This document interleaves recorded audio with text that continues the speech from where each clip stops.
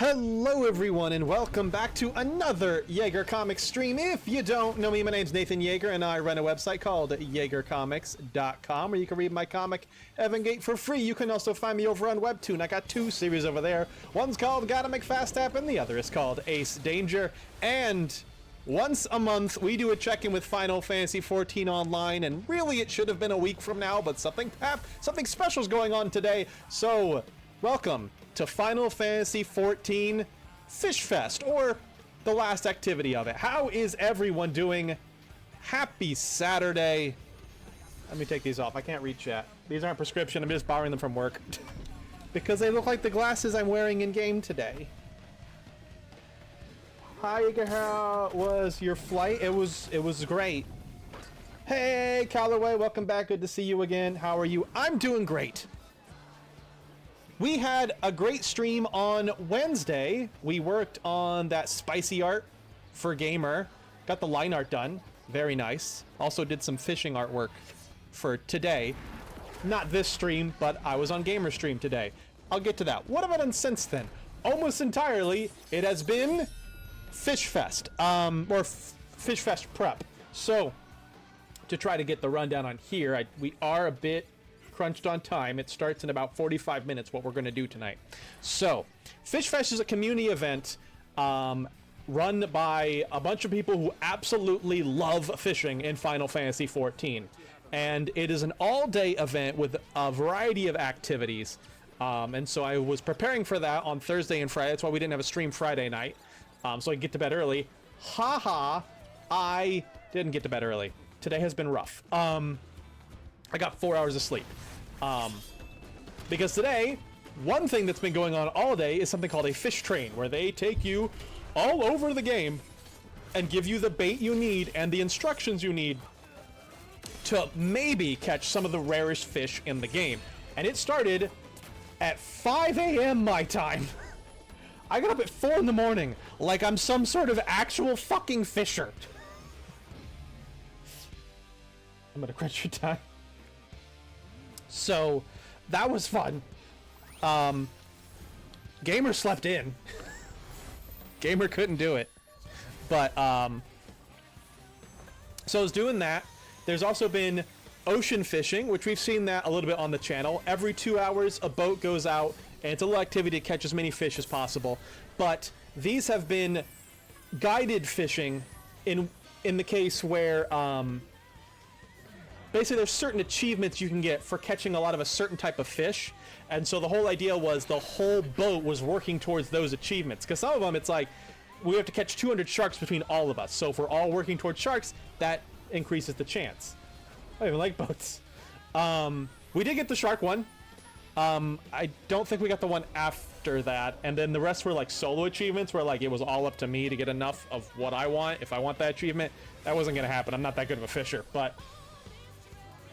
Oh, you got 1 hour sleep last night. Oh, that's rough. But there was that. There was also Family Feud, or as they call it, Fisher's Feud. It was held in one of the FC houses. Gamer was a participant. It was really cool, man. They had everything set up. It just looked like Family Feud in there. Everything was being carried out in the chat, but it was a lot of fun. And Gamer's team won. They won. I think Gamer got 500,000 gil out of it. And that was really cool. The funniest thing was, for some reason, they did not account for the fact that Lalafels were going to be in the game. And so the benches they had set up for contestants, the Lalafels were not visible, so they had to pause the proceedings while they went and found step stools for the Lalafels. I had a meeting for Yang today, and then I had to leave at 11, and I was up until 2 or 3 a.m. Not quite as bad, but I'm in the same boat as y'all. Ugh. I'm sleeping in tomorrow. Even if that will make my day tomorrow a little hectic because of chores and stream, I'm sleeping in tomorrow. But yeah, so Fisher's Feud was great. Xenomia found us. We're currently on a server that's actually in the Oceania data center, which, you know, Australia, that area. Because those data centers, anyone can travel to them no matter what data center you're on. Usually you can't travel to other data centers at all. Basically, if I can't travel to another region. Like, I can only hang out with other North American friends. I can't go to the European data centers. I can't go to the Japanese one, but we can all go to Oceania. So that's where the event's being held, since everyone in the entire world can now attend. But we got off a boat and suddenly Zenomi is there, and I was like, oh, Zenomi must be here for Fish Fest. And Zenomi's like, what the fuck is going on? Why are there all these people here? Zenomi just tracked us down because she was curious why we were on the wrong server. It's so much funnier if the Lalafels were just too small to see. You see the top of their heads or whatever. Oh, my favorite part is how the buzzer worked. Because there's no buzzer in game, right? They don't have that much power to break the game, right? The way the buzzer worked is there was a Lalafell named Buzzer who had like this yellow cap and was like on a podium, and whoever initiated a trade with that Lalafell first was the one who buzzed in first. That was their whole purpose.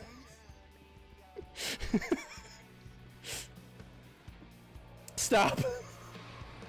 And at one point, I don't know, the buzzer made a comment, was like, yeah, on my main, I caught that fish pretty easily. And the host was like, shut up, buzzer. Buzzers don't talk. So fucking funny.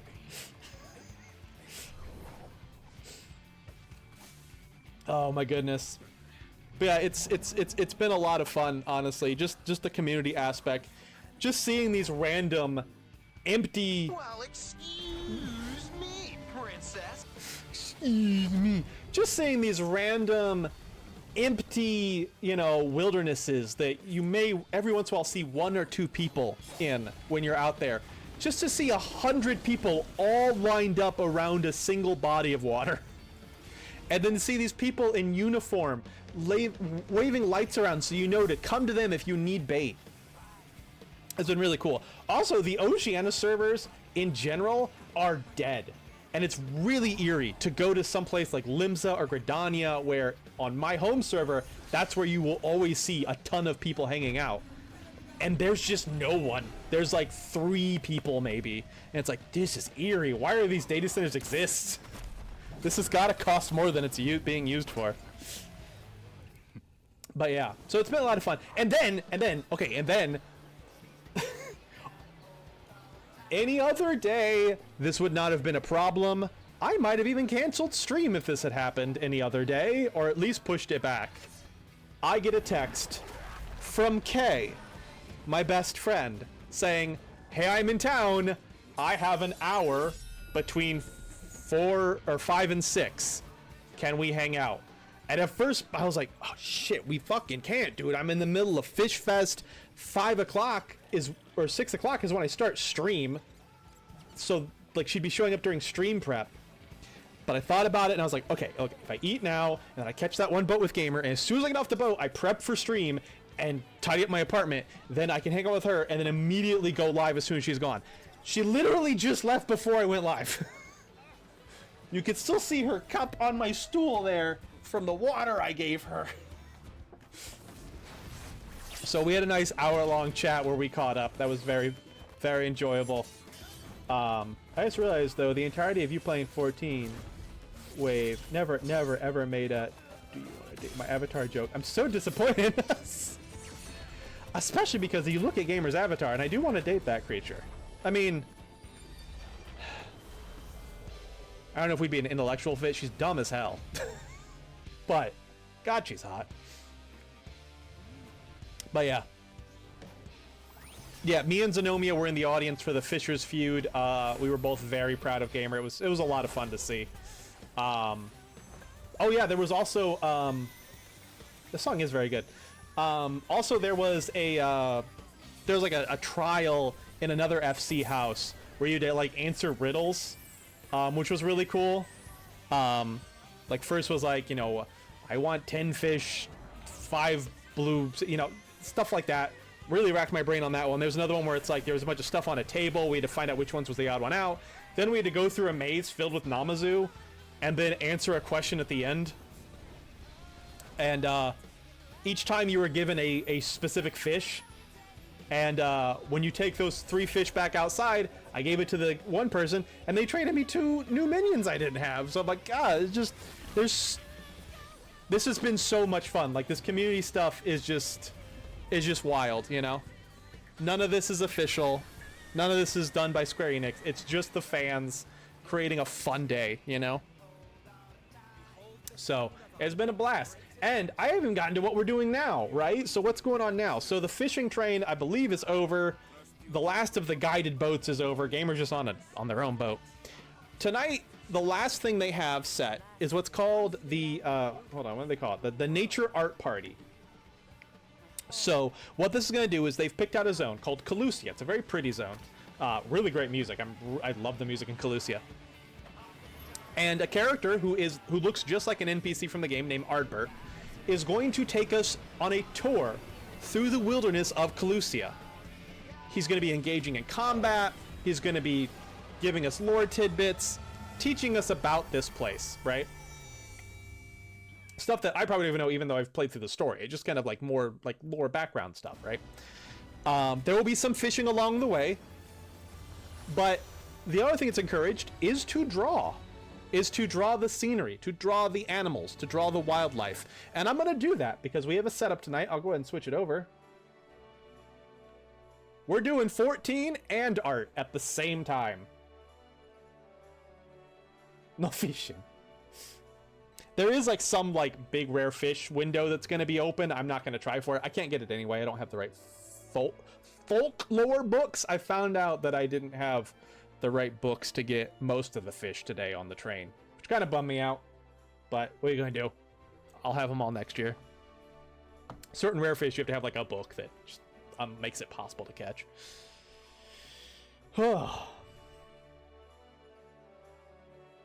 Also, some lady got arrested at work yesterday because she was issuing death threats because she didn't like that 2 other people were dating. That was the buzz of work. So just throwing that out there.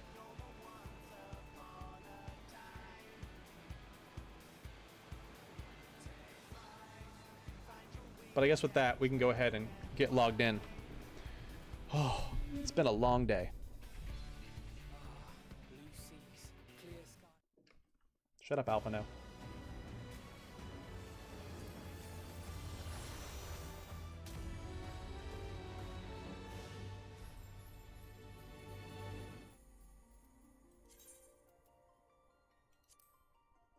So funny as someone who hosts this similar kind of event IRL watching this, like, damn, I knew exactly how this Arthur is doing. I want to hear about the death threats. That's all I know is that there was it took me a while to figure out what was going on. Like, I don't even usually go to that side of the building, but like, I wanted a Reese's Fast Break and only that vending machine on that side of the building has it. And I almost ran face first into some cops who were like leading a lady into a break room to go talk to her. But yeah, so we're not in our usual server. We're in Sophia in the Materia. I got this cool golden little fish minion with me. Jaeger, hypothetically.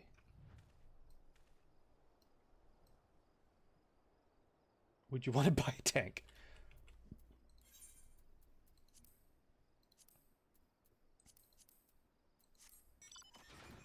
I'm literally in a tank and you're not.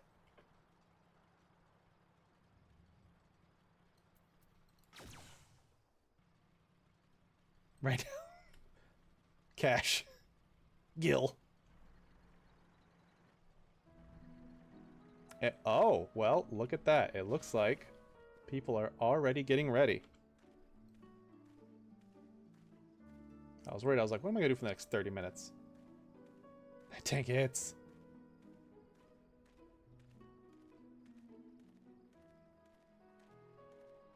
So yeah, the people are already gathering up. I have names turned off just to help my computer deal with everything. But these people in turquoise here are the organizers. I was on a boat with her earlier. Her top is really... I think that's the top gamer wants. It's really cute.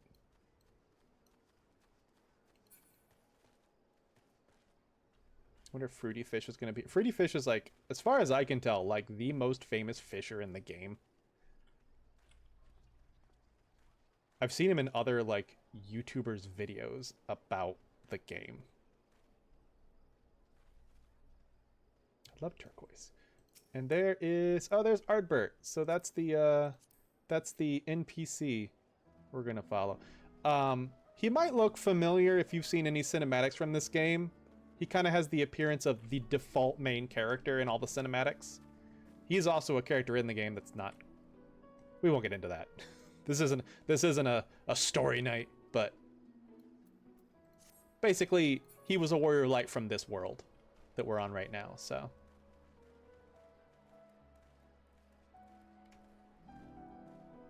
You thought it was Arthur? Oh, that's what you were talking about earlier.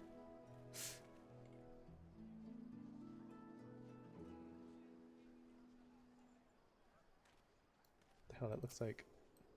No, that's almost cosplaying there. Oh, so you might be wondering why we all have these like glowy lights around us. That is the sneak effect. It's something you get when you're a gatherer. It keeps monsters from attacking you while you're just out trying to get stuff in the field. So I can fish in peace.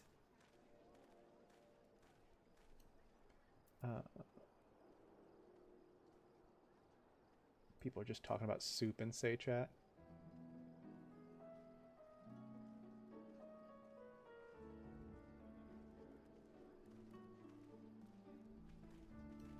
But yeah, welcome to Calusia. This is from Shadowbringers.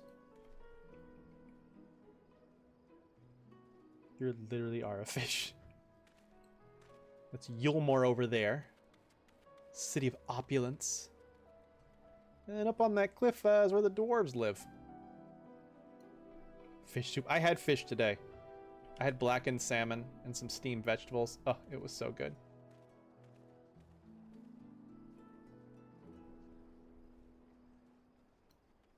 Where's Gaia? Oh, that's a good question. Gaia's actually from Yulmore. That's like her hometown. I don't think her NPC state is anywhere to interact with, sadly. Sometimes NPCs are just hanging around and you can get a couple, you can get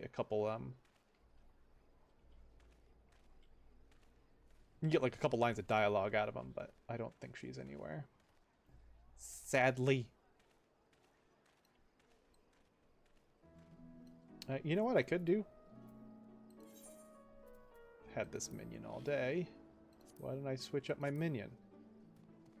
You did have fish today? Ooh, gods, I love fish. Where you at, girly? Where you at? Where you at? Where you at? Here we are. There's my Gaia, wind-up Gaia minion.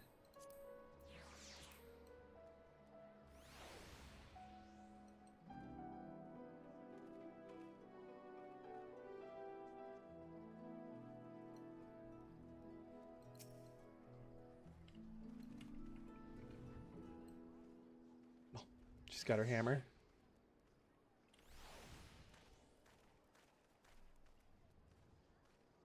Major General.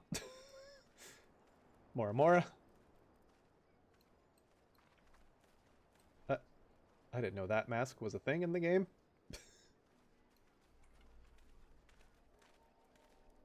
Another Major General.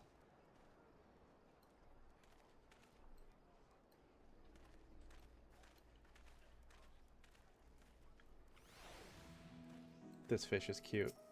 Gamer has this minion. Speaking of Gamer, where are they at? Let's see. I'm starting in just under 30 minutes. As a heads up, once we start, I would ask to keep yell chat clear as I will be using it to talk about fish. Please feel free to talk as much as you want in Say. Okay, cool. So don't use yell chat. Let me just turn this off from yell chat. Basically, different types of chat appear as a different color in the chat window, so it makes it easier for us to tell things apart. I mean, I'm hiding chat, but I might actually just do this so that I can keep track of more chat. And y'all can just enjoy that picture of me and Gamer down there as flavor, not any personal use.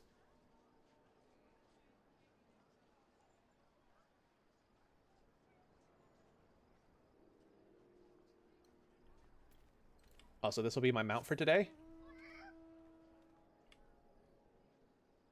this here kitty. Because if you're catching a lot of fish, you're going to attract a cat. So if I can't get to my emotes.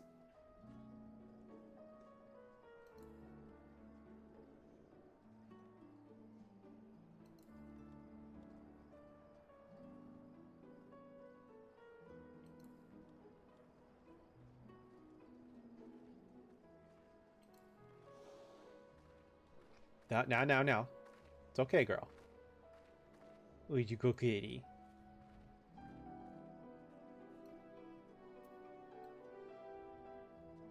If you arrived and want to get done during party, feel free to trade me bait. Folklore. Yeah, I don't have the folklore. Kitty. Speaking of gamer, what are they up to? Oh, they're still on the boat. The boat's still going.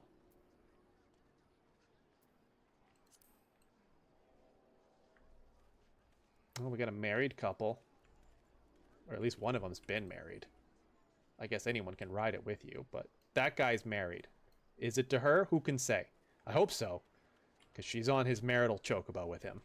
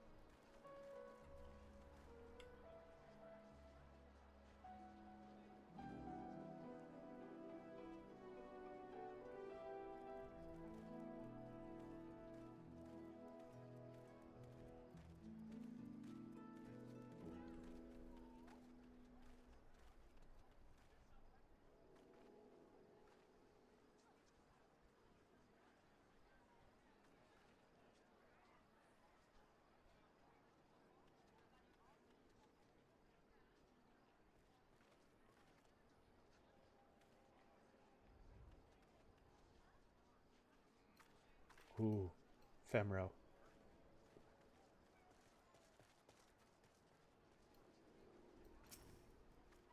Oh man, I just can't get over that Lalafo whose name was Buzzer.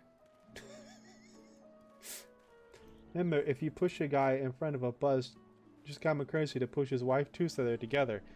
I've heard that. I've heard that actually. Nope. Deleted.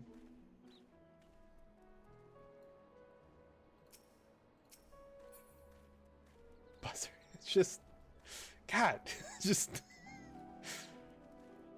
Oh, I almost died.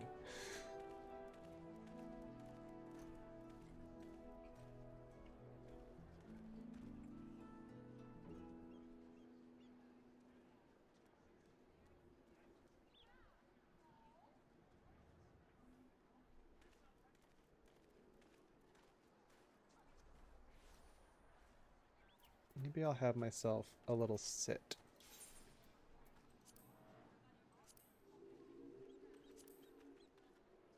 He's probably cousins with Smoke Alarm. I just thought it was funny. We said, yeah, on my main. And I was like, oh, on your main? Is this not your main? Do you not just go through the game named Buzzer?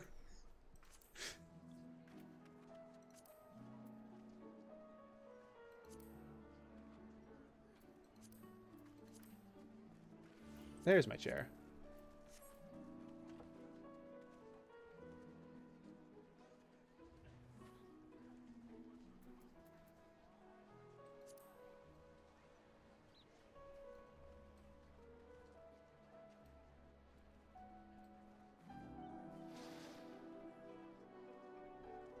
In the electronics family. You should have seen Gamer's team in Fisher's Feud because they all dressed in like really cheesy like late 80s early 90s sweaters.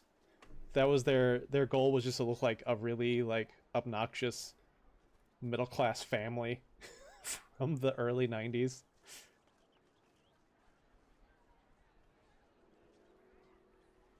Meanwhile, the other team did the theme of Hildebrand, so they were all wearing like Hildebrand's suit.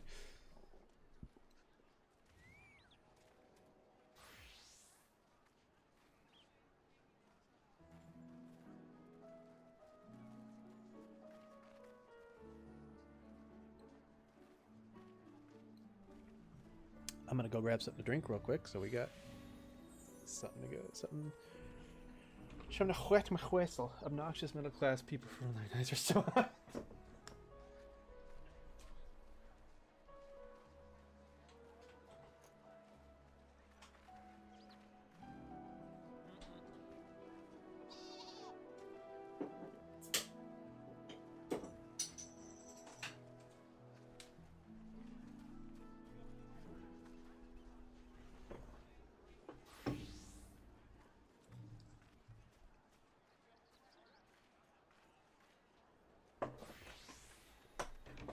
Got some sarsaparilla.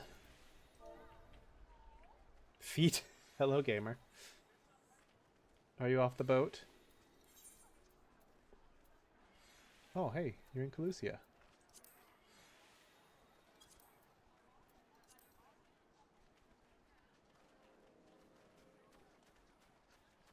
You can see them from space. Oh, get out of your chair, silly.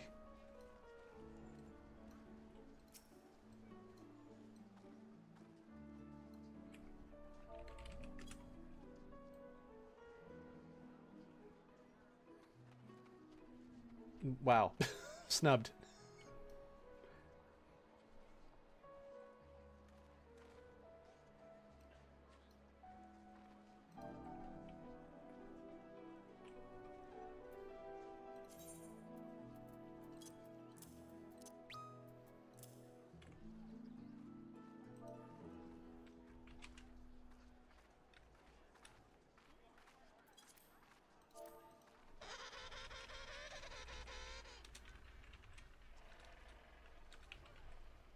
Gamer Boy Raid! Hello, gamer. Welcome in. Lunk! Guys, go check out the Gamer Boy. They want to get into more streaming. They haven't streamed in a while, but they did stream all day today. And I was over there. You could have seen me. I looked adorable. So go check them out. We love the Gamer Boy.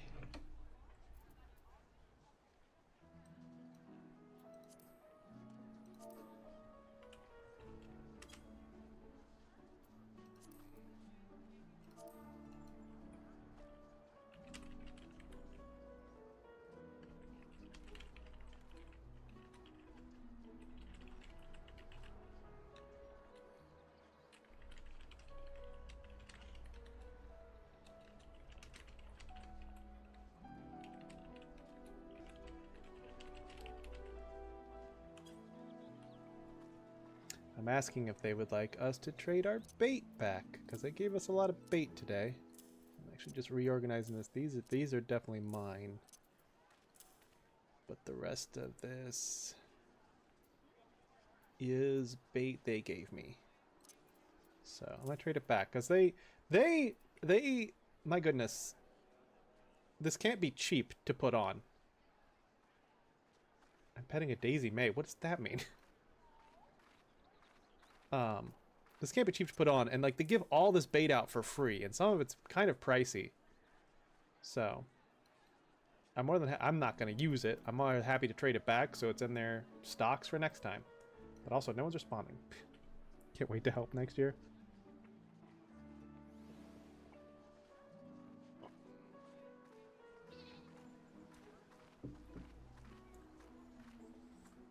The Daisy May. Is that the dog's name? I don't remember the dog's name being Daisy May. That dog's cute, though.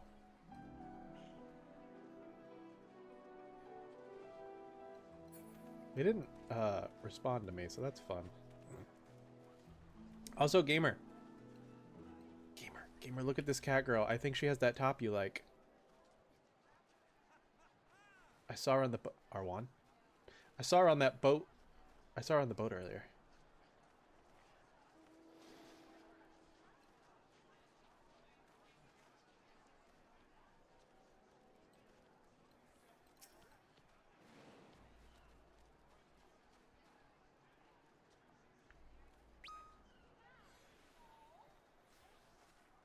She's so cute. That's like all the colors work so well on her.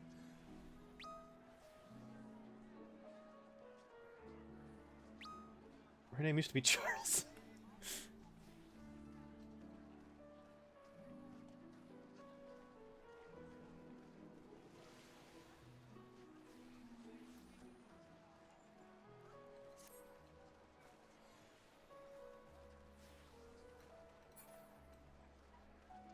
First spot for Gamer Boy.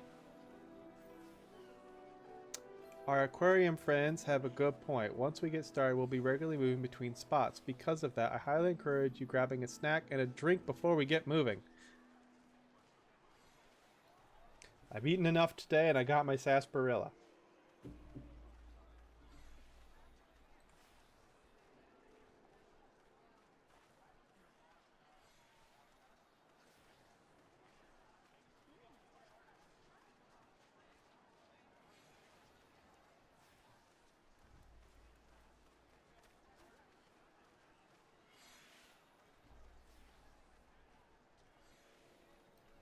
Oh, Gamer, someone else says their Fisher was 100 before they even finished Shadowbringers. It's literally what happened to Gamer.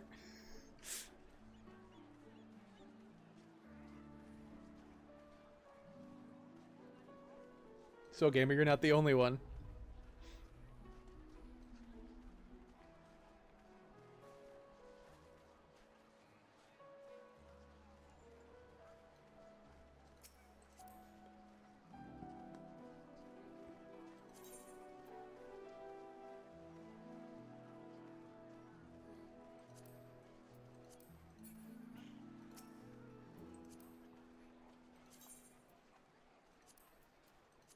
I marked me and Gamer so we can find each other easier in the crowd.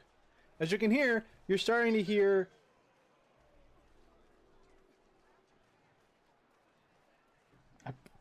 texting me. I'm grabbing food. You have a sarsaparilla? Yes, I do. Do you want one? He texts me about my drink, Gamer. You're starting to hear like chatter, right? Whenever there's enough people in one spot in this game, it starts playing this background sound of chattering people. Which you most often hear it in the hub towns. Gridania, Ul'dah, and Limsa Lominsa. Rarer is it to hear it literally anywhere else, except for rare occasions when a lot of people get together. Some people this morning were very surprised to hear it. They thought it was just part of Limsa's background music.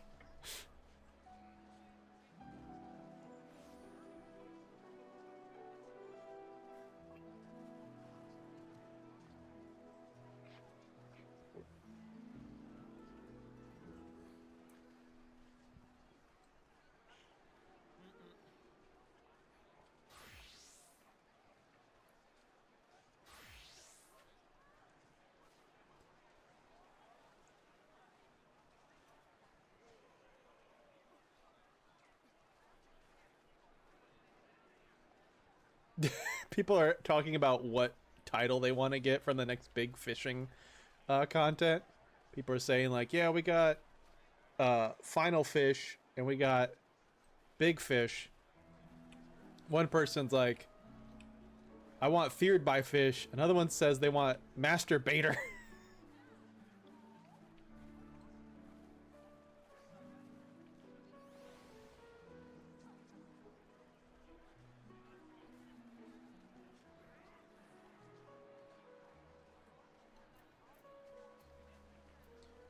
You know what I want to figure out before this gets started?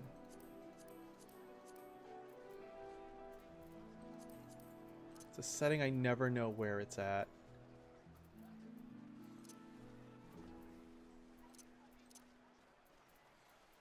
It's not this.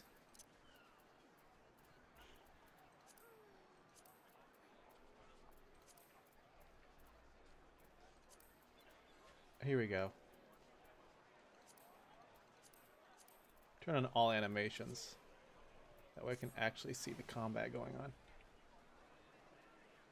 I'm a masturbator. I don't know if I ever sent you that. Well, later. Okay. Concerning, but okay. Speaking of masturbator, I have something to show you.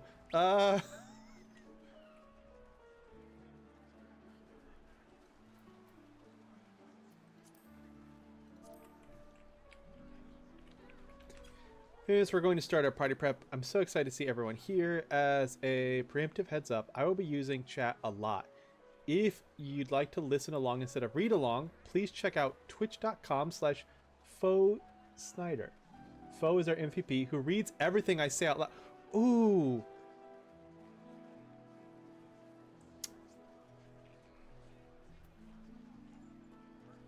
Is it cool for me to play them on my stream?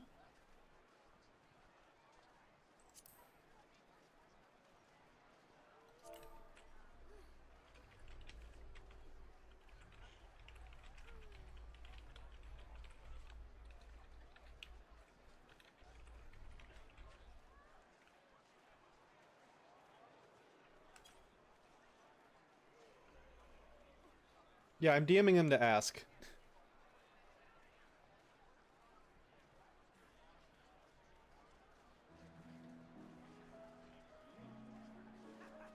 If not, I'll be reading Artbird out loud.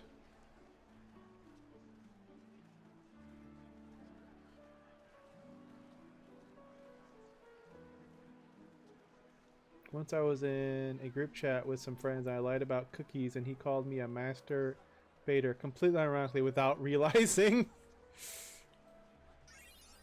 I imagine so. I can't see it being a problem.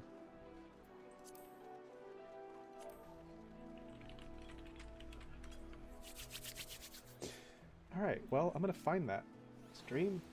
One moment, y'all. Let's see.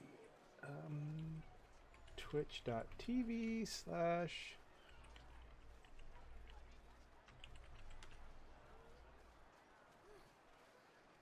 that it.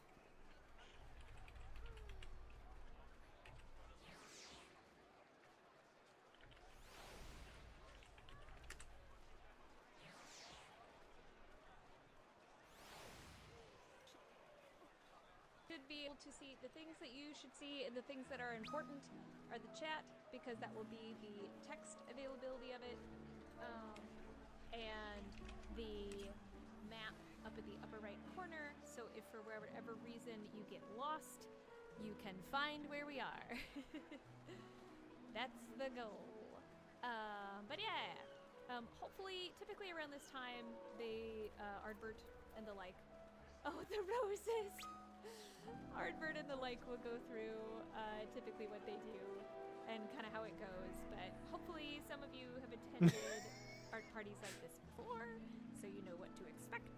If you do not, I like her voice too. welcome to Art Party. What we're going to be doing is we're going to be traveling around Calusia for this one and visiting various critters. While we are visiting the critters, we also may fish. There may be fishing that we get to do. Feel free to go check them out if while we are there, if you'd rather just hear them directly. I completely understand. Wouldn't hold it against anyone if you just wanted to go watch over there. But yeah, definitely support them. I'm gonna drop them a follow and check them out sometime. Like natural history information about the critters from his perspective, and a lot of times those perspectives are based on like real life animals. I am a zoologist by trade. That's what my schooling and like actual job is. And so I will be giving commentary here and there, but I mostly will just be narrating what Ardbird is saying in the chat. I will also be narrating any questions. If you all have questions in the chat that you want me to put in game, because you are not currently in game, Okay, I'm gonna go listen to you talk about animals. You just need to let me know, and I will forward them to Ardbird. Like I said, my hope is that the person who... As lovely as that is, I'm actually deciding against it. It just feels off. Because she's more than just narrating. This is like her broadcast. I don't feel comfortable piggybacking off of her like that. But do go check her out if you do want to go listen to her commentary. Again, I'd understand. I'm comfortable just doing Ardbert's reading myself. So... And I am ready to draw, except, you know, I think I want a wide canvas instead of a... Show off, you got it, real quick, like. This is my... Get out of the way, me. This is my Sonic X shirt. I had this all the way back in high school. It's... You can't tell on stream, it's pretty gray at this point. It's pretty gray at this point. So, it's pretty much retired. But I've always loved the art of Sonic X. I love that era of Sonic art. And I remember specifically wearing this shirt while singing on a talent show in high school in front of the whole school. Because it was like my favorite shirt at the time. And after the Zelda marathon, we're going to do a Sonic marathon. That will include watching some Sonic X in the Discord, along with every other Sonic media we can get our hands on.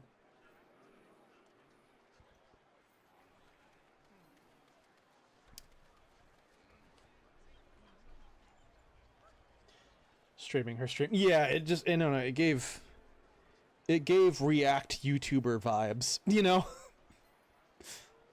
Didn't feel right.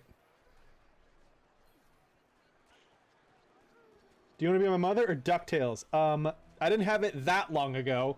That was elementary school. In high school, I was singing like Kryptonite and Here Without You, both Three Doors Down songs.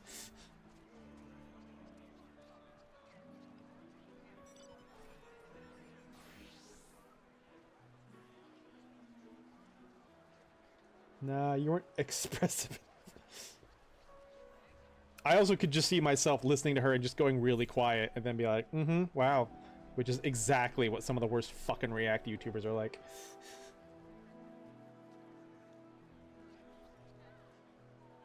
Kryptonite, yep. If I go crazy, then will you still call me Superman?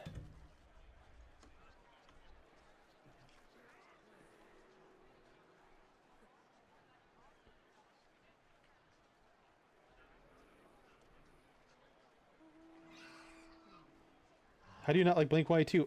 All the small things different. The fuck? Not even the same.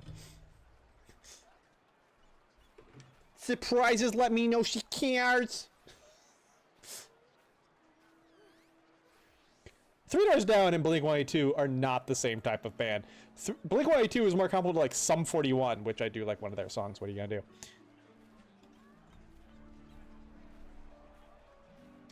On behalf of the Orzi Museum Network, thank you all so much for coming to the Nature Art Party at Fish Fest 2026. We'll be getting underway soon. Arbor, which minion do you use? I'm a real big fan of the baby Amuro. Ah, that's cute.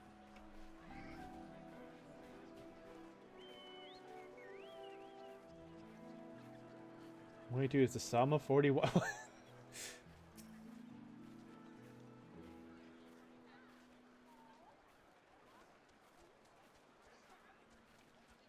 Oh, you know, if I had that frog mount, I'd be using it today because it's an enemy you see around this area. I want a mount that felt like it fit in. The Armoro, unfortunately, I have to get every job up to level 80. I'm not doing that. And I actually don't know how to get the frog. The dwarves make those. Oh my god, things have really... I, like, looked away. Things have really popped off. Gamer Town, giving out the flowers, too. Got some frogs. Tank mount does fit in. The dwarves did make the tank. And the tank is somewhat frog-themed as a result. The dwarves really like their frog tech. Also, oh my god, he's a blue crab. Hello, Blue Crab, what are you doing here? What you in the wrong video game, Blue Crab? You're supposed to be over in 5 Fantasy 11, but you're over in 5 Fantasy 14. I hope you're doing well, Blue Crab. He's a Blue Crab.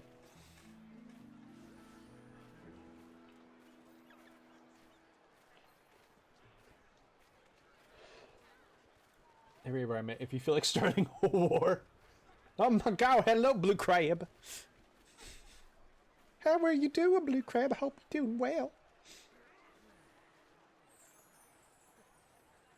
See, the crab wants to return to the ocean, but cannot go there. He's my friend now.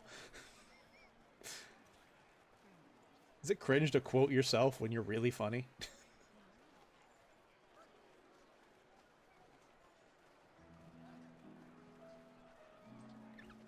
I guess I'll join in.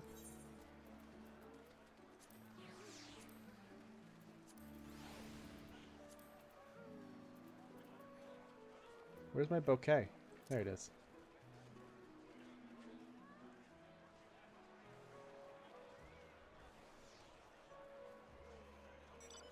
I don't know what it is about it, but I just alone fucking sent me. You do love the weird voices.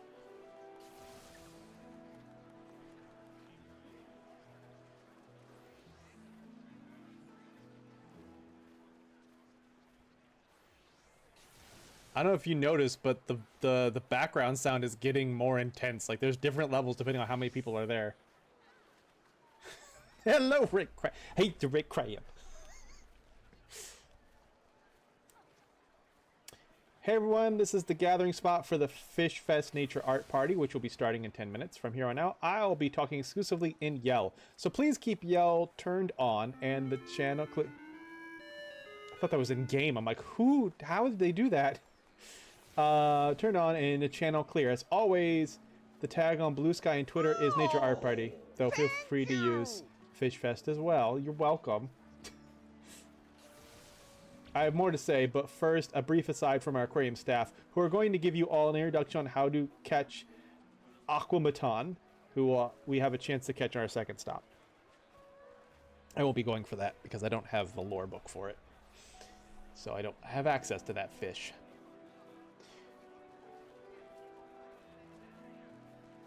For catching the Aquamaton, we will be using squid strips and short-bill minnows.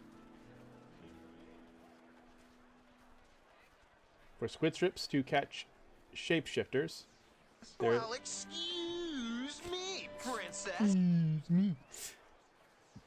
There is a weak bite at 13 seconds, usually longer. Use double hook and identical cast to get a total of 5 of them. Once you have 5, surface slap the last one. Use chum and wait for the start of the shade shifter window. We will then wait for the shade shifter window to open. Cast out our squid strips and look for a ferocious bite. Ignore any other bites by using rest. Chum as much as you can. Shadeshifter is kind of shy and slippery, so be persistent. Once you catch 5 shapeshifters and 5 shapeshifters and 1 shadeshifter, you should have Aquamaton intuition. Swap to short bill minnow. Cast out. Yeah, this is it's fishing can be insane. Cast out, catch whatever bites, surface slap that, and then keep chumming and casting until you get a ferocious bite. I'll have these instructions ready again when we get there. If you need bait, please trade me. You'll also need the Novrant folklore book available at the Script Trade and more. Fuck that.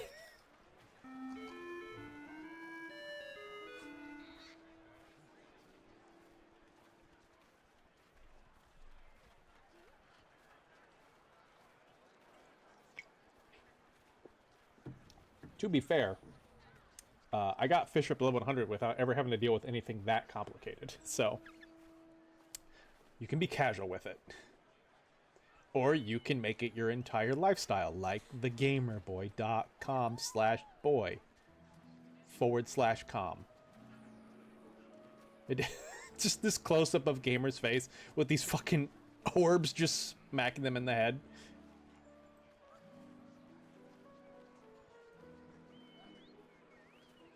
Why do you have the Ribbit Moogle beside your character? Ribbit Moogle? What?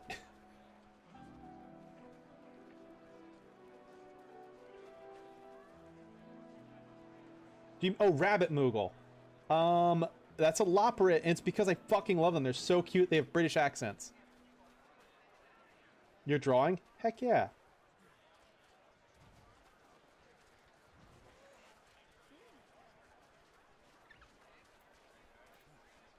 I'm gonna do the thing Gamer does when they play and just draw hearts around the pretty character.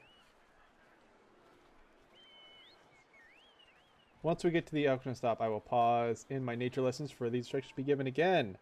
We will show up about 12 minutes before the window starts so you can get fishing while I chat. Fishing is entirely optional. In fact, doing anything at all is optional. We're just here to have fun. Draw fish, draw nature, draw each other. Don't draw a darn thing so long as you're enjoying yourself. You're doing Nature Art Party right. Say Gamer's getting balls in the face. That would be... Kitsune, I know you find that funny, but that type of humor really just does not connect with Gamer. And I just don't want to make them uncomfortable. So, if you could just apologize to Gamer in chat, I would appreciate that. Actually, probably don't even bother. The Gamer probably already disconnected because you just made them really, really fucking uncomfortable. Yeah, uncomfy.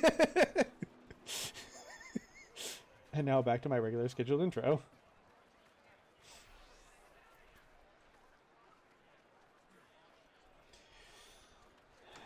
Okay, and break Sonic. I don't know what you're talking about. Thank you once again to the Wonderful Amazing Aquarium for reaching out to make this party a regular thing. If you were here last time, hello again, and I hope you have a blast. If you're a Nature Art Party regular, hi, I love you, I miss you. I'm sorry I haven't been around. Oh, Hardbert. That's art. I'm really curious if they do Ardbert and Calusia every year.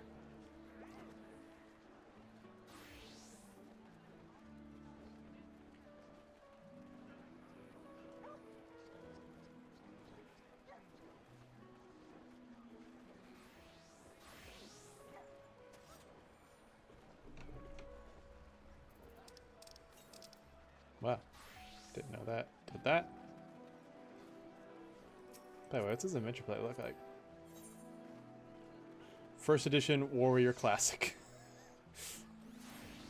Before I start anything, I want to direct everyone's attention to Foe's stream. Oh yeah.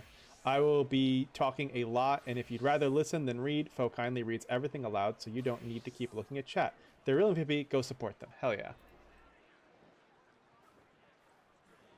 Oh my god, look at all these people.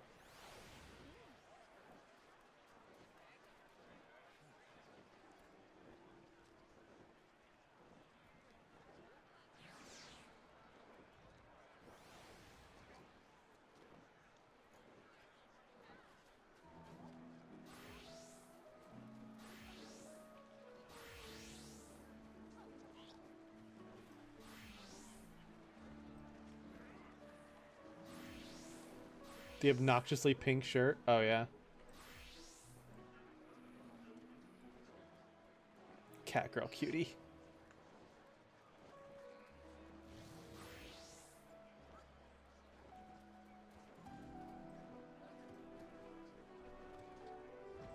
I like the design philosophy of Final Fantasy XIV. What if everyone was either really adorable or hot as shit? Or both.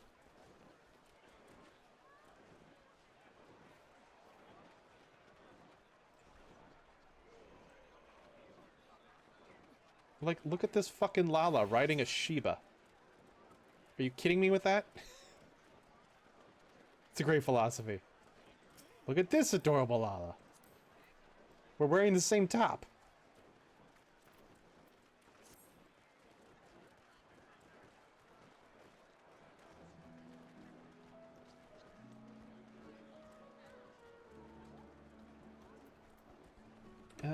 Let's see. For those who have never been to a nature art party before, there's a little different than the usual art party formula.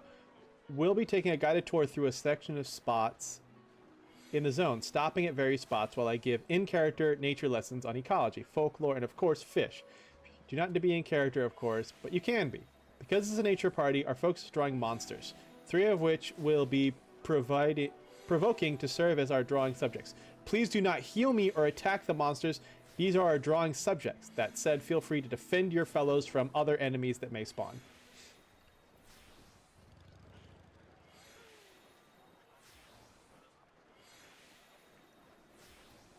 Is there a chat setting where I can tell?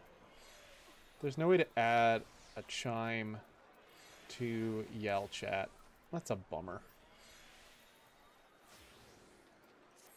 We'll be marking 2 fish-based stops where you can do a little fishing to unwind. We will be catching an octagon fishing window, so you need to, yeah. Repeating a lot of stuff because people are, you know, obviously showing up. And, oh. Gamer is now a chimkin. Here's the Majestic and just dead.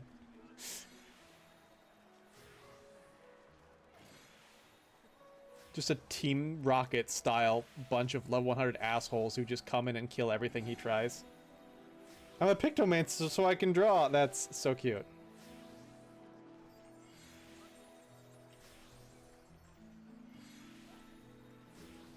Yeah, if you missed our last 14 stream, this is Gamer's amazing Gamer's amazing outfit. I have a matching one. Where is it at? Where is it at? Where are you, you son of a bitch? I know. There we are.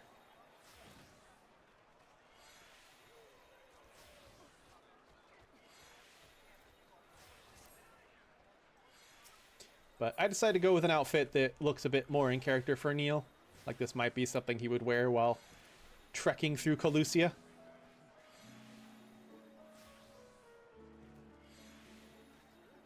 Also got my fishing rod. Oh my god, look at this fucking Lala on a capybara. That capybara's fucking adorable, holy shit! Fishing, I encourage challenge yourself by drawing the dreaded backgrounds at these stops. While the focus is drawing nature, you are extremely welcome to RP, draw each other, and just hang out and unwind. After 25 minutes at each stop, we will have a quick giveaway before moving on. You can win one giveaway per character. Each prize is a lot of fun, so roll away. As always, after each lesson, I am accepting questions. Feel free to go wild, ask me anything, including about everything you fish up. You'll always get an IC answer, and even the silliest questions delight me. I promise. Please, it's so fun. Capybara's so cute. And yet again, you've somehow run into Bo. Oh, hi Bo. Oh yeah, I'm just going for a walk, Calusia, and somehow, like, how the fuck? We're on a different plane of reality.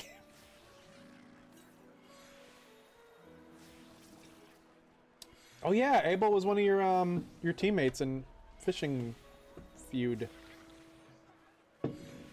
Lastly, we'll be moving from spot to spot. If you get lost, you need AFK or can't find us, just shout. Let us know. One of the beautiful volunteers will come and get you, or send a tell directly to you. My personal partner in crime. Mr. Arbor, have you heard of the trolley problem?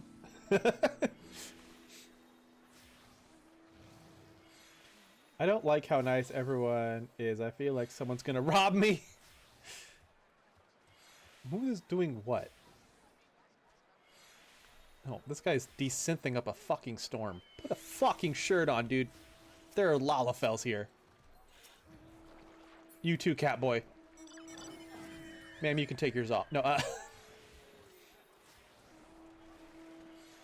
Alright. No, everything I say outside of these parentheses is officially in character.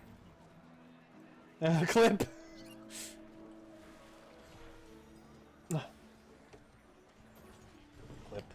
Clip. How far are we at? 108.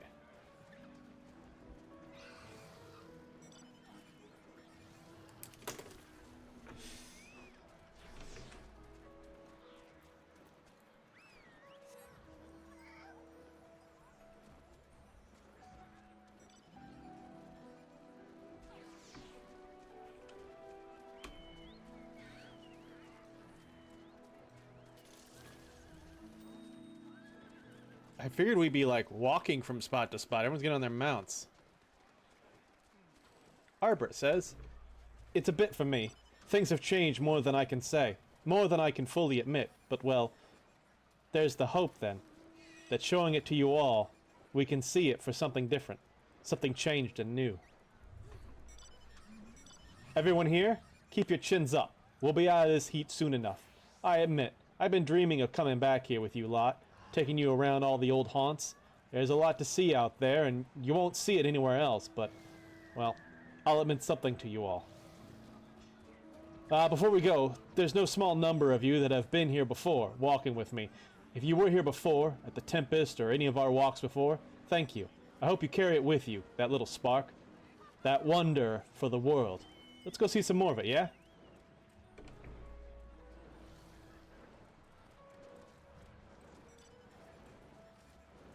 Come on, then. First stop's not far.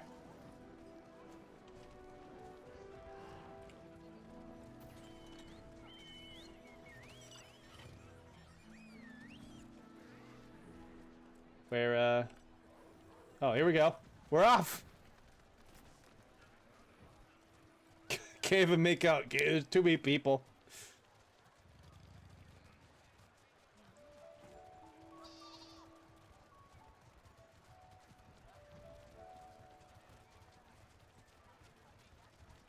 What a fucking horde.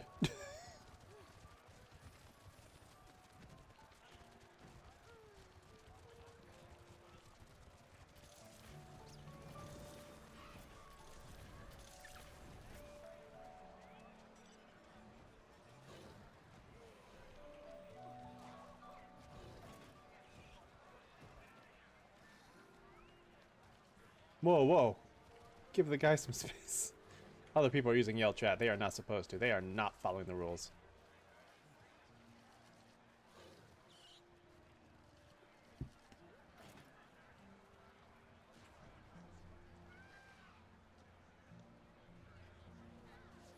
Oh, there he is.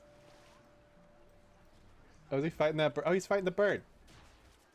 Our little guy is very small, so please allow everyone space to see him.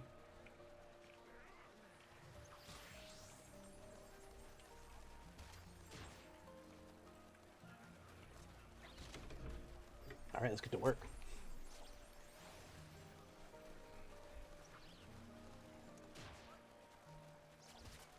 Your carbuncle just jumped into a hole. Oh, I forgot I can't see chat now. Okay. Starting off with quite a charming fellow, aren't we? This is Opinionated Little Devil is a Tulcalibri, and I doubt you'll spot a single creature more confusing than this one. Looks a bit like the kind of things I'd draw as a kid, really. Oh, there's the bird!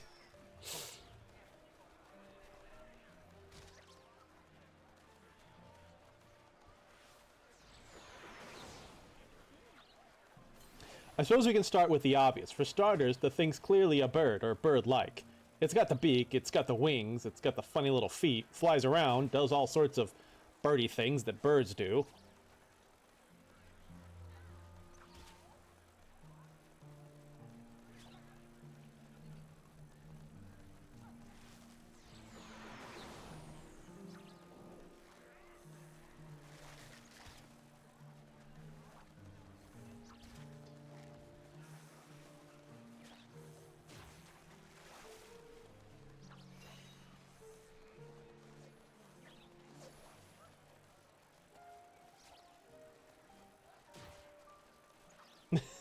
Like he's just standing there.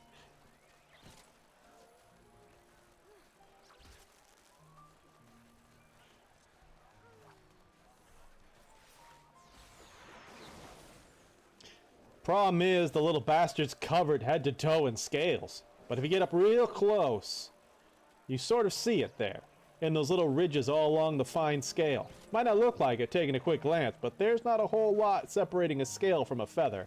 When it comes down to structure, all birds have scales. These funny fellows just have a few more.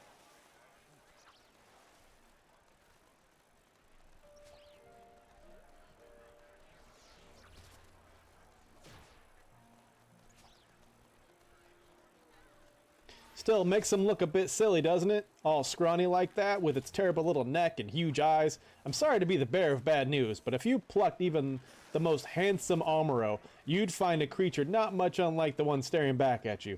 All feathers all the way down, and these sorry sorts don't have that luxury.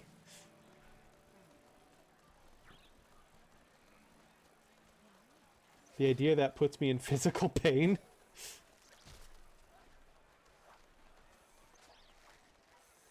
How does it cook?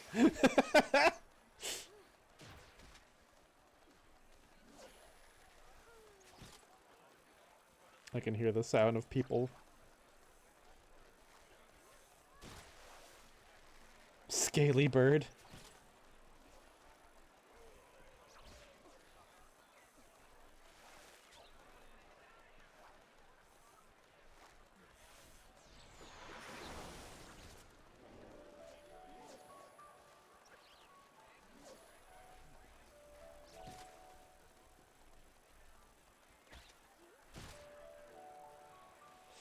I suppose I should tell you what these little fellows are all about. Charming looks aside, they're not the most popular critter on these islands. Those tiny feet and funny webbed wings mean they don't land much. Isn't much to land on out here. And all that flapping is to stay in the air. It takes more energy a day than your run-of-the-mill feathered bird might use up in weeks. Makes things obviously voracious. Makes the things awfully makes the things absolutely voracious. Like hummingbirds.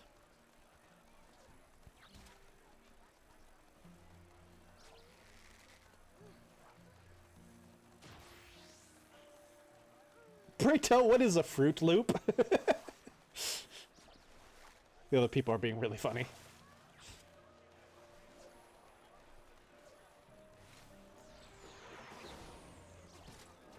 Hunting and foraging is all well and good, but ask anyone out here and you'll hear tale after tale of the devil snatching fish off lines and fruit out of waiting hands.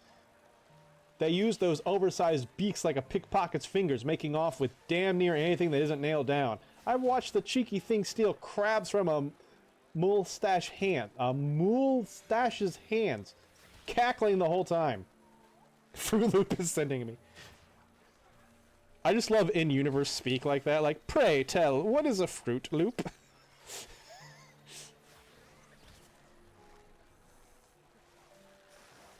A lot of times you will hear characters of Final Fantasy XIV use the word pray as we might use the word please. I'm curious if there's a basis for that in history.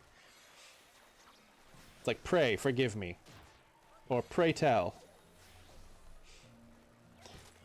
If you couldn't guess, the habit doesn't make them the most welcome faces. Just about everything alive out here is sick of the things, and they keep to their little territory out here, where it's too damn loud from all the clamoring for anything else to bother sticking around.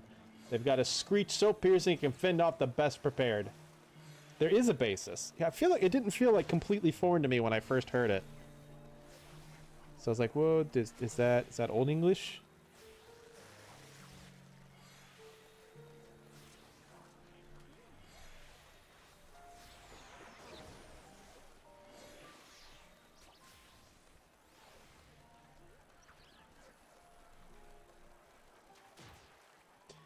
As you're probably hearing from this feisty fellow, as if that's not charming enough, the little beasts do it just for fun, all day, every day, and they never stop. Oh, so like a bird. I don't know if it's the exact same, but basically praise is often used in a way similar to please, or more appropriately, I beg you. Okay.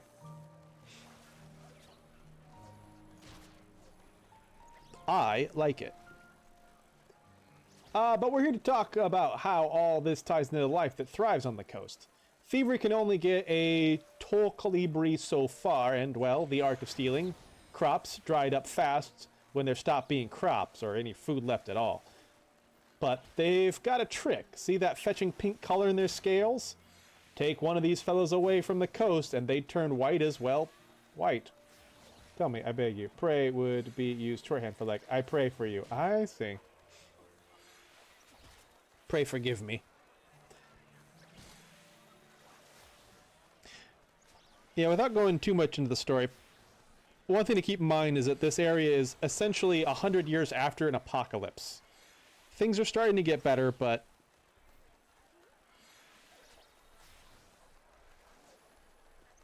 this is definitely a, you know, so that's what he means by, like, you know, used to steal a lot of crops, but there's not as many crops to steal because there's a lot lower population in these areas now than there used to be. Again, we just came from a settlement, but people are barely making ends meet. It's all in their favorite food. The one thing they love more than stolen fruit and pilfered fish, shrimp. They use those odd little feet to cling upside down to big mats of exposed roots off the cliffs, down near the water, down in pockets of still among the roar of coastal waves. Then they drape that ridiculous tail into the water like a fishing line. Oh. And they wait. Then, as soon as anything starts nibbling, they scoop it up with their beak and swallow it whole. That's cool. Yeah, like, if I remember correctly, pray forgive me, it'd be like, I pray that you forgive me. But shorthand to the Englishly bad. Ah, okay.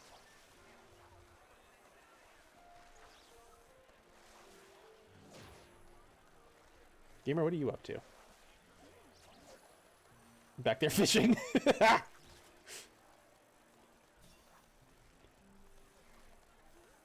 To be fair, Gamer's been busy all day and hasn't had a chance to fish, so I can forgive them trying to get a few reels in.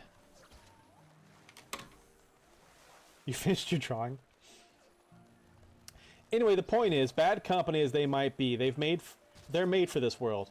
I'm not above saying I've been envious of the little devils back when the summer heat beats down on this island, on this land like the whole sky was a forge and they're just lounging about as comfortable as could be. Used to be able to check the health of the whole coast just looking at the things. It was well known out here that the more vibrant the birds, the better the fishing that year. We're just watching this man just get pummeled while he gives a nature talk.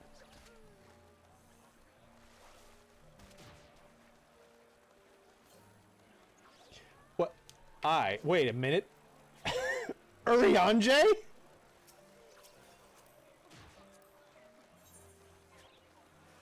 Oh, drunk Urianger.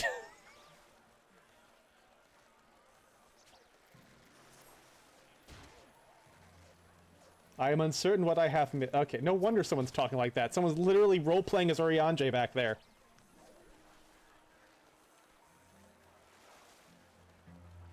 He's been around the entire train? I did not see him. It's like when I went to a bird show and the hawks were just flogging the host.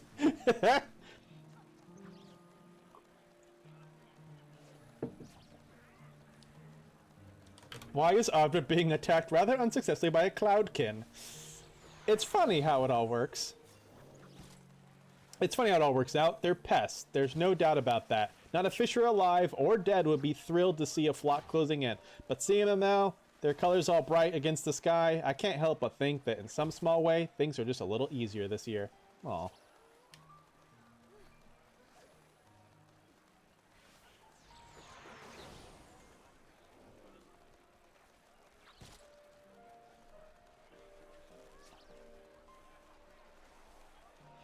If you guys remember way back when I first started streaming 14, there was a character I referred to as Urinal Cakes because I hated the way he talked because it was a pain in the ass to read. His name's actually Urianger. He's one of my favorite characters in the game, and I love how he fucking talks. Right around the time they started doing more voice acting in the game, and I didn't have to voice him myself. That's just a bird-ass bird.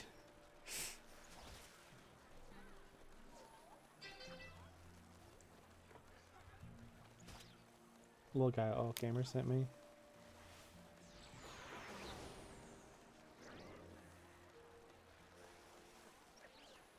Oh my god, Gamer Juice is so cute. Why'd I call him Urinal Cakes? Because I also didn't know how to pronounce his name. His name's Urianger, but that's hard to... It's spelled U-R-I-A-N-G-I-E-R. E-R. E-R. It looks like it says Urianger. So I just call them Urinal Cakes. They're called Urinal Cake for... Don't eat the cake.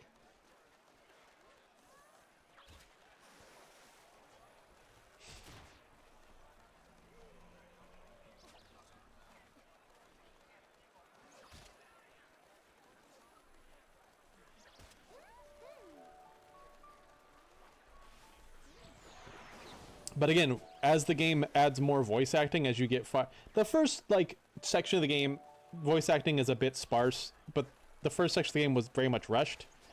If you know, you know. You know, 1.0 was a travesty. They got 2.0 as fast as they could in order to actually start making money with the game.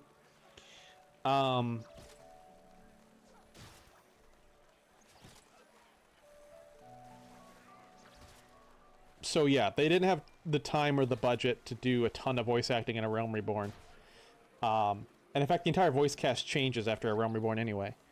But as they added more voice acting, I started to hear the characters more. Like, I came to like the characters more. Urianger, I could actually hear people say his name. Like, oh, that's how you say his name. Urianger. Or Alphino Livignier. Or Fauchonal.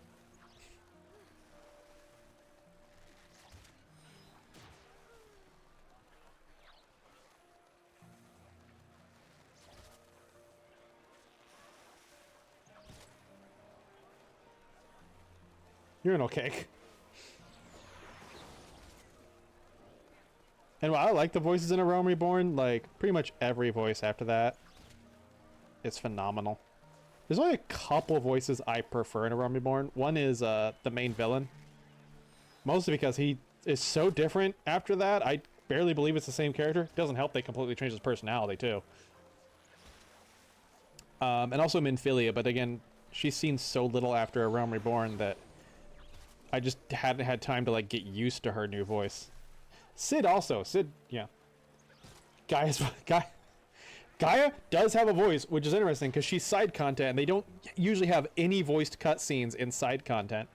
But they will in combat, and so you hear her a few times in those raids.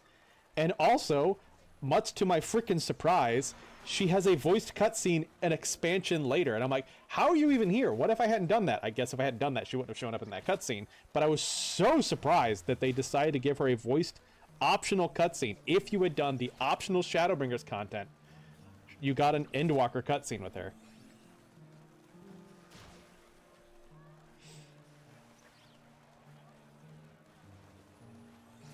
We really need to do that raid series, gamer. We gotta give Reen a girlfriend.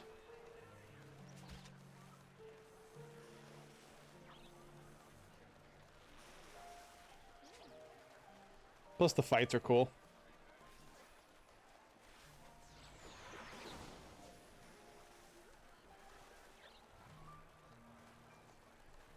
Plus you really get to see like Thancred and Urianger like pass on their knowledge to Reen before they leave the first.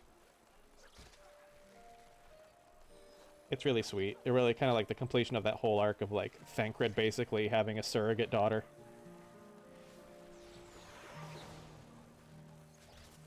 Let's see. Ask, how fast can they fly? Not very. It's about as aerodynamic as it looks.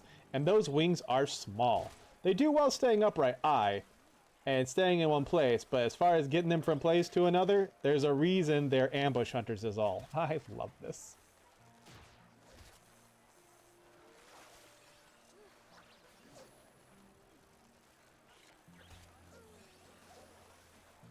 Why do I keep hearing the sound of someone dying? Someone in AoE range? Hello, Catboy. Nice to meet you.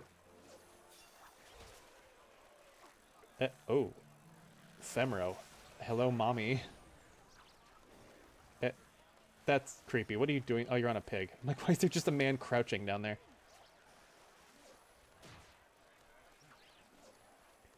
Where the fuck is my son? Oh, my son should be right next to me? Oh. You're on the other side of the Femro. Asked, have you seen them eat already eaten food? I see them eat almost everything. I don't think they judge food quite the same the way you might. If they can eat it, they will eat it, you know? And food that's staying still is easy, but for what it's worth, they do seem to prefer being the first ones to digest their food.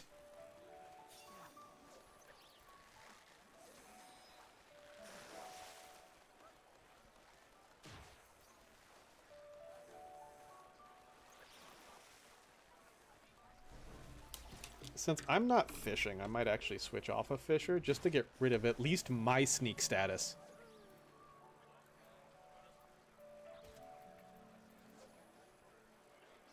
Oh, but I can't glam here. Oh. Have I been standing in all these? I guess I'm fine. If I change my job, I'll change outfits, and I don't want to do that, so we'll wait. I could just turn sneak off. Hope people come to my rescue if something tries to attack. No one should attack me. I'm level 100. That should apply. Even if I'm not a combat job, I'm still 20 levels above everything around here. Oh, he's got a little baby Amaro.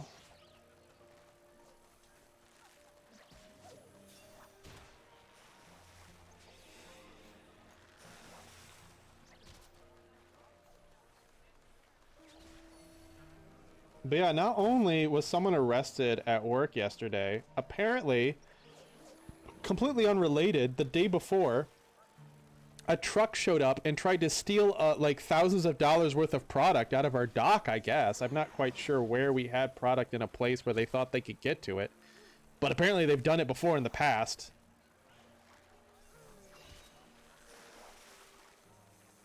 It was an eventful week at work.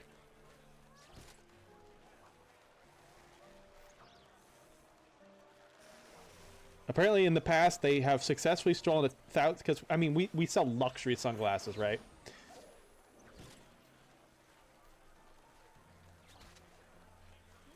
So they apparently in the past they stole a bunch of product and then tried to ransom it back to us. which I don't think we went for, so I'm surprised they came back for more. I guess maybe they found that fencing it after the fact still made them enough money. Asked, are their wing nails functional? Ah, you've a good eye. Aye, those claws are fine, sharp little things, and situated on the end of whatever may as well be just a big webbed hand, like any other wing if you pluck it down. Now and then you'll see the things clambering up rocks and using wings like hands, but their beak like a big climbing pick. And they're using their beak like a big climbing pick. If you have art or screenshots you want to post on social media, we are tracking the tag #NatureArtPetParty. Okay.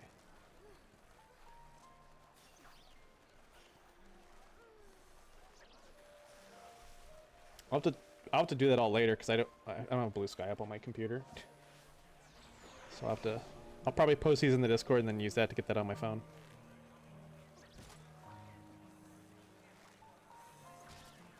Asked if bird is soft pet. You know how snakes are sort of soft and cool? Like that, but warm. You won't get that soft plush of your average bird, but they're pleasant enough. Smooth and silky, and like to bite your hands when you try to reach to try.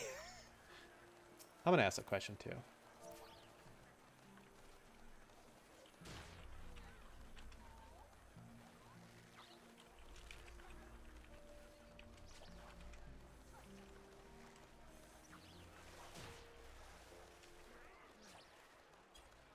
Are they good for cooking?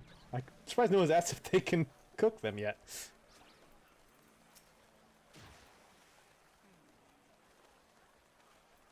How is this thing taking damage?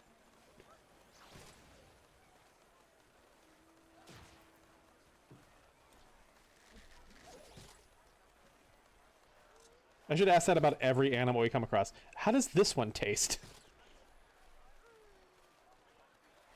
It's a fucking undead zombie. Can we cook this?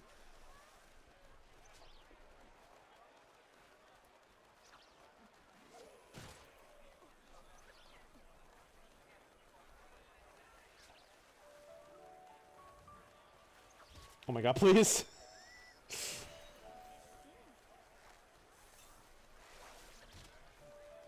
Ask, does it smell good? I know the smell you're talking about. That warm, dusty bird smell. No, they smell like saltwater fish, more fish, and that strange acidic sort of smell that snakes get when you pick them up and they're not keen on it. That's the nice part of the smell. Must all be in the feathers. That's so funny.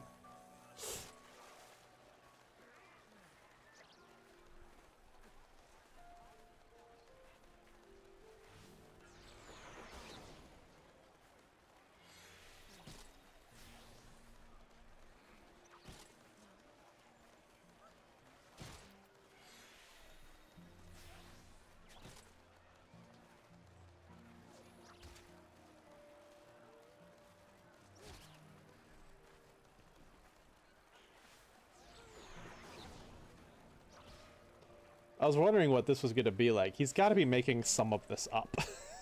I guarantee the Eorzean Encyclopedia didn't cover the smell of every monster we come across. But I love it nonetheless.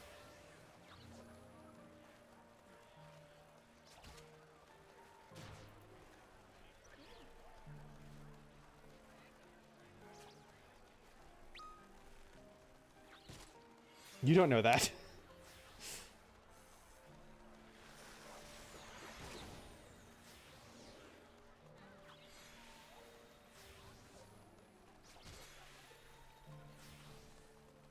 Maybe it's not the Encyclopedia Eorzean. Maybe this guy is actually played by someone who is a dev for the game and in charge of monster writing.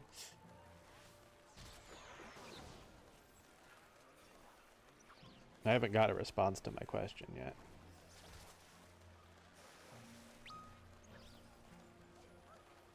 It's Yoshi P.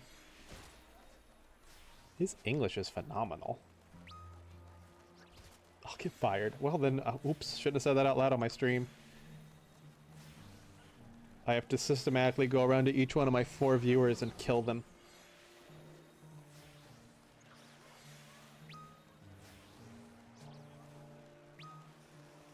Peck, you're streaming?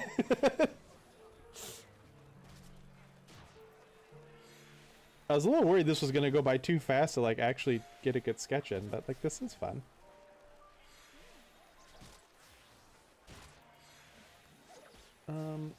That one claw looks a bit different.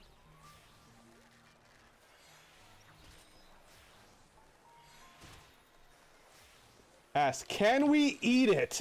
/ local fruit. There's a classic question I know and love. You can, though to be honest, there's not a lot of meat on the little bastards, and they don't bulk up well.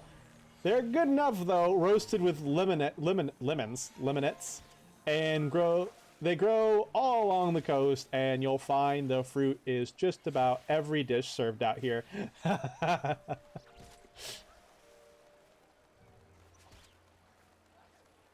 You like mine? Thank you. I like yours too.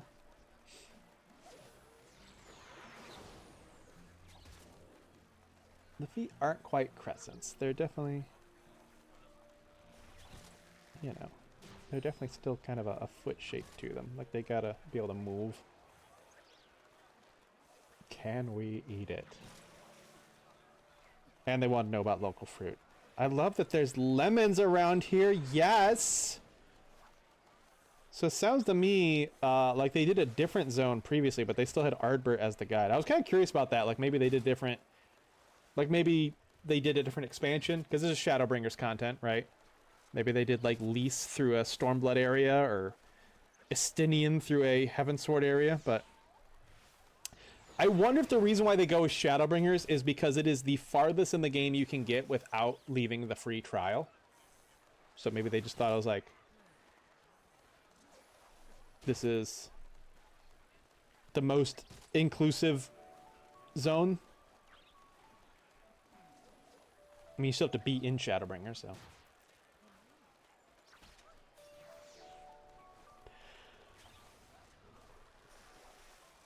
What's a lemon? It's like an orange, if an orange wasn't a little bitch. It's like an orange if the fruit wasn't trying to hold your fucking hand. It's an orange if you're ready to get fucking serious with your life.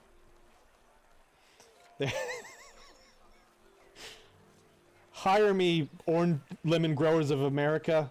Put me in your next ad.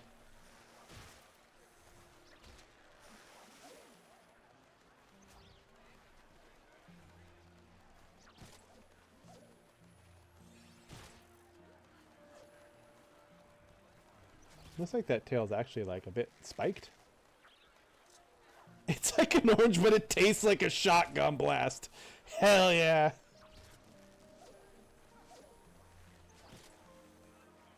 It's like an orange if you wanted to eat a fruit that was like an orange. But it's like an orange, like, but if you think about it, no, it's like an orange, but you're eating it because you hate yourself and you want to die, but also but it's like in a kinky way. Ask, nighttime effects. You're a sharp mind. The return of night has confused the things, I think. After all this time, they got used to the ability to hunt anytime they want. Now the night's back and they're returning to the roost en masse. Not just here and there, but when the mood strikes. And that means they're unaware. And that makes them prey again for the starving wolves roaming the coast. Okay, so that's another thing about this world I should probably clarify. That apocalypse I talked about 100 years ago, it involved the night going away.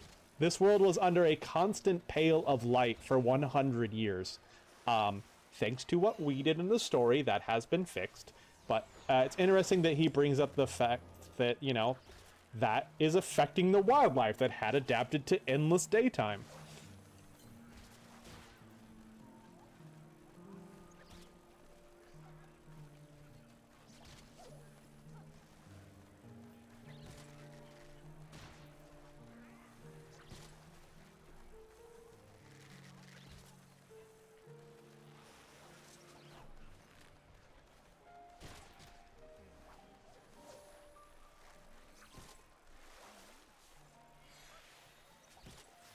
This is quite a bit different than I expected. I thought we'd be moving from place to place more often. I thought I'd have to be doing much faster sketches. But I'm really having time to just kind of like go in and like hone in on stuff and make things look the way I want them to look. Um,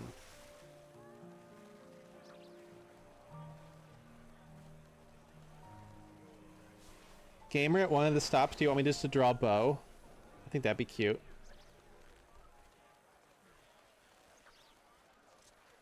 Asked, can they be taught to talk? Good pets. They're terrible pets, but I suppose if you want a talking demon eye, you could tame one. They're chatty things, I'll warn you, and the smarter than they seem. But they can imitate well enough, and if you have the patience for screaming, and then they'll use that to try and trick you into giving them every bite of food you've got. And then scream about it! You're halfway through straight. Oh my god, I kind of am.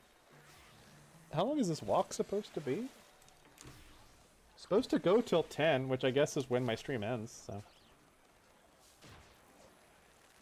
We got places to be and a furious little devil of bird to shake. But first, annoyance aside, the color of these birds caught on. A whole range of funny things were made with their scales. Anyone want to take a bit of Calusia home? Oh. And this beaver thing, you can have that too. The giveaway for the night is the Tolbury Goldberg, featuring a Pixie Pastel and Sunray Ray. The music roll. And a Sin Beaver.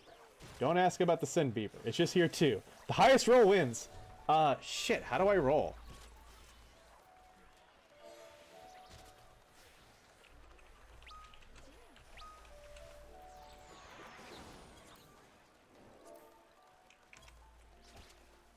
I don't know. I've never done it before. Our peers do it all the time. / random. Okay, / random. Just type / random.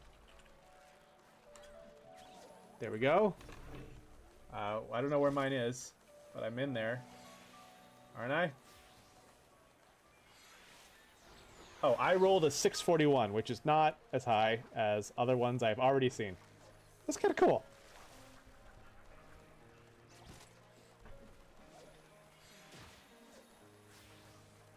Beavers are free from sin, though. Okay.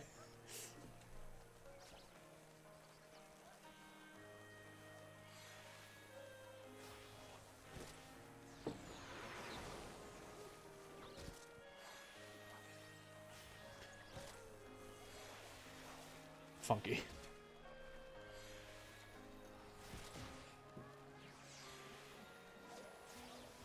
Beavers are free from sin. Guess I'll just kind of call this first sketch donezo.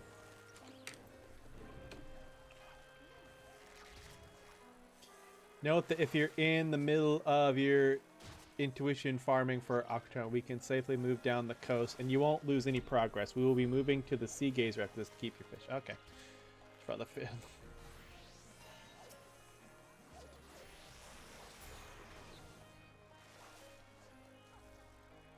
Guys, have you ever stopped to just look at how fucking cute Gamer is? And why does this look like girl me? What the fuck? Why is this giving off girl Jaeger vibes? Bo, did you think this was me? Is that why you're standing here? Bold to assume I get intuition.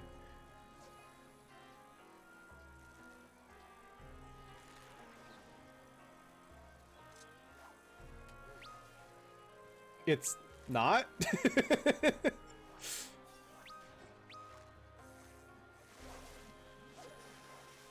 Girl Jaeger is killing it, oh my god. Am I wrong? Like, I can't quite put my finger on it, but something just feels like Girl Jaeger here. 5-star Ozempic.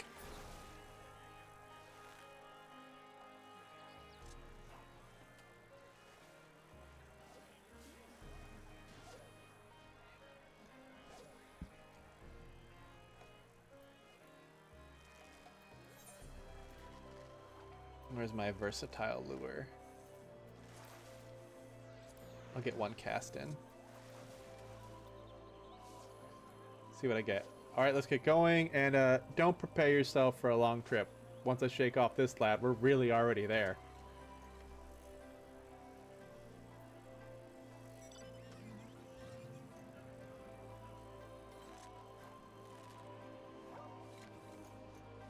God, they're going. Oh, I caught a shapeshifter. That's cool. Anyway. Oh, nice sink. Yeah, I'm not even getting on my mount. This feels like sounds like it's close.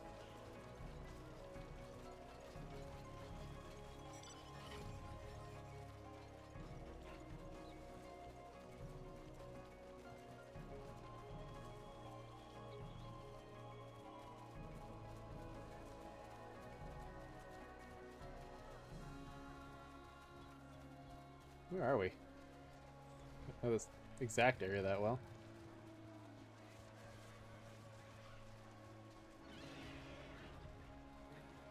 We've arrived at Sea Gazer Shoal for a very special time. If you're into fishing, there's an Aquatron window starting at 8:59. Check in with our staff if you liked some bait. Feel free to start fishing and catch. Yeah. Yeah. Everyone's getting ready for this big fish catch. I'm gonna jump in the water. Oh, I can't. See, look at these people. They're all dressed in unison. They're like, come, yeah, this is so cool. These people have worked so hard for such a cool event. It was so funny. Kay got here. I'm like, you're never going to believe why I'm so busy today. I got up at 4 in the morning to go fishing. And she just like froze. Just like, fishing like my husband does or like real fishing? I go, how's your husband fish? She goes, in video games? I go, like your husband. And then I was like, oh my god, wait, gamer, apparently Vav loves fishing in this game too. I'll scare up the fish for them.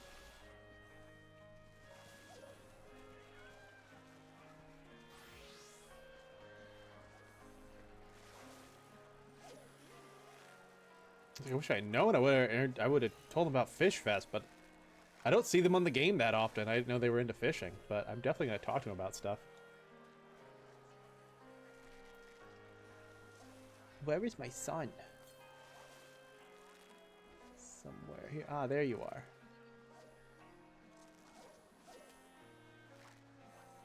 Harbert says, hi, I told you we were close, didn't I? We've already here. This impressive bit of gulch is Sea Gazer Shoal. Name for the tower there, the Sea Gazer. And, this is the shoal. Or, used to be a shoal.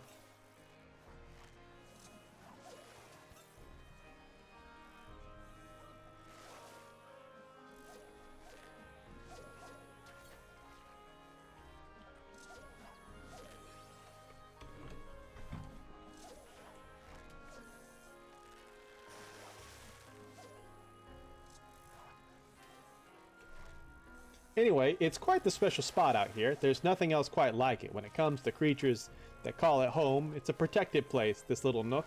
The tide, when we had one, only came in from one side.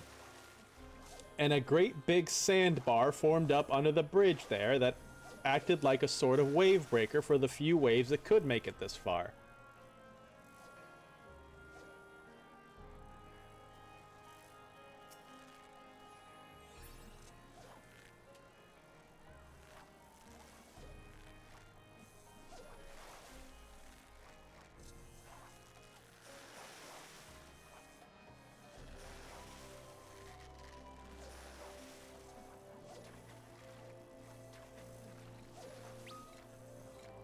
I'm loving this.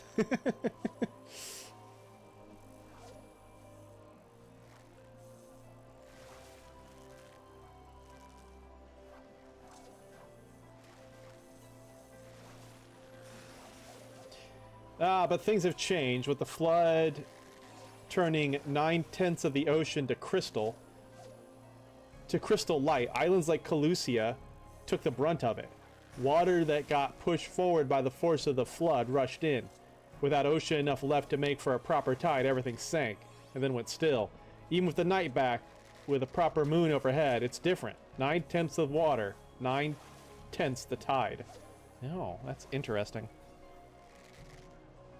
Yeah, so the big apocalypse that happened to this world is that, like I said, 9/10 of the world was completely like frozen in crystal light. Only this one continent was spared.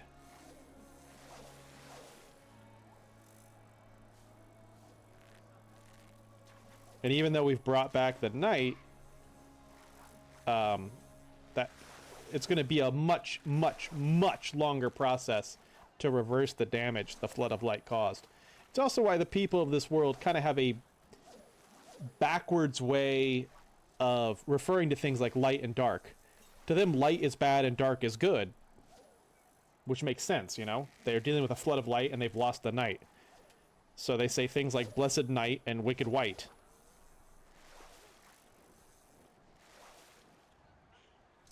And instead of waiting for warriors of light, they were waiting for the warriors of darkness to come and save them from their legends. Still, not everything suffers for it. In the shoal, here, for instance, quiet waters lend themselves to playful, lackadaisical crowd. A mess of flatfish, drifting jellies, and curious little octopus with minds a right bit too sharp for their own good. The whole lot of them prefer the slower life here. You'll even see a few cod, big, gentle things, drifting into rest in lazy waters before they head back out to feed. Of course, I suppose I can't talk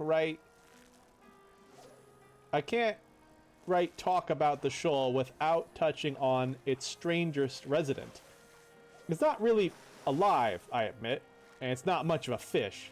Bit of a toy, really. They're called aquamatons, and they're fish made of metal.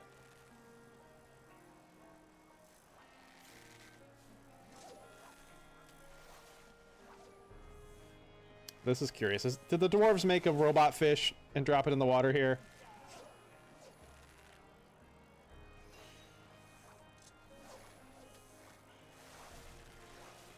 Oh, Salty's here. He's a big name in the community, too. It was actually his house where the Fisher's feud was taking place. Although he wasn't available, I guess. Fruity Snacks was running it.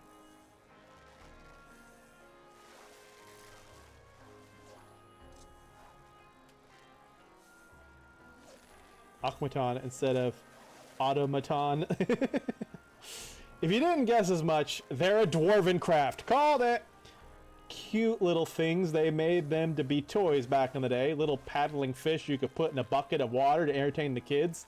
Used to see them during harvest festivals in these giant troughs with gaggles of tots on all sides. A sort of goodwill offering, I suppose, from the dwarves to the Humes, letting the children laugh. That's adorable. I love the idea of them just making little, like, robot fish as toys to entertain children.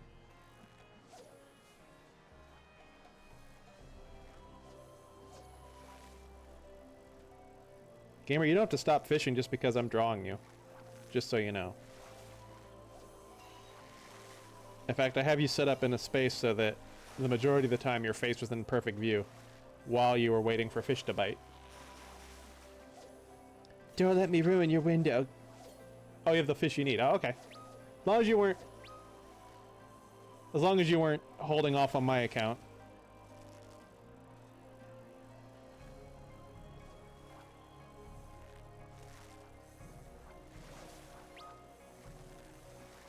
"28 seconds, I start again."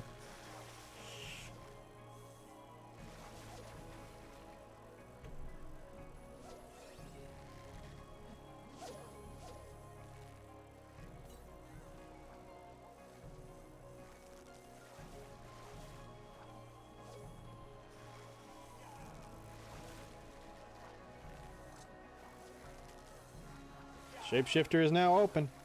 Shadeshifter, not shapeshifter. When are we gonna see these fishies? Oh. Gamer, if you catch the whatever, the robot fish, link it in the party chat so I can pull up its picture.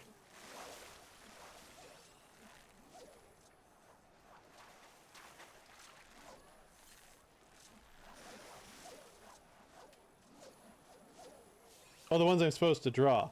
I don't think this spot is for draw. I mean, I guess you could draw the fish if you did catch it. But the fish aren't really visible unless you catch them. Which is why I'm instead drawing Gamer. I mean, I've been drawing Gamer a lot lately, but it's been titties out, so you guys can't see it, so figured I'd give you guys a little treat. Give you some titties in.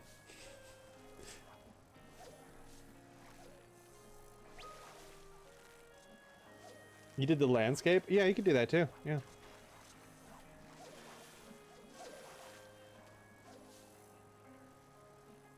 I thought we were seeing fun animals. There'll be more animals.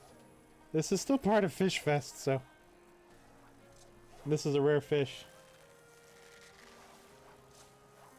Kitty's Inn is never a treat.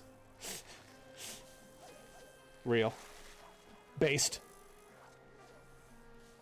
6, 7, I don't know. I don't know what that one means. just realized base is probably already outdated, so I should throw in something new.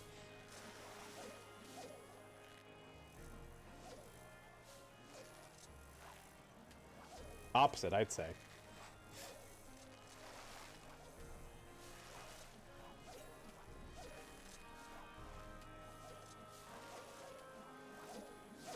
Never say 6, 7 again or I'll delete your channel. I don't know what that is, but it pisses everyone off. Okay, the flood ended all... I dropped my pen. The flood ended all that. There was nothing to harvest, and the Dwarven elders started down their path of isolation. But the death of trade meant something that they couldn't go without. Metal, borax, pure sand, all these things the dwarves needed. So they turned to their toys and sized them up. As big as 3 yalms across, that's yards. Then they outfitted them with mining tools and Talos hearts and set them mining. Wait, these robot fish are now used for mining?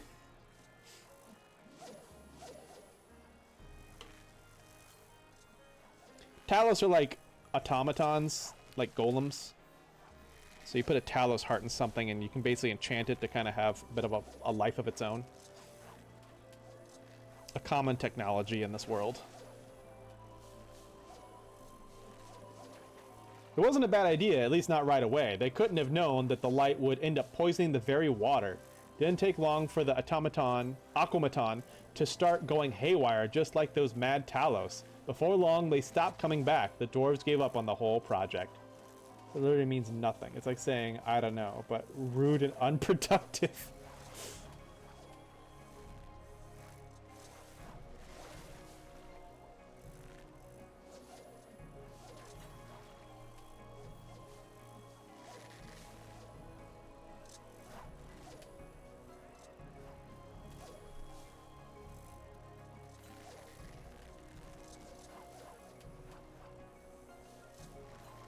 If you ask someone something and they answer 6, 7, it's like them saying, I don't know, I don't care. And it's just like, why even answer? But if you're lucky, you might still spot them on calm days where the wind picks up, just like this. Catches the slow, blundering Aquamaton off guard, tosses them around like a toy in a bath. And that's when the octopus come out. Curious little things, like the children of the sea. Baiting the poor Aquamaton around and hitching rides. Watching them, you can almost hear the laugh. Aw. The octopus like to play with the little robot fish.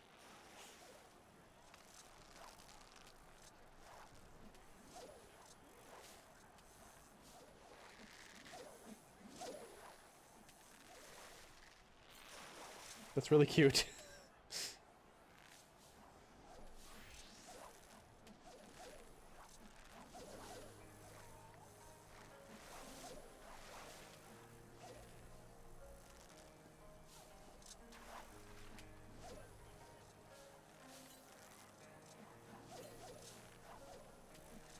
AFK.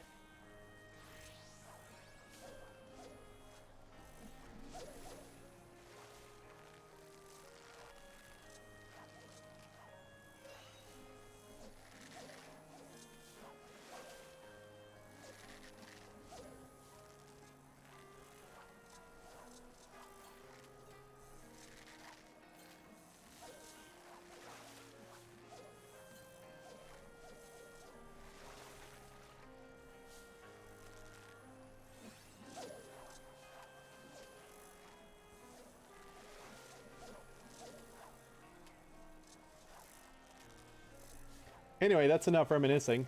Fish anything interesting up you want to hear about? Just shout it out and I'll spin you a tale. Any questions? Yes, Albert, I found a dirty diaper. Who poop in it?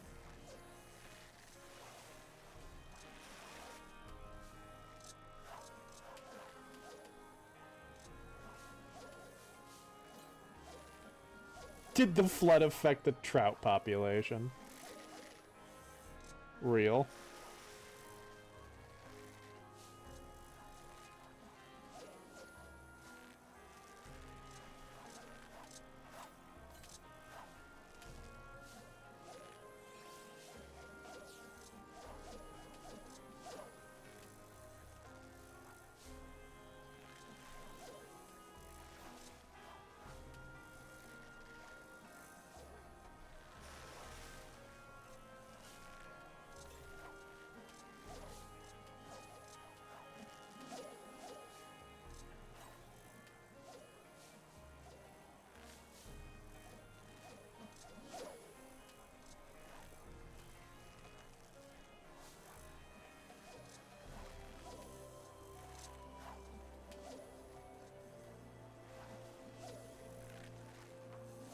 I'm back, you fucking tree goat. Oh, someone got the aquamaton. It looks like a little robot fish.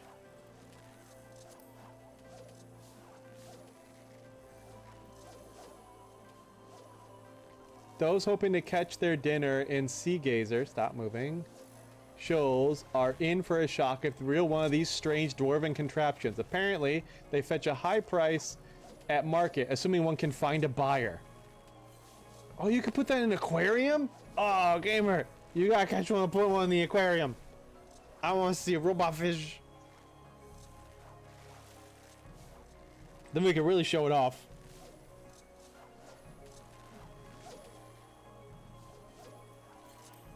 Search for recipes using this material. Nothing. Okay, we can't cook it.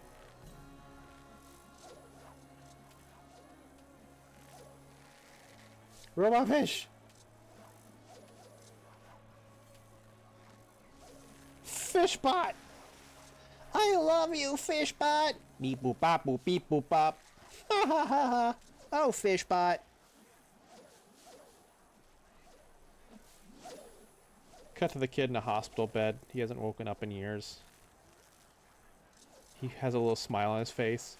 His mother, for the first time, has hope. He never does wake up again, though. Always trapped in the dream with Fishbot. Anyway, why did that go there?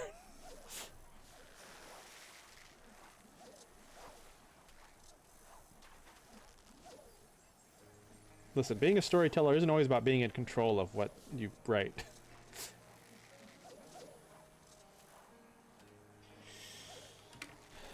What the fuck? Let's see. Let's see. Arbor says, asked, can you eat octopus? Ah, you sure can. They're a bit rubbery unless you're careful, and it's best to eat the little ones if you're going to eat them at all. Tastes good enough, nice and tender, though. Nice and tender, though I have to admit, I saw the little buggers sneaking up on fish to scare them away, waving their arms like kids, and I can't quite stomach it then.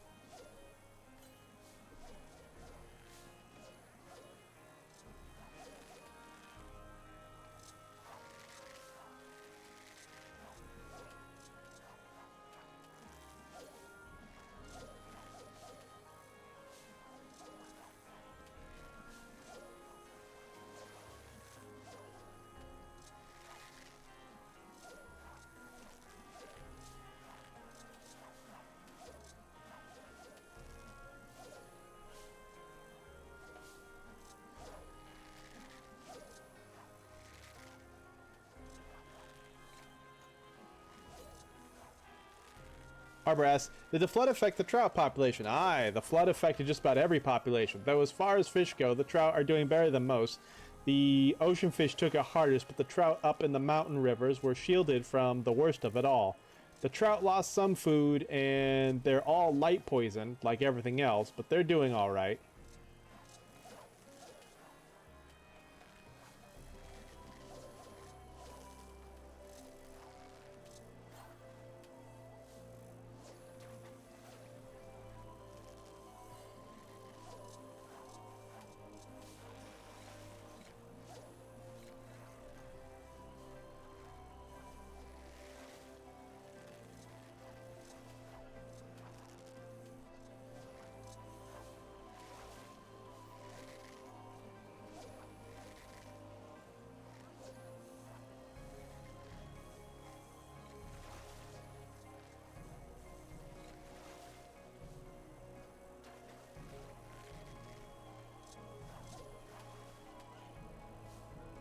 Bros. We're so back.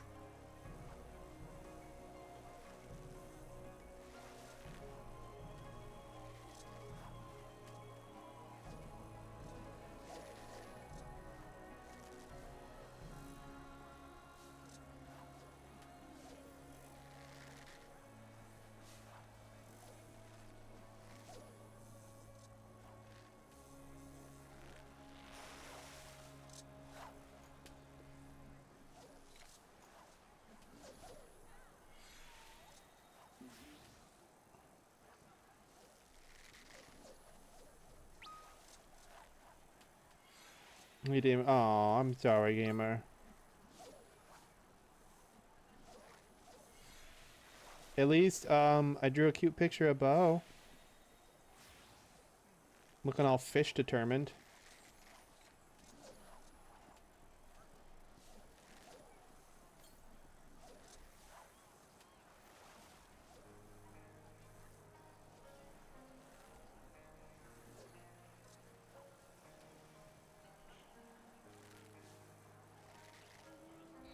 Why is the shade shifter special?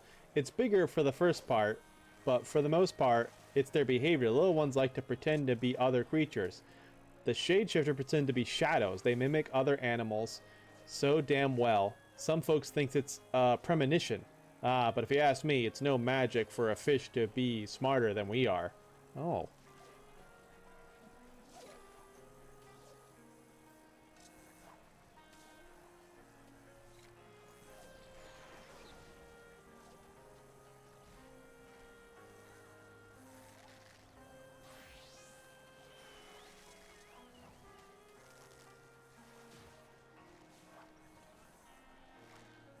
Smart ass fish.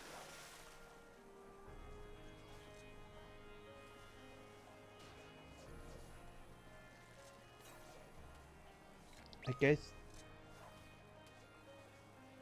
Oh, I'm sorry, gamer.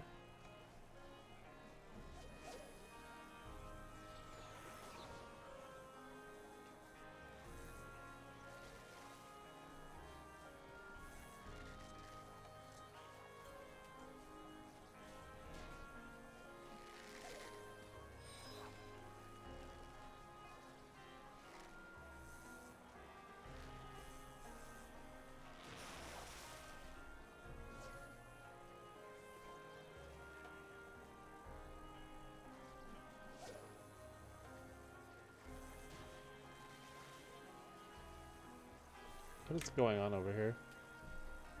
Combat? Oh my god. They're all fighting it as fishers. Hell yeah. We're just smacking it with fishing poles.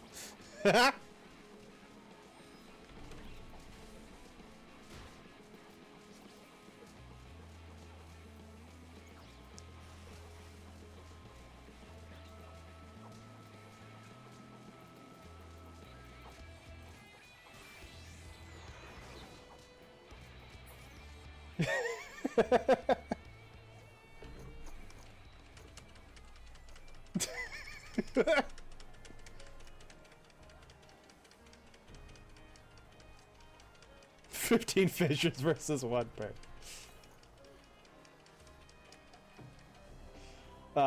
As do aquatons depend on the water? Well, they don't have legs, so if you put one on the ground, it's just going to kind of wiggle about. But they don't need it. Nay, the Talos heart in their chest gets them moving. The water is just the exact right medium. Or so... No, you won't kill the things, don't worry. Not that they're alive, but... No, you get the point. That's so goofy. Get the lemonites? Get the lemonades? Yes, we're gonna eat one.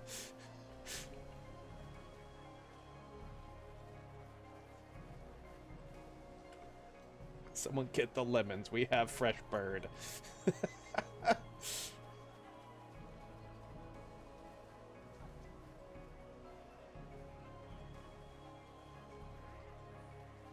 It's so funny. Where'd that one even come from? See one around here. Oh, okay. They're over here.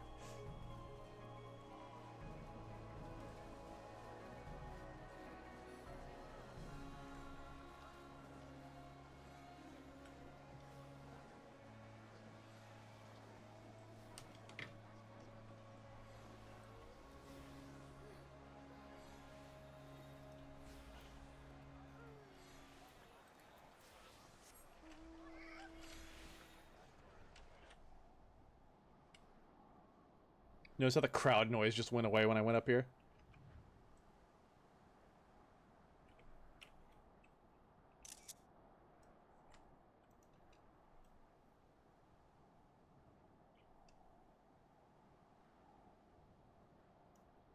Are they all just not loading, or?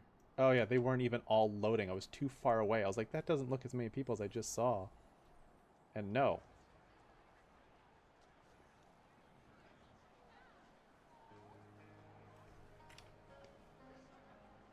Do the locals call shade shifter shade shitter? Ha, well, you lot have been around plenty of fishermen. Seems like most of you are fishermen.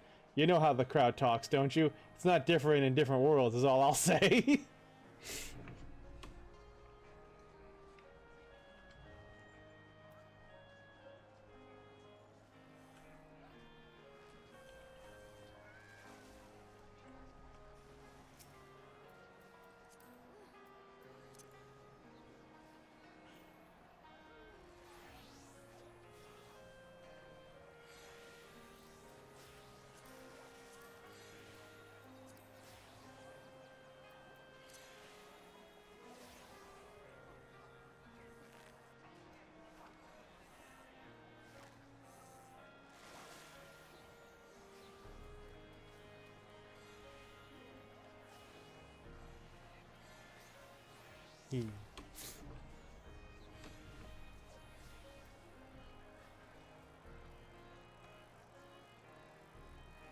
Furchtbar forget my boy.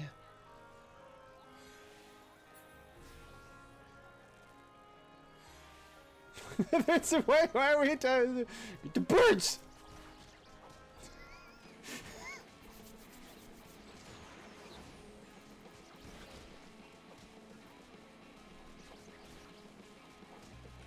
Does anything eat automaton? Gods, I was afraid I'd have another crowd asking if they've got permission to break their teeth. No, there's not much out here in the habit of eating automatons.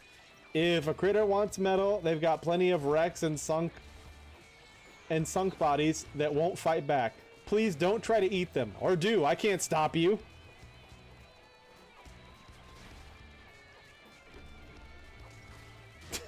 Nature walk, aka let's jump these wild animals. We should burn down one at a time.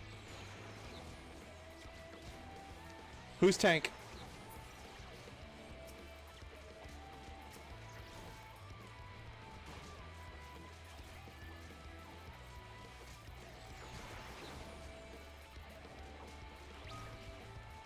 Who tank? Oh damn, girl me's here.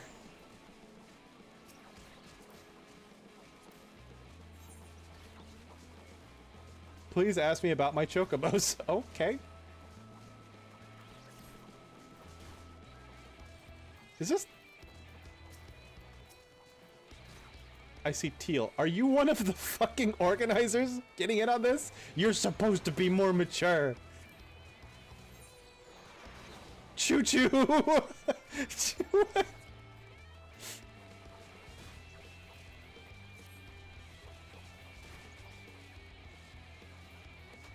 To their...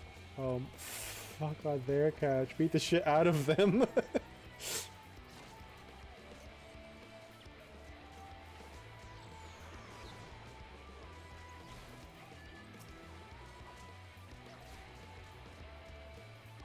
Stop, that's so funny.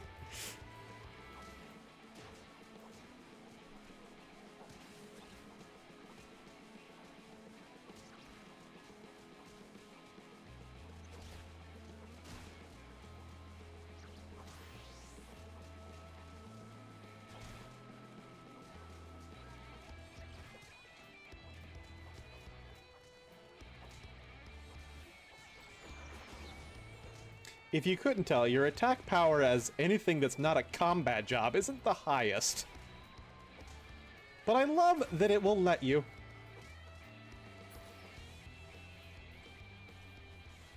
Usually you're by yourself, and that's a terrible idea. At best, it will take forever. At worst, you will die. What's a combat job? Oh, you know. Machine. Check out Gamer's new mount. A whole ass fucking whale. Says Arbert caught a big fish. Me? It's been a long while. Can't much say if I ever caught anything impressive, really. Though there's a place we'll stop later where there used to be these tournaments for catching bonefish. Everyone got real into the spirit of things. I admit, I do miss that.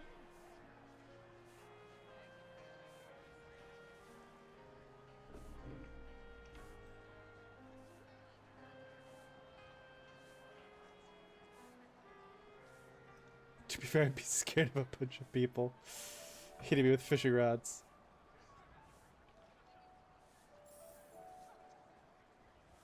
Don't forget your invisibility ball thing back on. No. I'm not afraid. Machine what? Machinist! They got guns!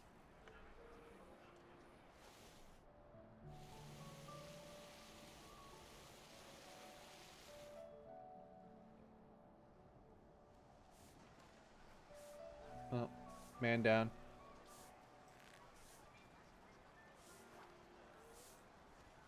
There's also gun breakers.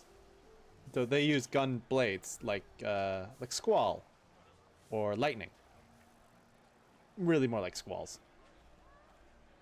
Lightning technically does have a gun blade too, but it's a different design entirely. Oh my god, someone has one as a minion. See, look at this. I don't have my sneak on, it doesn't care.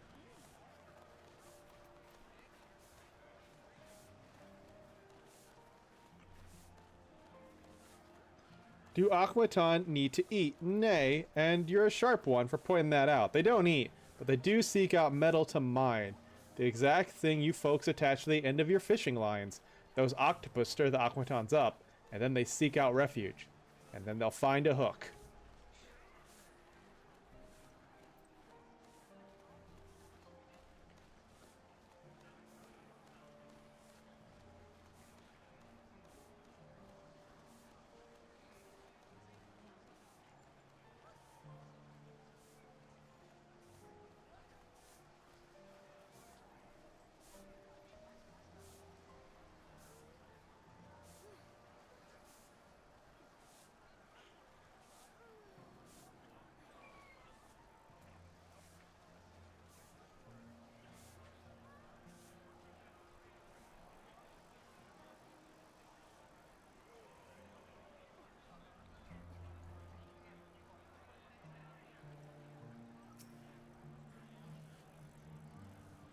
I wonder how you get that axe.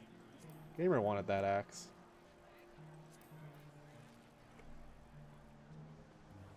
It's only level 50? That's surprising.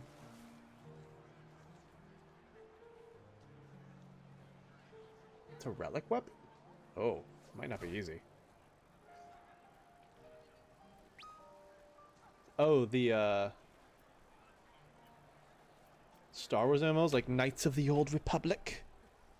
Is it still a thing in some way? Have fans brought that back or something? I'm gonna look it up. Yeah, it's an Atma weapon. Atma.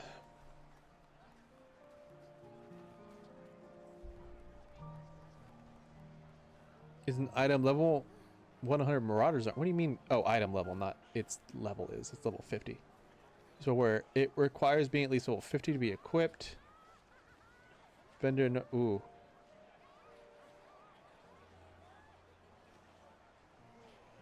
Yeah, it's gonna be quite the grind to get that axe, gamer.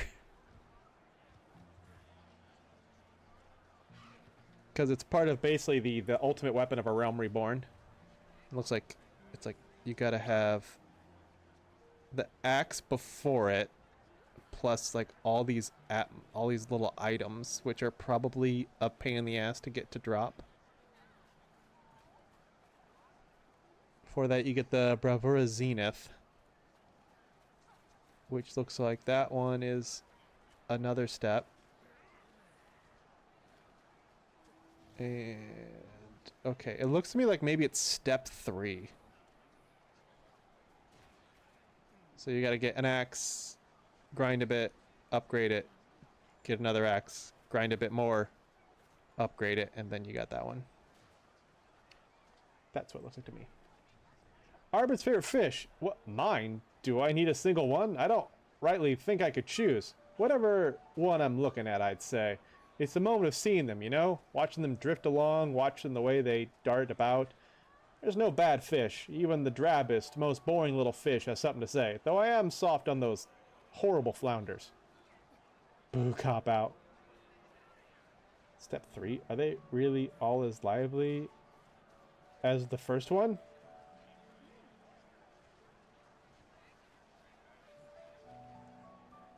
Making a relic weapon? We're talking about making an axe.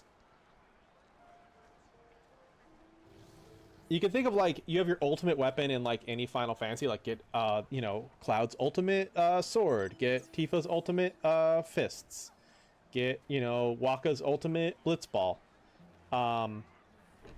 14 has that too, each expansion. And it's usually a huge grind because it's kind of meant to keep you occupied until the next expansion comes out in several years. I have one for Endwalker because for some reason they made that one fucking easy. I don't know what we're rolling for because I haven't read yet, but random. Shit.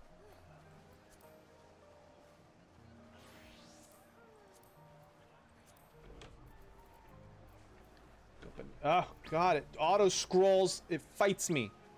I packed up and heading out, but before we go, you all know the drill, don't you? One of the aquatons fished up around these parts end up with a milder temperament than most. Away from the light, who knows? Maybe it'll find its way into being a toy again. It's in kinder care. Oh, gods. And none of those damn beavers. What are they doing here? Second giveaway prize, Aquaton goodie bag, featuring a tank-ready Aquaton, a Sunray Ray, a music roll, and a beaver. The lowest roll wins. Oh, okay.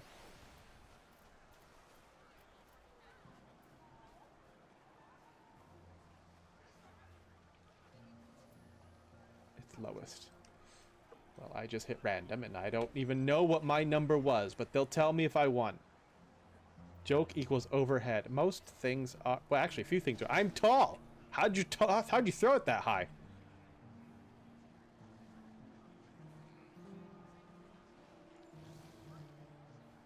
Win the fish. I hope I do.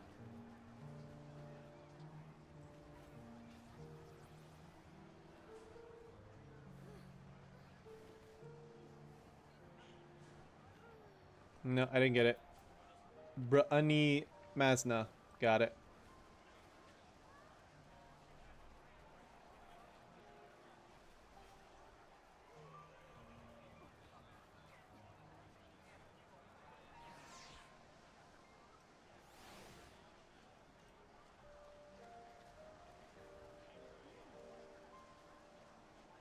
Can Turcos baddies step on me?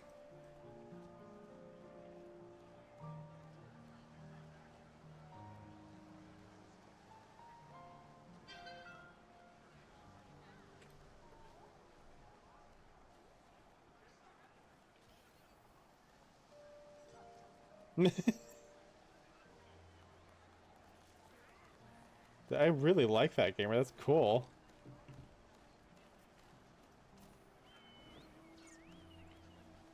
The winds are moving on. I'd say it's time we moved on with them. The next spot's a bit further.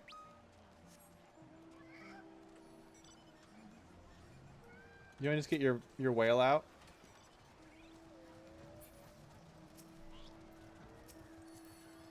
Ride. Yay.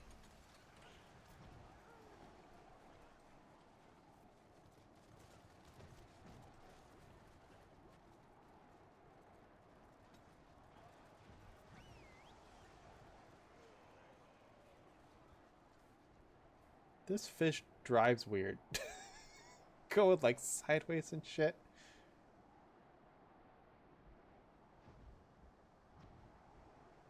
This whale's broken. Why it move like that?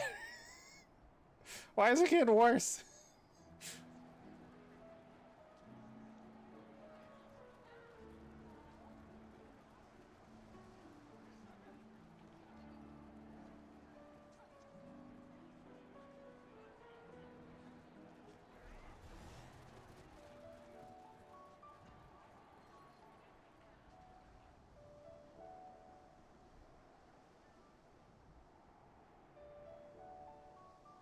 This fish drives weird.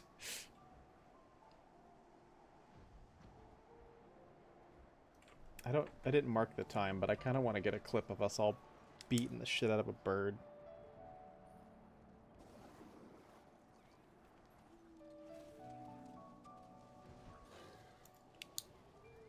The way it moves is sending me... Oh boy, I'm lost. Frog?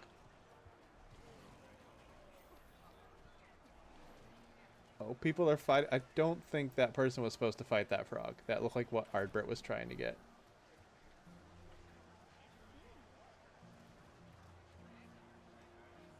Well, please enemies alone so we can draw them. That monk got a little too excited. I'll grab another and we'll just shift to the side.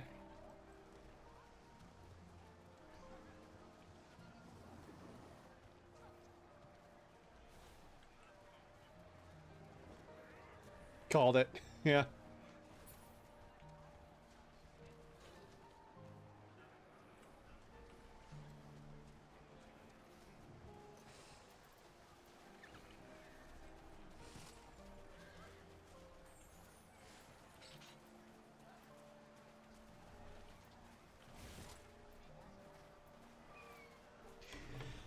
We're drawing a lizard now.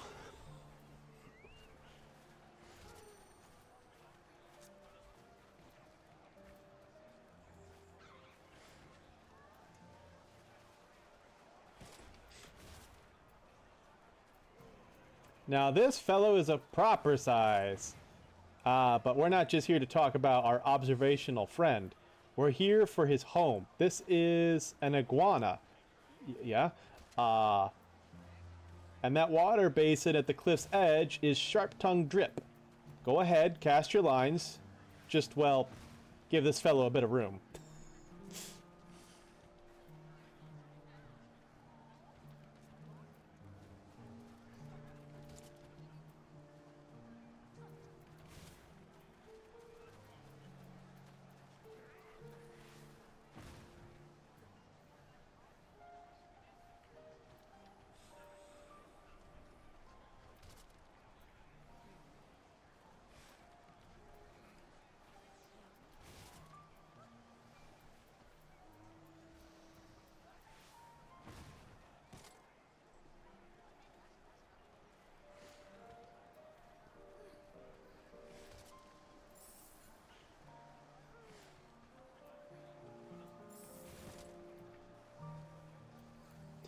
I suppose I should talk about the drip itself.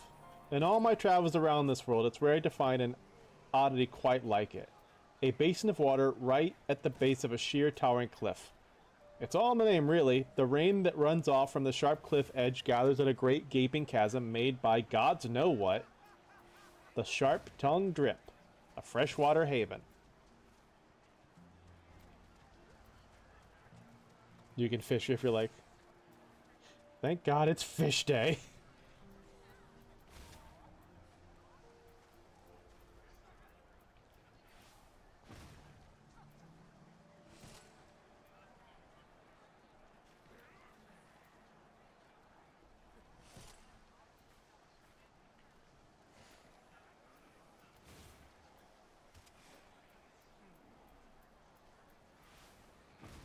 Why would you talk about the drip when there's a cool... I'm sure he'll get to both. He's called Nature Walk. Because we just saw nature, he thought it was really neat, instead started letting people know instead of just me and Rodney knowing it. It's a closed thing, this basin. Besides water seeping to the ground or dripping down the rocks, not a lot goes in or out. Makes it a bit of a rancid thing, to be upfront with you lot. The water doesn't do a whole lot of moving, and it's a fertilized well. There's a problem around these parts, a plague of highwaymen. They tend to drop off any ugly evidence in the basin to get rid of what they can't steal. Oh.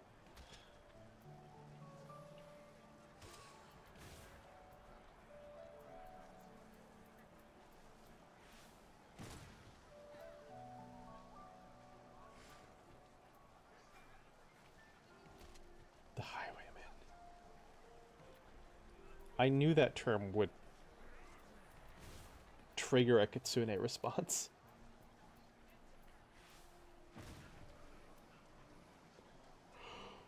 Oh, I'm tired.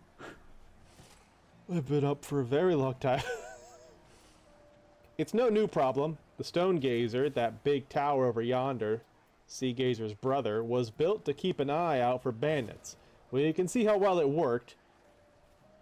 There's a sort of crayfish living in these waters that live nowhere else. We call them skull eaters. Suppose you can connect the dots on their favorite food. On the coach roads I did ride.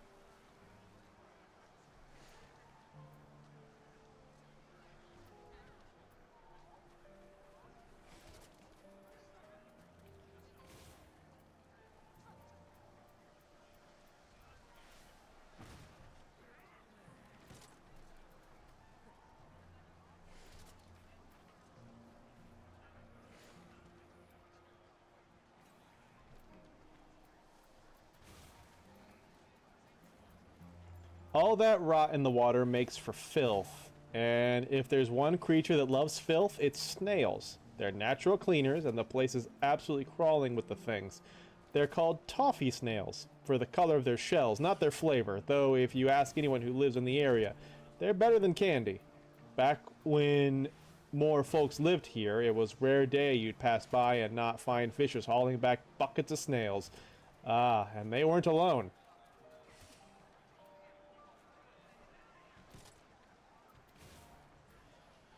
Toffee snails. Toffee snails, ... on the coach roads I did ride.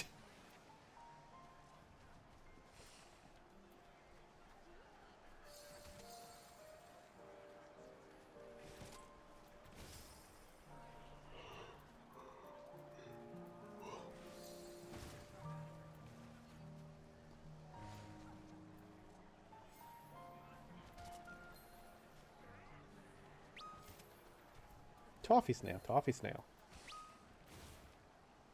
Just caught one. A small native to Calusia, though its shell is much more appetizing, its flesh is the only edible bit.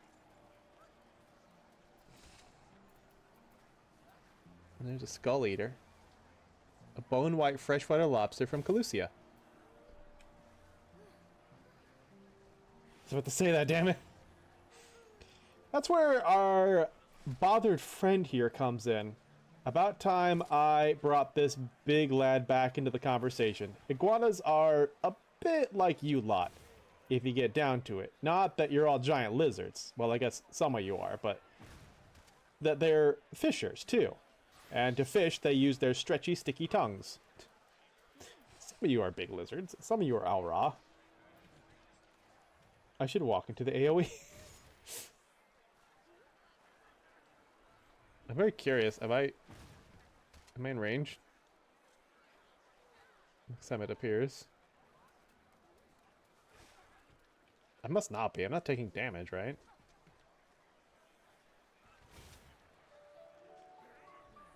No, I'm not too close.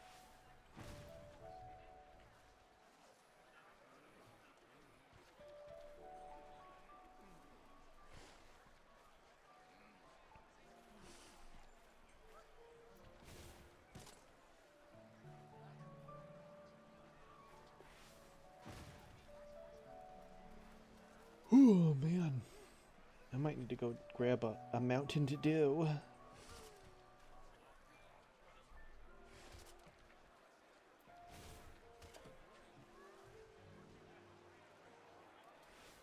It's been, I don't think it takes more than 2.5 hours.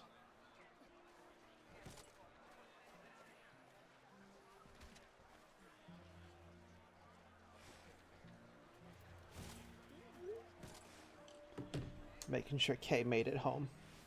Suppose it's a bit misleading to call it fishing. There are only one fish in these waters, and the sole are two The sole are too flat and sharp. They cut up the tongues of the poor bastards.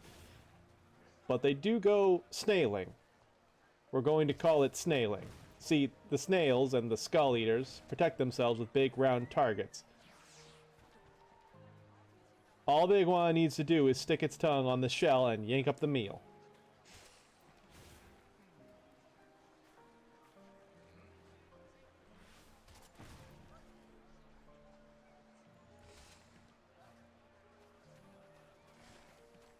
By the 12, I am on console and I yet lag with this many folk present.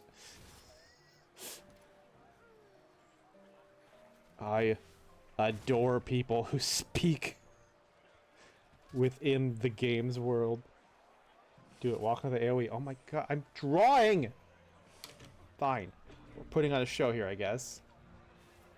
The whole lizard is perfectly designed for the snailing life. It's got the tongue, eye, but it doesn't help much without good eyes to spot the prey.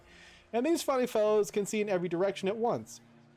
If you get down to the grizzly bits, they've got loose stalks on their eyes. Lets them turn their eyes any which way they want.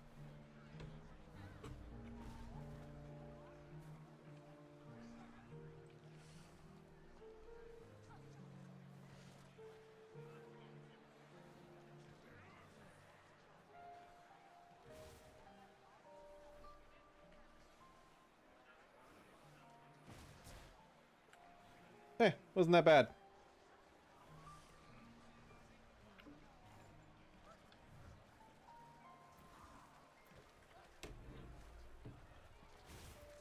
I should change my use intrusive thoughts.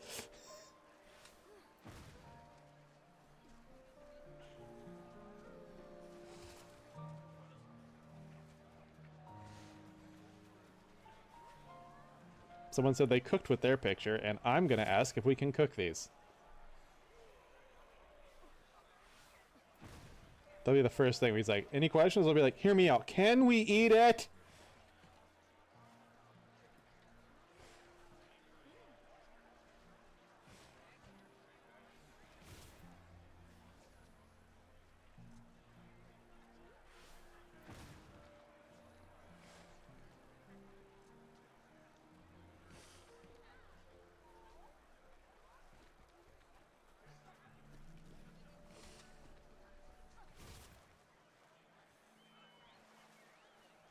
Oh my god, chat, are we cooked? Deletes channel.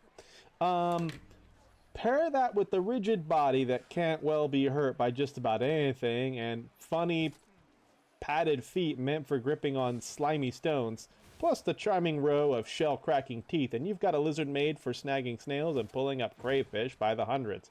But they're mean bastards to top it off. Don't put it past them to snap up anything else covered in a hard layer, like a dwarf. Oh no! Oh no! The dwarves like to wear their helmets.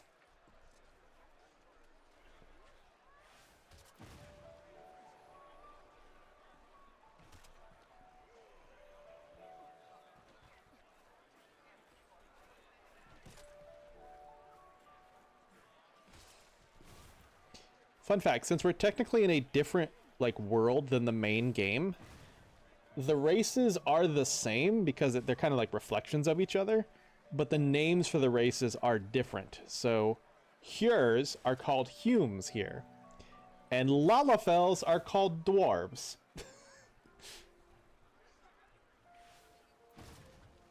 But here, the dwarves have the custom of never showing their face to anyone outside of very personal family.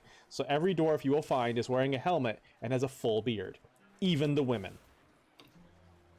The phrase chat we cook makes me feel so old and out of tune. Like half of that sentence is slang almost foreign to me. Just talking to chat and calling it chat is a little wild to me. It feels weird to me. And I get it's practical, right? Like if you're a big streamer, what else are you gonna fucking call the collective of people watching you? They're chat. It makes sense. I don't know. Maybe it's a problem someday I'll have to wrestle with, but for now, I just can't imagine going hey, chat. It's like, hey, Kitsune, or hey, gamer, or if I really need to talk to multiple, you'd be like, hey, assholes. No. Dwarf napping aside, it's kind of odd, isn't it? To have this place, even the animals in it, shaped by the violence that's always plagued this land. I can't look back in time and tell you if it's always been like this. All I know is what I've seen. But it's like the Flounder. Their story that...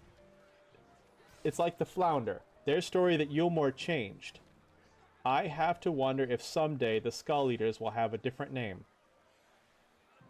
Hey, Angry Posse, what should I name Yuffie? Well, any questions? Just like last time. And if you snag something you want to hear about, just give me a shout. I know these waters as well as anyone. Alright, Centel.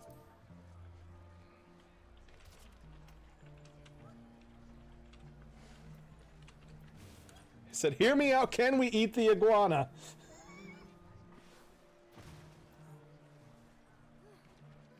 All caps. Wasn't it Shark one time, a long time ago, who was like, what do you refer to your community? You know, because some streamers have that, like, oh, this is my private army, or these are the skeleton gang. And I was like, I don't know, assholes.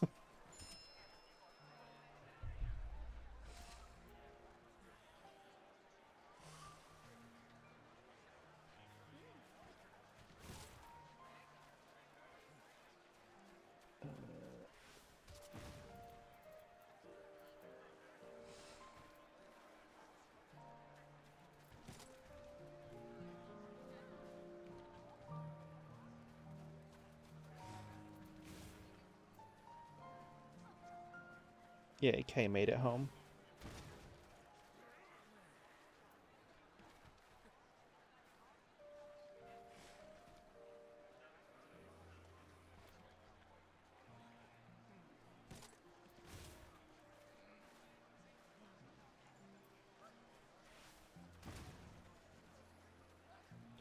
You know what really makes me feel old? I stumbled across someone with an OnlyFans born 2008, January 7th.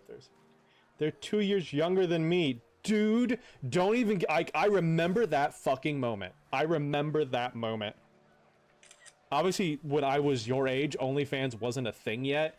But I remember finding out that girls that were in my grade were stripping already. I'm like, fucked with me. Like a crush. Like a girl I asked out and shot me down so hard I fucking cried. Was now stripping. That was a weird, weird fucking feeling.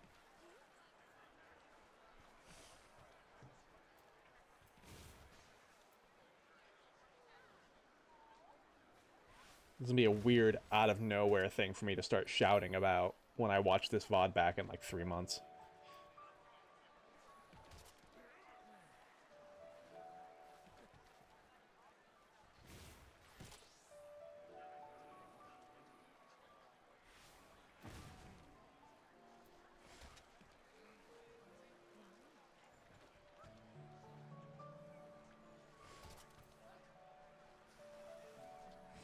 Well, can we... People are asking, can we eat them? Can we eat them? I'm waiting for Arbor to start responding.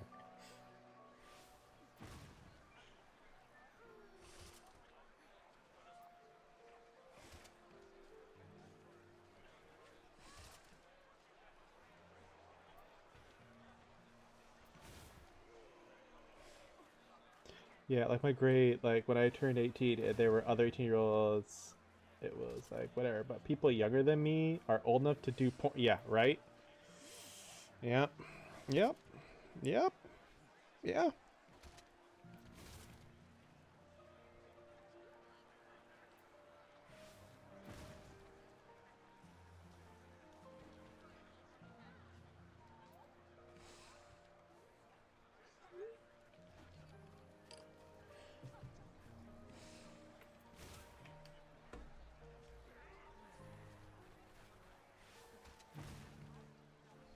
Sorry, I was just taking pictures of the Syndicate.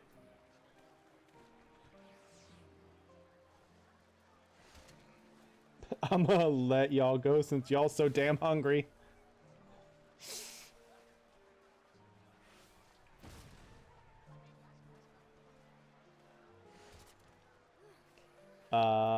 Asked, did the tail originally have a purpose? As far as I can tell, it did once. See, the way it's curled up like that, it still controls it, like another limb, and it's damn strong despite being so small. Seems like it must have been used as a limb before, like to help climb around. This land is known for earthquakes. It's not hard to imagine that once it was a very different place, one that needed an extra hand. Oh. Zark.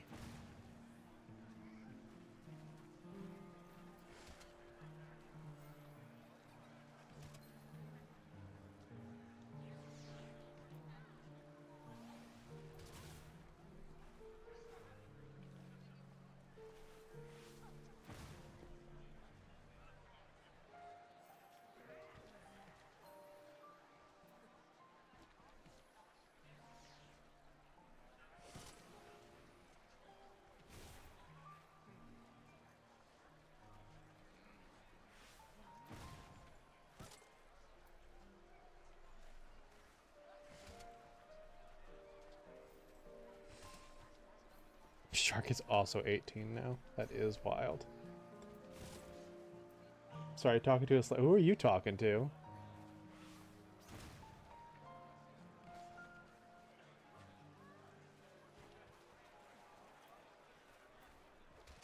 You ever gabbed with Big Salty?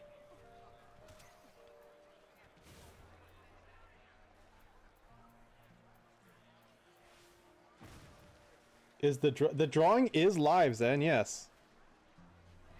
Zen. To a different person when I think back or look at old chats. I could see that. Yeah. Yeah, Zen. This is a Final Fantasy XIV event called Fish Fest. And this particular activity we're doing right now is this guy Ardbert, who I have selected right here. He is taking us on a tour of this area, teaching us all about the wildlife and the landscapes, and also attracting monsters for us to draw. That would be wild if I started putting speed painting footage over my gaming footage as well. That's some fucking auto runner at the bottom of a TikTok level energy. While getting hit, yeah. I mean, it's the only way to keep it in one place is to give it something to attack, but thankfully he's much stronger than it, so he does not give a fuck.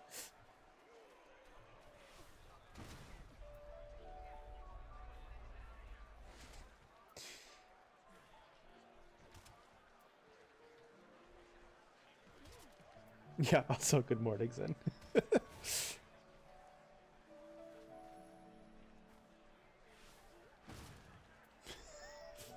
Oh, auto runner energy.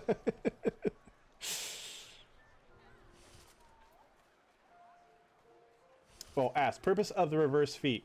It's all about grip. See, there's a funny thing about these critters. They can't turn their heads. They're too stiff. So it benefits the things to be able to maneuver about gracefully without looking. Backwards feet means they can step back to grip the full force. And that can be the difference between gripping slimy rocks or falling into a basin that doesn't much like giving up its dead. Ooh. You're gonna draw, but you're too tired? Dude, I'm also fucking tired. You stayed up too late. Drawing last few nights. You know what? Good reason, though. He still hasn't answered if we can fucking eat it yet. I wonder if he just gets a barrage of questions now. Like, now that people are kind of like, you know, feel more comfortable. Like, I imagine the first ones, not as many people message him because they're like, oh, I don't want to be the first one, or how do I do this? They're like waiting to see other people do it first. And I think people are probably more comfortable. He's probably getting way more questions.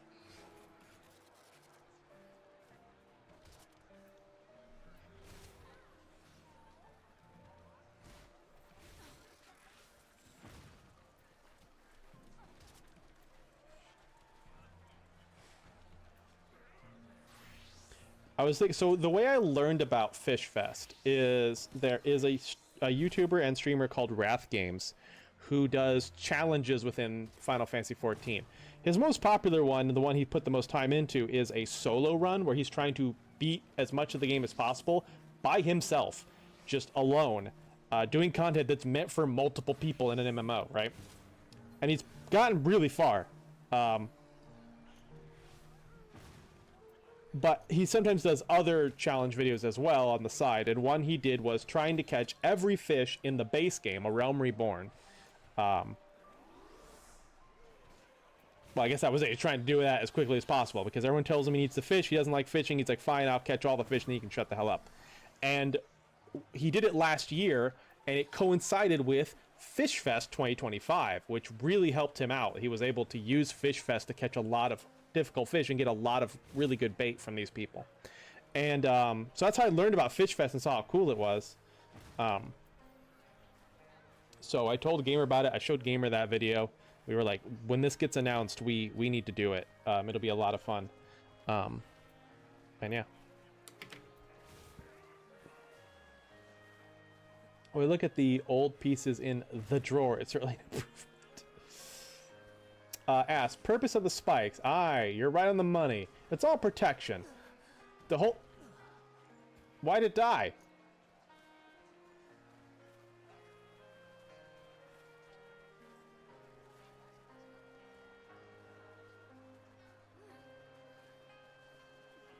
My subject! People are like, no, my subject! Oh, he blew up. Hold on, I'll grab another one. It exploded. Why did it die? He blew up? Please don't blow up our targets. The purpose of the spikes. It's all protection. The whole of their hide is really protection. The whole of their hide is for protection. There isn't much out here that can hunt an iguana, but other iguanas can put up a fight, try to push away competition. Having a pebbly, uneven hide, ridges of spines, means that they can have all the surface that tongues can't stick to, or risk cutting the tongue off entirely with sharp motion. They don't normally... Please don't blow up our targets. They don't normally do that.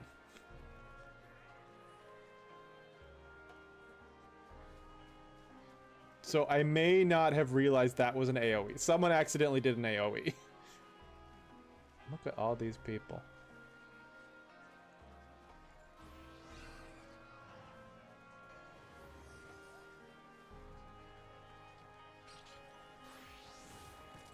There he is. Oh, great. I get to see his ass now.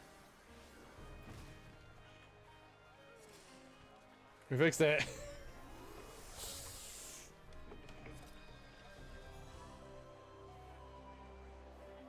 Quotable. That Vanille's hair? I don't think Vanille's hair is in this game. Lightning's is, for sure.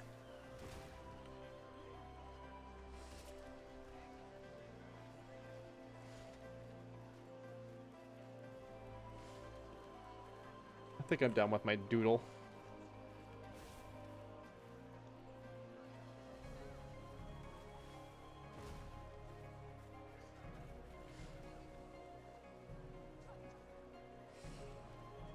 Go around and just look how cool everyone looks.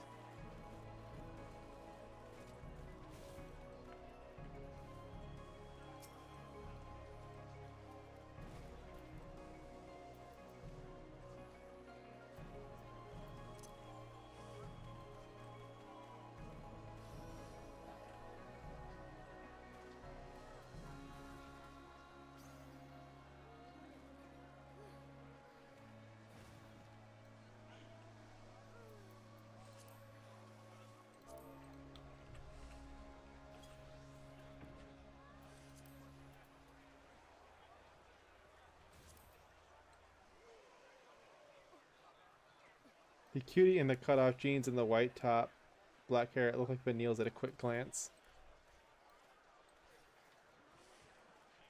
Cutie in a cut-off jeans and white top.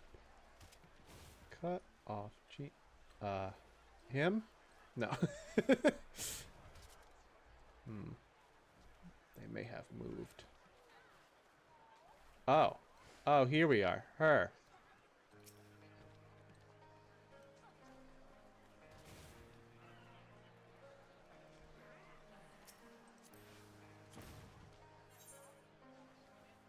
Play Xenoblade.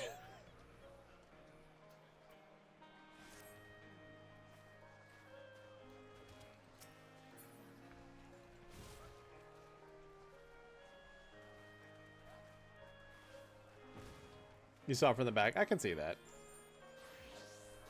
Honestly, I remember seeing her at a glance from behind when you first mentioned it. I was like, oh, is that what he meant? Is there another? Oh no, it's a blue mage. There's a blue mage back there fighting one.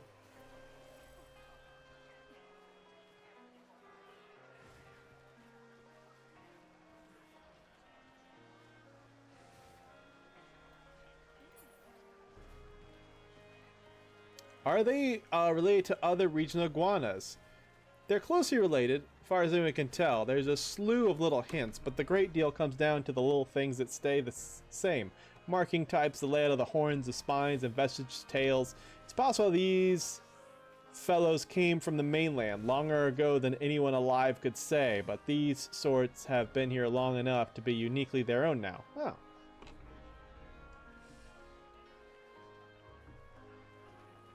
The energy really died near the end here? How do you figure? What do you mean?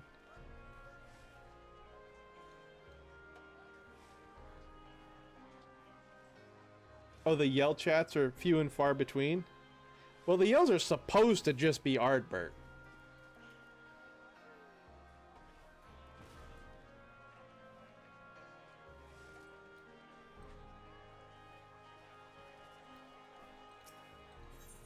Geography-wise, we can go one out. There we go. Yeah, we're on this island of Calusia. And this is all that's left of this world. Everything outside is just a flood of crystal light.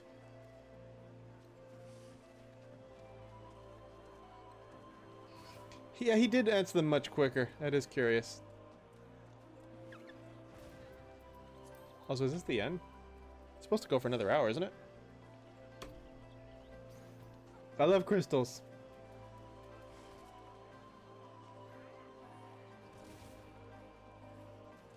Oh, I think just Big Salty's leaving.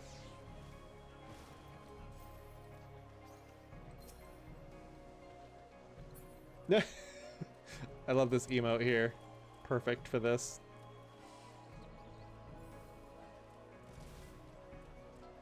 I think I have that, but it's not continuous.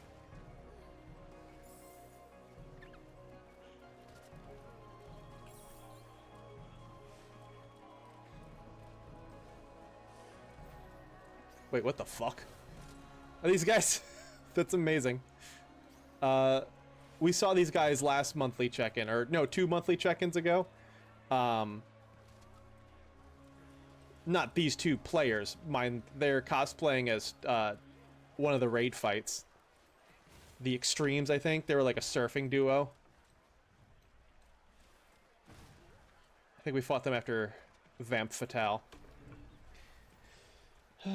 Are they chill? They are not in any way, as you could say, chill. These brutes are territorial, aggressive, and know how to throw their weight around, literally. They're heavy, lined with a hide-like armor, and if they stick themselves to something heavier than they are, that's a lot of iguana coming at you before you know what's happening. And they meet you horn first.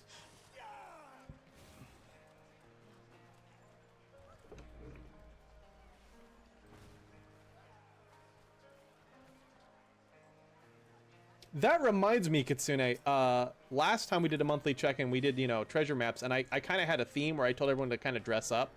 Me and Gamer had our mascot heads and stuff. Yuzumi dressed up like Honeybee Lovely.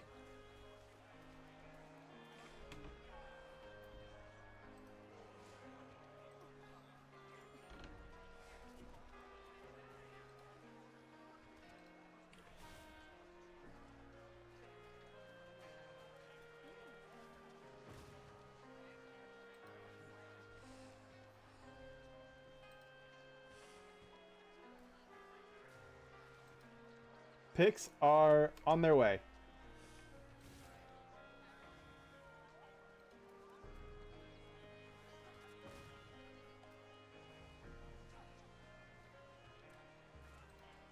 Well, if Zen wants to see him, now I gotta put him in the Discord.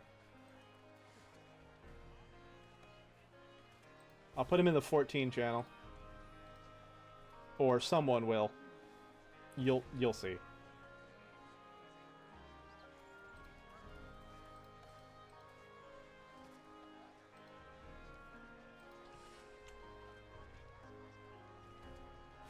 I love that.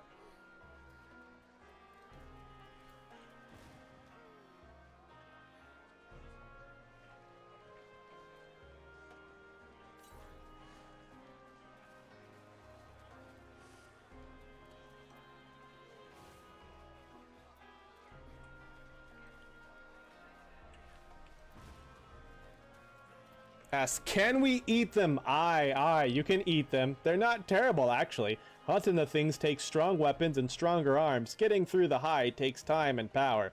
But if you can down one, you can make use of the near the whole beast. Sharp teeth for blades, a beautiful hide, and all the meat you can scrape from their bones.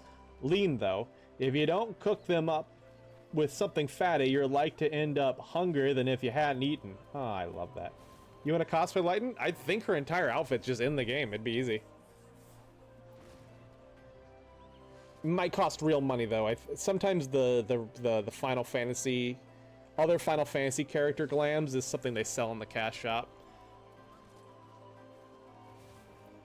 But I feel like I've seen her top and stuff around.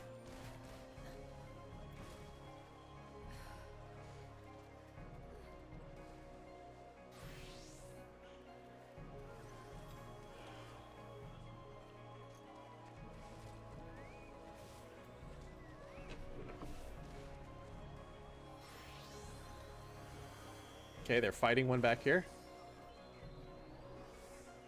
Someone just got rezzed. What's happening?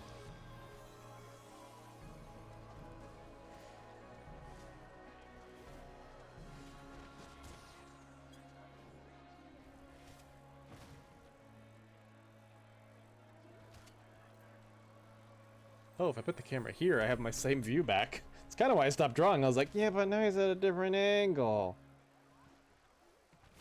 500 iguanas, eat this man. Which fit? The OG, Valkyrie, or the Cleric comes home? OG, I think is the only one I've seen.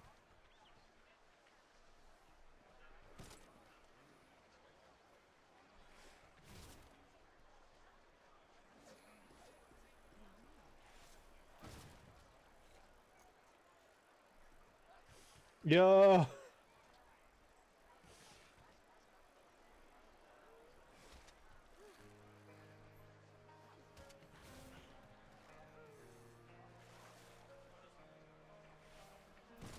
Also, I believe the default Makote outfit, you can actually get that for Lightning in Lightning Returns. Since by the time Lightning Returns came out, 14 was just coming out. That's a tiny chameleon. It's a Kalushian iguana?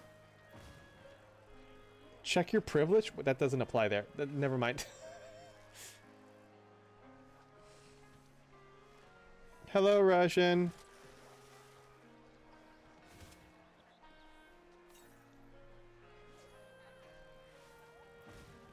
Are you drawing a chameleon instead of playing? This is a community event. Hold on, let me read this. Asked, how do the stripes help? You're right, they don't have much to hide from, but snails have eyes, even if they're not all that sharp. Having a hide lined with stripes like that helps blend them into the shifting shadows of the drip's walls. They can even change color, just a bit, and that. Now, that's a threat display. Watching them shift from green to brown, it's a good time to leave. So this is a community event called Fish Fest, which has been mostly about going around the game and catching a lot of fish with a lot of other players, along with a bunch of other stuff. There was a Family Feud earlier that Gamer won. Not on my stream, it was on Gamer's stream. This right now is a art nature walk. So this guy with the axe here, who this chameleon's constantly attacking, he is basically taking us around this zone, teaching us about the wildlife and the landscapes. And right now he's in the Q&A part where he's just answering all the questions people are sending him about it. Meanwhile, we're also encouraged to draw what we see. So this is our third stop. This was the first one.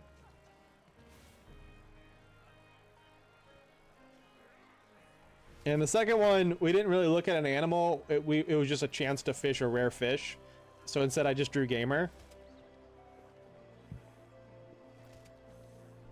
And now I'm working on this Calusian iguana. This game is wild. This event has been so fun. I got up at 4 in the morning to go fishing.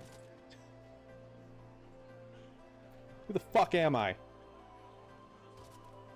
That is when the fish train started that just went all over the game, leading you to the best fishing spots to catch the rarest fish.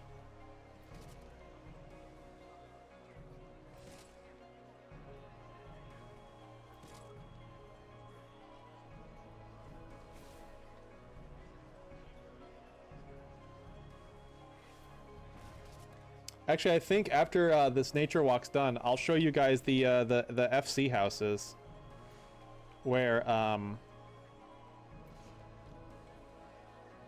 the FC that ran all this, they I'll show you their house. It's like an aquarium. The place next door was the place of these 3 question trials. That's kind of neat. And then I'll show you the house where the Family Feud game was being held. Asked, do the rings indicate age? A good question and a good guess. Aye, it's age. You can check the age with just a glance. And it's deep into the horn itself, in fact. Chopped off and polished, they've got these beautiful rings, all the way to the core. Used to find them sold at drinking horns and hairbands.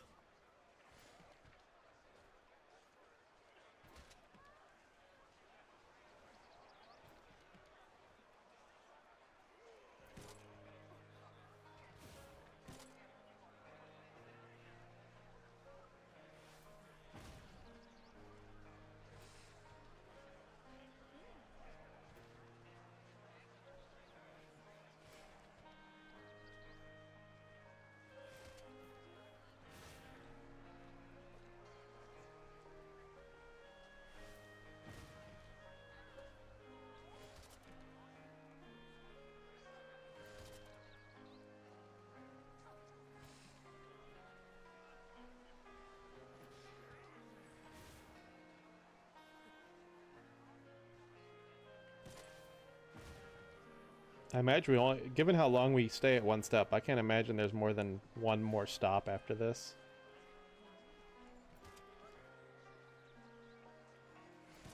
We haven't even traveled that far, like... What? Yeah, we started here, and we've pretty much just covered this small area. We haven't even, like... Calusia is much bigger.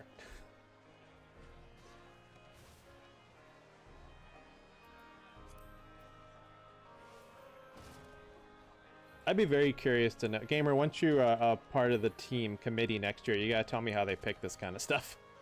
Asked, how strong is its bite? How many times am I gonna drop my pen tonight? How strong is its bite? It's got a terribly strong bite, strong enough to crack through the shells and worn down skulls, certainly. Ah, but it doesn't hold a single hard snap and then a release. It's a break your bones eye, but it'll let you go. As for the horns, I know I mentioned that they can charge you with them, but they prefer to save the things for menacing their fellows. Fighting off us, they'll bite first and stab later.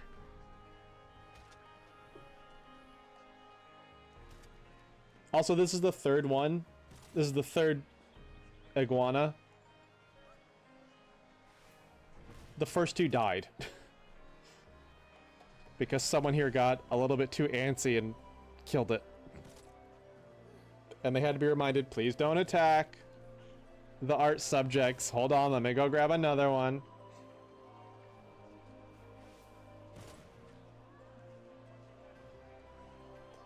Asked, does their diet consist of more than just snails? Snails make up the bulk of it, but they'll eat anything they can find they can fit in their mouth. The snails are just easy, plentiful, delicious things. But if you put them in front of a bird, a fish, a small person, they'll bite. Yeah, someone blew the second one up. The first one we had just gotten here, and whoever killed it said they thought someone had accidentally gotten aggro. They didn't realize that it was Ardbert and that it was part of the bit. The second one, I don't know what happened. I looked up and it exploded. And all I saw is someone said they didn't realize what they did was an AoE. Small person.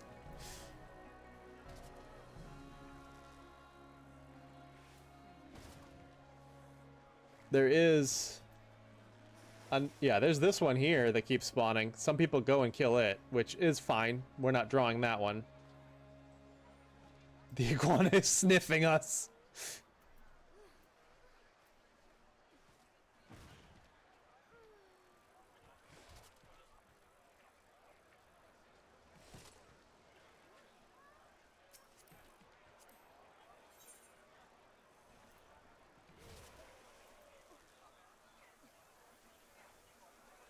You start jumping it. Yeah, I noticed that we haven't all, like, decided to gather around and beat the shit out of it with our fishing poles like we did the frickin' bird.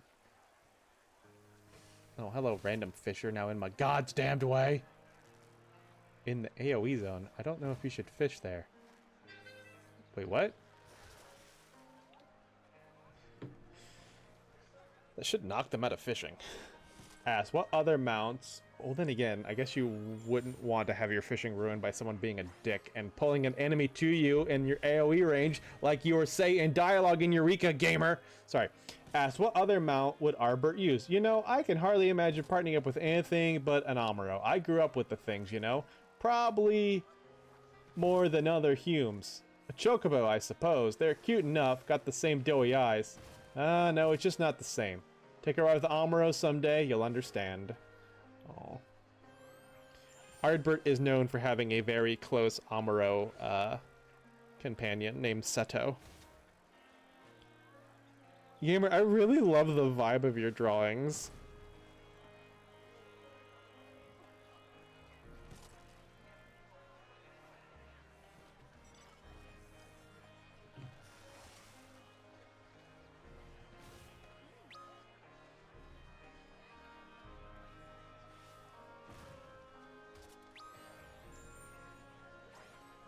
I'm feeling controlled, messy. Slay. Giving tea, or whatever the hell Angelica said that one time.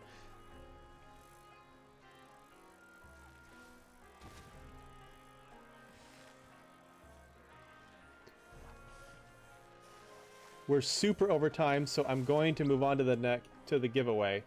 You know what's up next? It's funny, when you lose the sky, you lose the blue ocean. Except in these iguana who capture it in their hides. For 100 years, folks have been crafting little bits of sky from their skins. It's not so important anymore, I suppose. Anyone interested in taking a bit home? Don't even look. There's another beaver. Just take it. Take it too. They keep giving away beavers too. Prize is iguana goodie bag featuring the blue pixie parasol, a sun ray ray, an orchestration roll, and you guessed it, another sin beaver. Everyone loves them. The highest roll wins. Okay. So I typed /random. I don't know what I got. I assume I'm in there. Oh, I rolled a 27. Okay, I definitely am not getting it. God damn it. Beaver.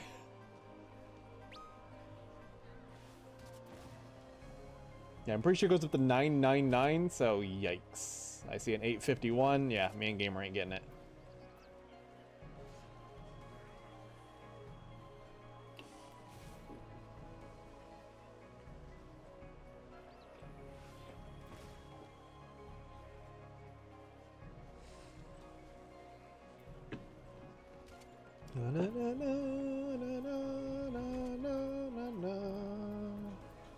I like this track.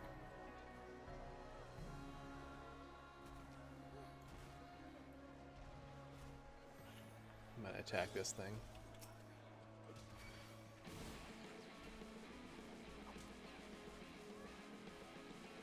See how many people join me. A lot of people are getting caught in the AoE, I'm sorry. Yeah, someone else is joining me.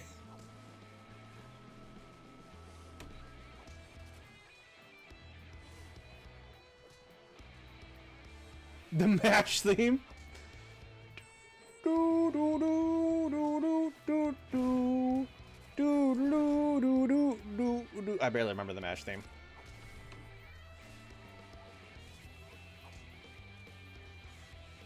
You're definitely over time and will definitely be going late.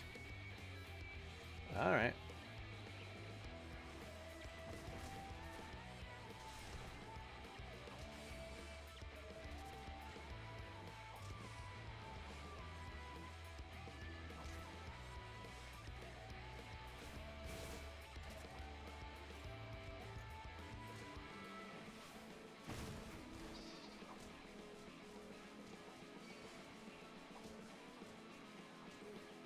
I'm not doing so well. It's not enough breathing in drip air for any of us. Let's get going. We're a long way to go for our next stop. Ardbert, please kill this one too. Oh, he's not gonna kill it. Yeah, let's get the hell out of here.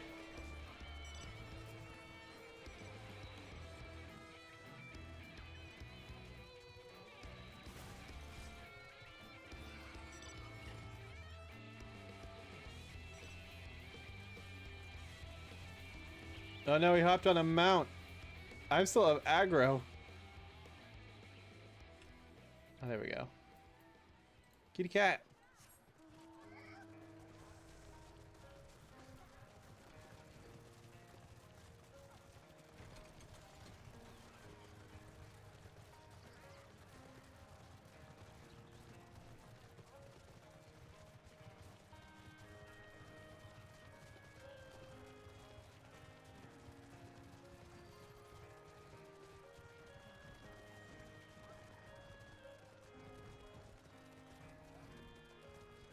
Depends your definition of beggar, but it's a beggar.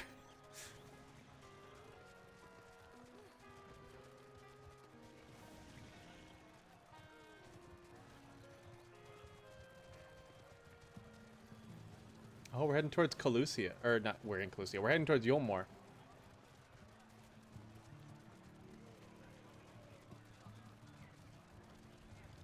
Oh, we're going into Yulmore. Oh, interesting.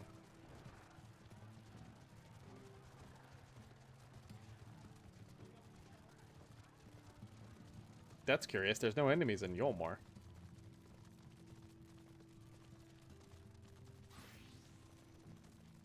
Running over the poor.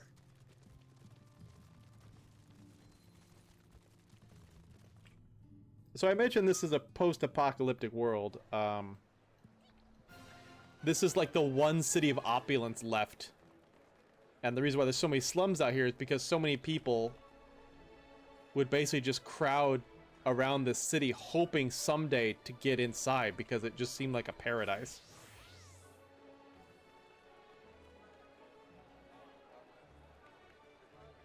Gamer, you're the enemy, but I already drew you.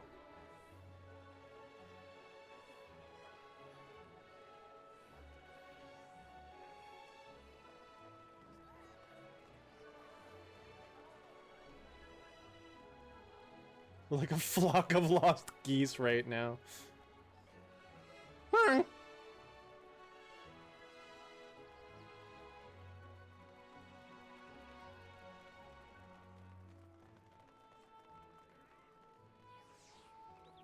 Looking for near raid train? What the fuck? That's gotta be unrelated. Someone said, let's go, lesbians. Oh, a Talos. I can't imagine that's on everyone's screen. It gotta be considered how far you are in the game, but story-wise that makes sense.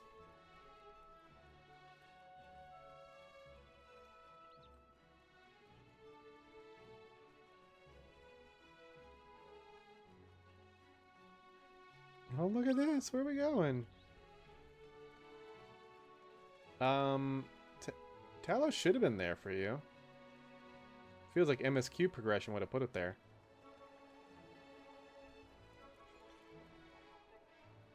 I don't think anything I did on the side would have changed that.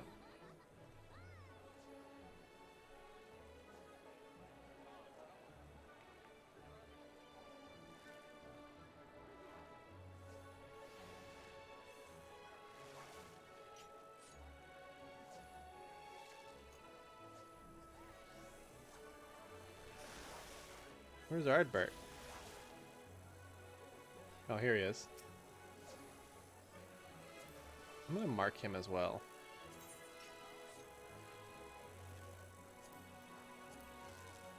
So he's easier to find.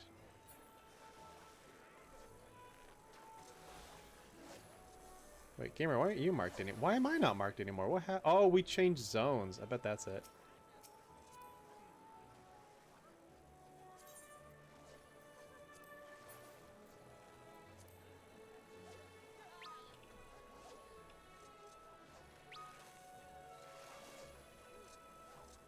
I gotta do this to mark myself.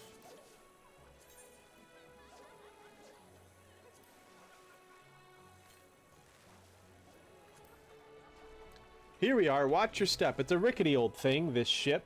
This is the Derelicts, and well, as far as the town goes, I think it speaks for itself. We're not here for that. We're here for the ocean.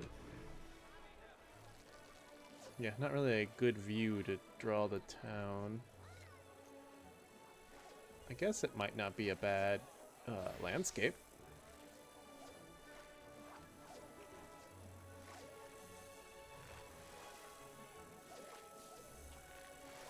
I keep finding my girl self. Hi. What up, girl me? Any of the bait left over from earlier to fish here. If you need more, you can trade.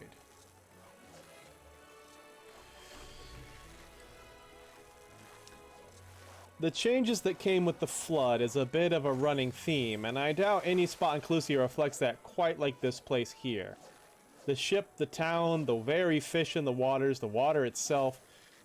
There was a time once when those airships up above could take you across the world, a time when there were docks and flights of ships coming and going at all hours.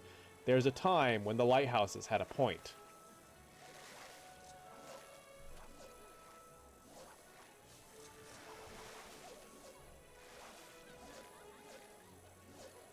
Yerkes. Squid strips, I have those.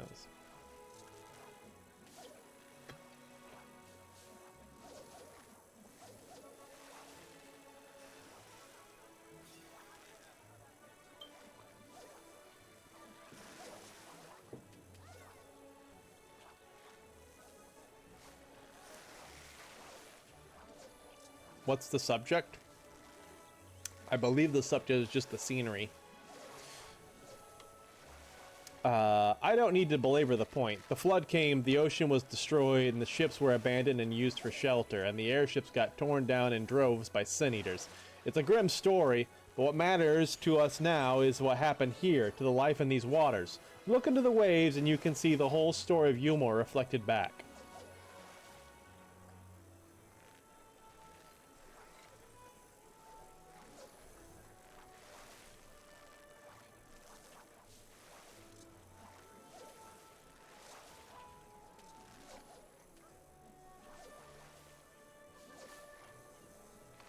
I suppose we'll start with the backbone of it all, the biggest change. Out of nowhere, after the flood, coral started to grow up in the Great Reefs, all on the coast here.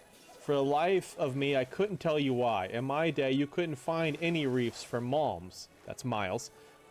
Could be that a few little coral polyps were pushed up out of their home by the flood and found refuge here. Who's to say?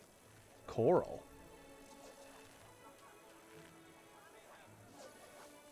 I don't see any coral.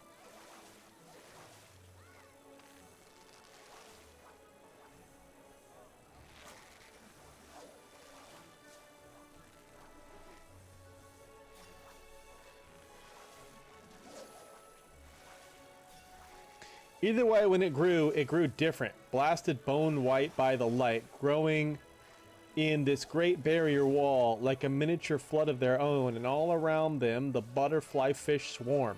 Yulmore's favorite decoration. Beautiful little things, like little flecks of sunshine in the waves, half of them native and half not. I'm surprised none of you lot... It'll surprise none of you lot that the larger flasher of the fish, the winged dames, are released aquarium fish from the wealthy elite. Oh. So yeah, people are currently trying to catch a fish called the winged dame, so he's kind of teaching us about that fish. This is, after all, Fish Fest.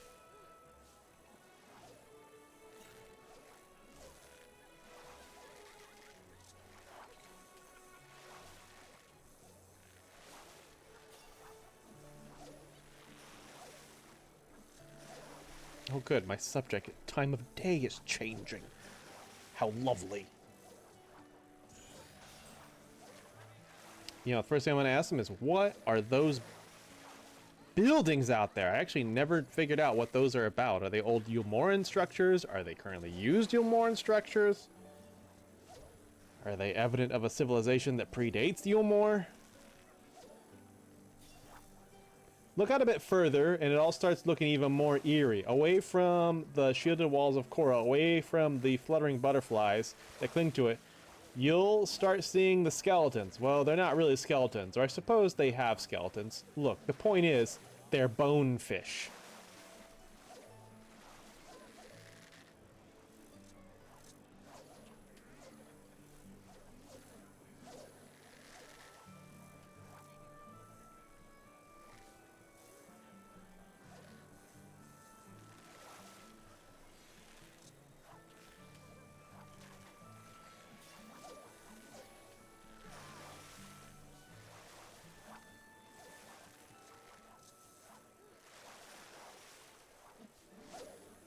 To be honest, they don't look all that bony, but they're right sturdy little bastards, and strong as they come. So strong that catching the things was a favorite sport before the flood.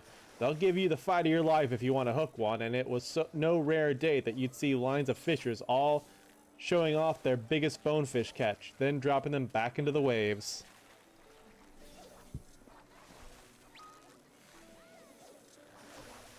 Game got bonefish! It just looks like a damn fish. These unappetizing specimens proliferate in the derelicts, where residents have little choice but to scrape what flesh they can from them. Ooh. That's right, this place is depressing.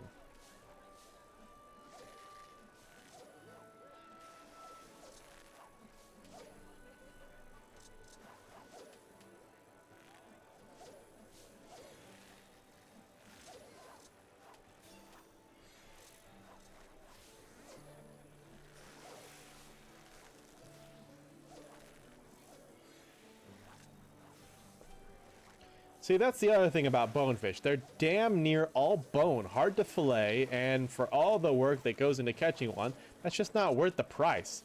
The whole joy is the hunt, and then letting the little devils rest in your hands until it's feeling sprightly enough to swim away. Folks around here eat them only when times are their worst, which, well, they spent 100 years in the worst times. You know.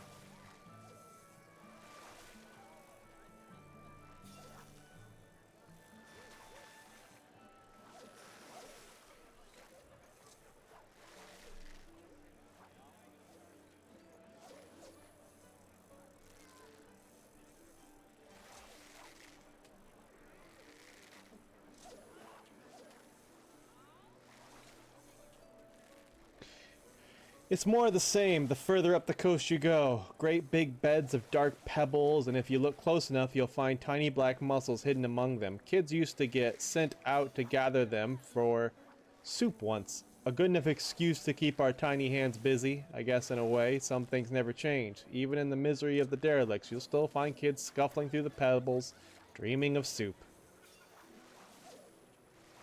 God, I want soup.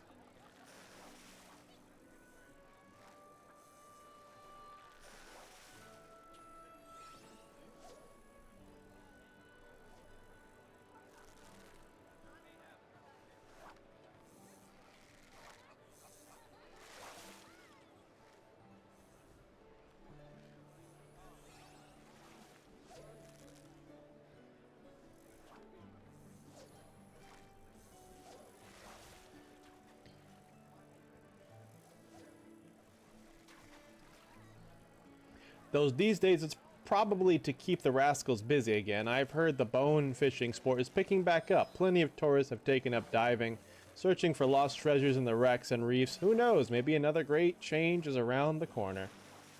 You're gonna be stupid and fucking chuck it!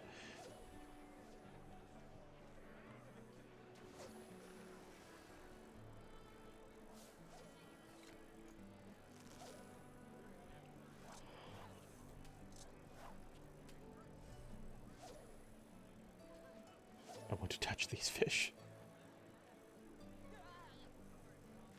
Any questions? Suppose let's go without saying. Catch something, let me know. There's a whole lot more living in these waters I haven't even touched on. I have questions for her.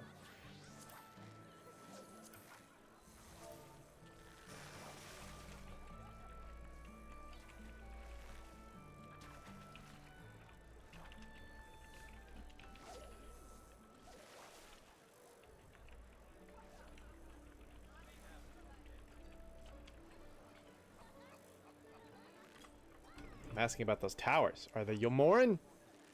Are they abandoned? Or did they predate Yulmore? Are they some older civilization? Arbert, why is the ocean haunted?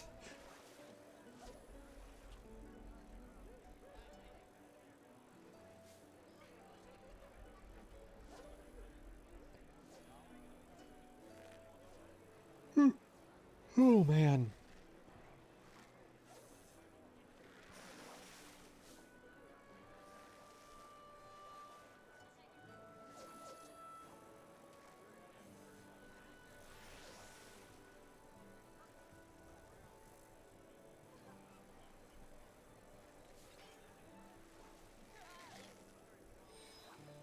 Is the ocean edible? Is the ocean soup? It contains ingredients. It contains fish. It contains plants. It's seasoned with salt.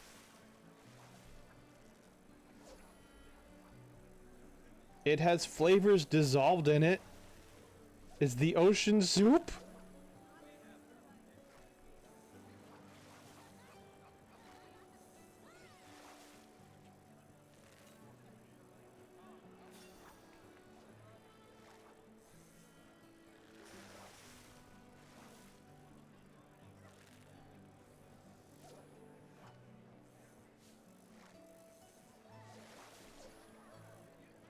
Someone said you can eat anything once.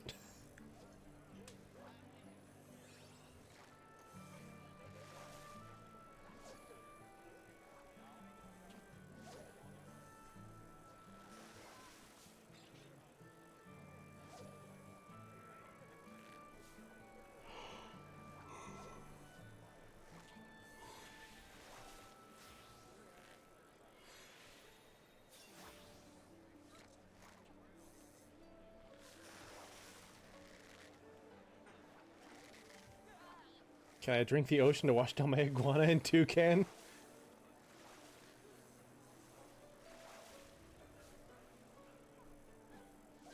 And my robot fish?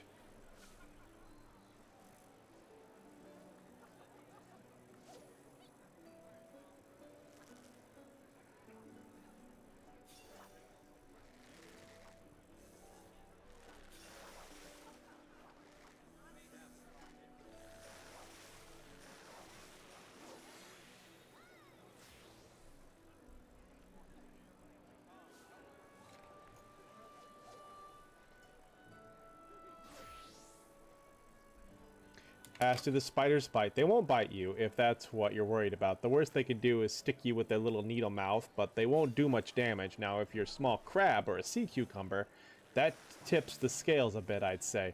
They might not bite you, but they stick their mouths in their prey and drink them alive. You're safe. Must be discussing some other fish that are being caught right now.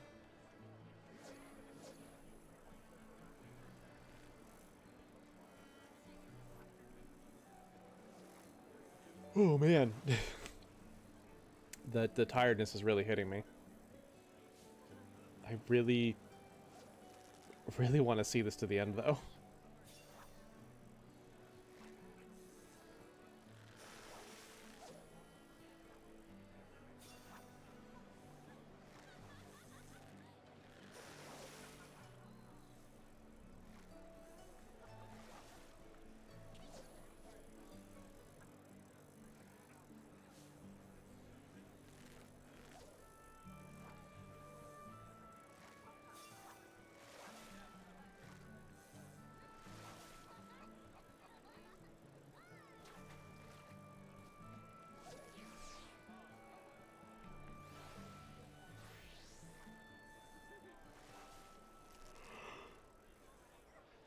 Oh man. Maybe I should go grab a Mountain Dew. See if that helps.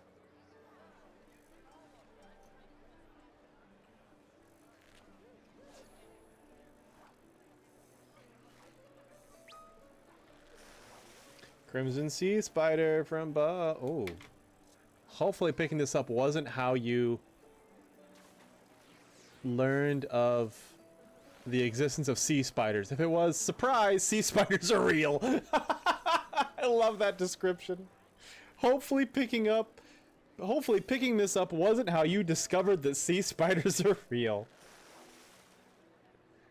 If it was, surprise, they are. Should not have used my hands.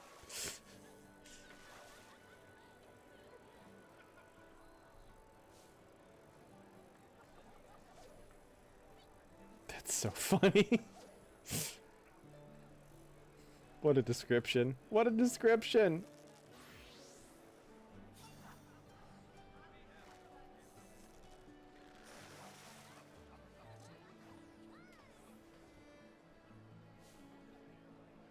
I'm hearing people teleport away. What's that about?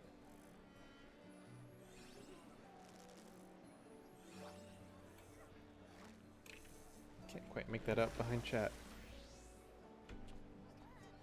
I see.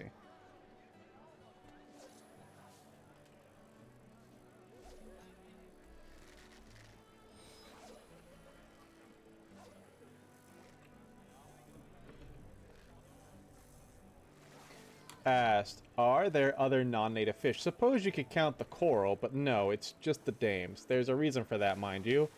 They dumped plenty of the aquarium fish, but the dames were the only ones that could fit into an existing niche. They slipped into the schools of butterfly fish and didn't make much of a dent.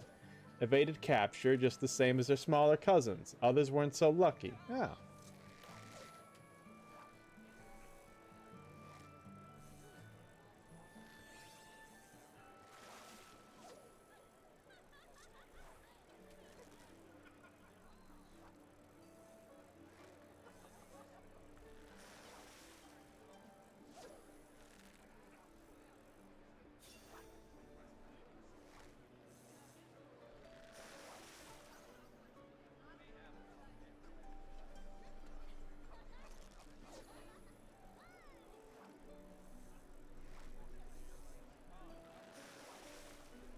I'm actually kind of glad that it's nighttime. The daytime Yulmore theme is a bit much.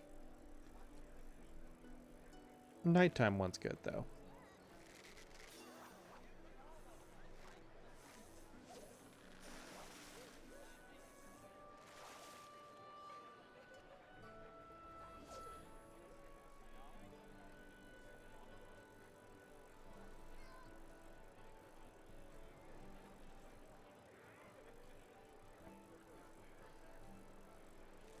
So yeah, it seems like this Ardbird guy isn't even like a member of like the Fish Fest community. They just contacted him and asked him to do this, so I wonder if he's just kind of well known in a certain server as like an Ardbird aficionado and cosplayer. Why is the ocean haunted? Why is it? I feel like you're asking the wrong person. I mean, 9/10 of the thing got destroyed, and it's just light all the way down now. Moms upon moms of solid light in a wall, and every tiny fish or great Ondo soul frozen in it. Everything we never even saw. What else could you call it but haunted? Oh.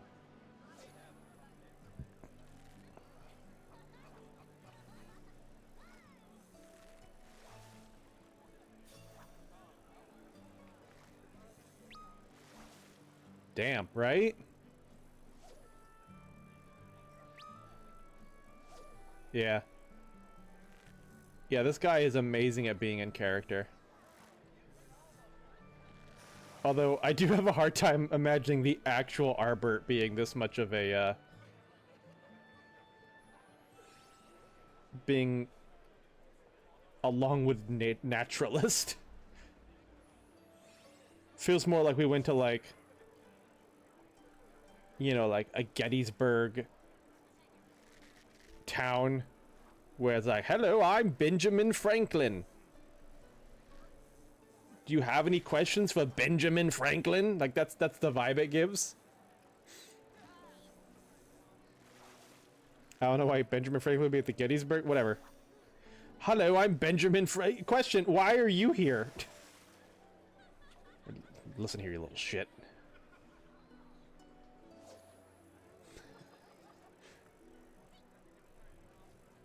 I'm in pain.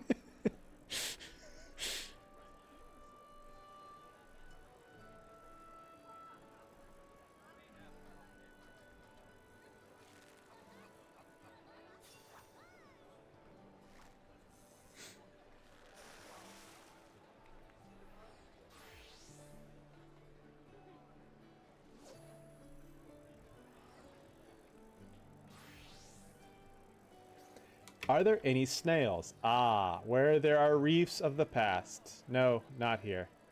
Oh, were these the reefs of the past? No, not here. The old reefs used to host sea snails, the likes of which you'd never imagine. Creatures with a poison so strong they could kill a man in seconds, stinging with these tiny needle-like horns. But they're slow and didn't make it out this far. It was only their coral home that escaped. R.I.P. snails.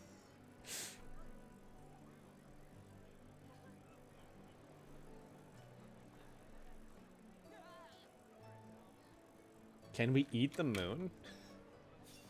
Where is the moon?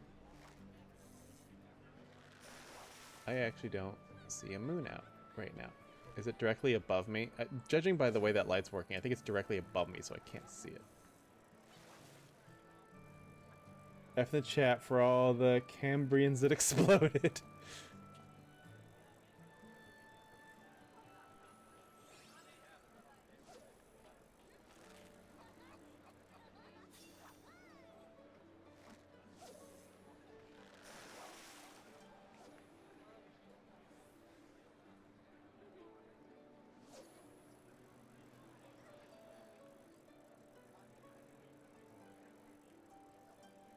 Ask him if you can eat the moon.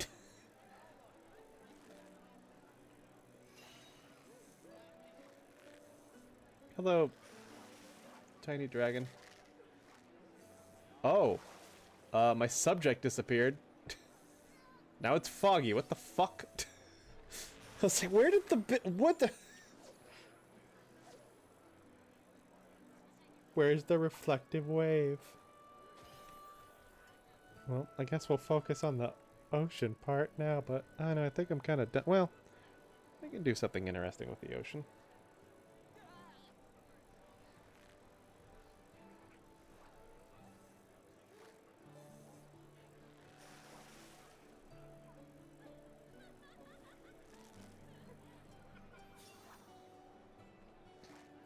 Asked, what can't we eat? Well, now you're asking the right question. The spiders, for starters, there's really not a thing about them that's worth eating. Bit like eating a flexible twig, and half of them are poisonous. Wouldn't recommend taking a bite of coral either, unless you're looking for a quick way to break your teeth. Though, knowing you lot, that's just encouragement. Hey, Troy Plays! We're doing a little bit of a nature drawing right now in Final Fantasy XIV. We're on a guided tour. How goes that for? It goes pretty chill. We're on a guided tour as part of a big community event called Fish Fest. Which is why you can hear the sound of reels, because people are absolutely fishing right now. Crunchy. They're calling it crunchy. Crunchy. Crunchy. Everyone just, yeah, everyone just responded as crunchy to his last thing. He's like, crunchy. They're calling it crunchy.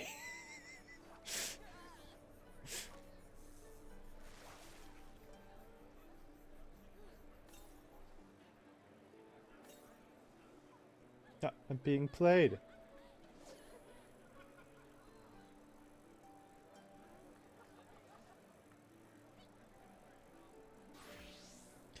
You might be wondering, what do you draw? I swear, the fog just rolled in. These buildings used to be in this shot.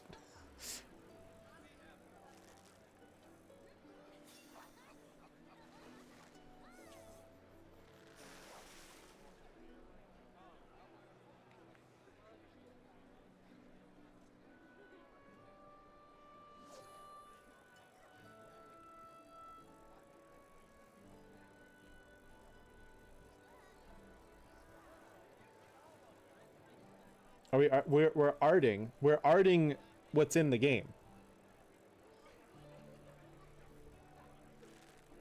We're on a little nature walk where we draw what we see. So I'm drawing this sunken ship and what used to be an island in the distance before the fog rolled in.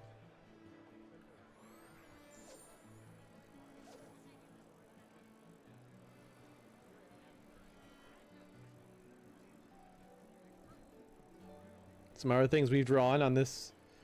A lot of times they've found enemies to draw attention and told us about the enemies, the native animals, and so we've been drawing those.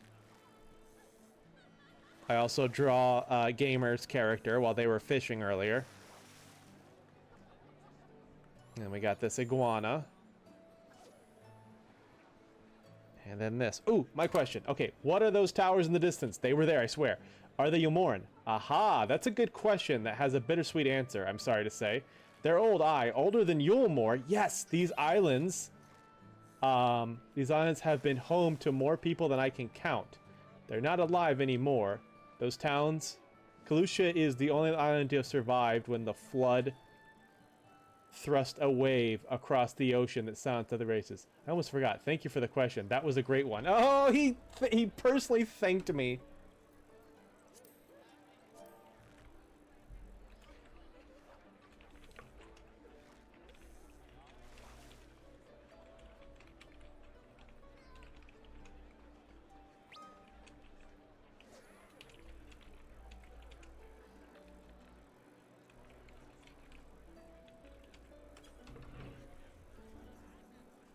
It becomes cloudy the instant you ask about something far away. Classic nature party. By the way, Baker, I'm not liking Windows that much anymore. It crashed on me 3 times yesterday and even blue screened me, all because a Windows oh god. Dude. I'm definitely... Yeah. It'd be a huge pain in the ass, but someday I just want to go to Linux, man. I'm just so done with fucking Windows.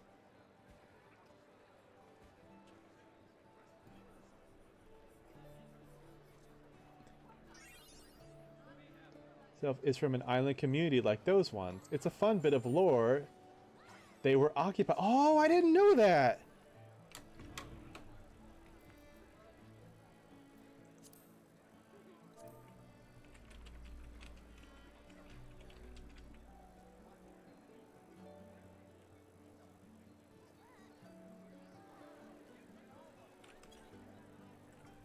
Alright, I'm not looking behind me, and there isn't another one of those damn beavers. Listen, if any of you lot want to fit this into an outlandish city, you want to learn all the things I didn't, fine manners, that sort of thing. Anyone want to take a crack at fitting in with the elite, then please take the beaver away.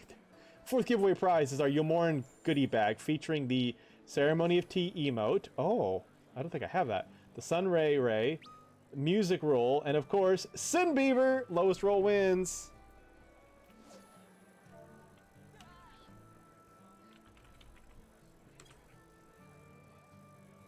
I got, oh man, 693. That's pretty, yeah, nope, I'm not getting it either. Man. These giveaways are really cool though. I want the things. I want the orchestration rolls. 694. 2? Someone got a 2? Someone got a 2? 2 people got 2?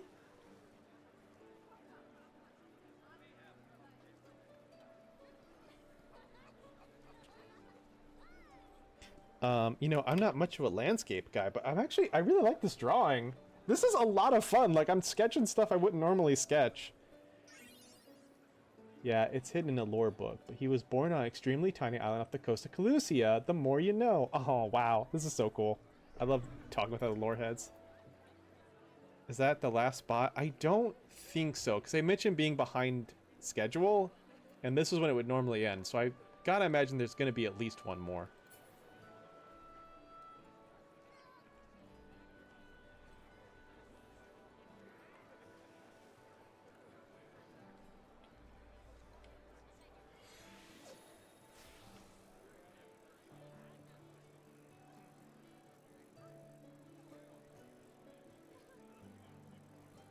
Yeah.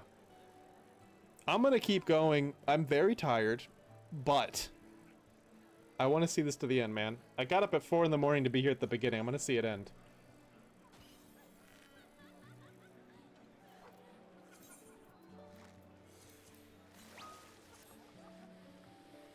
You're also here with me. Yeah, me and Gamer have just been together like all day. It's been great.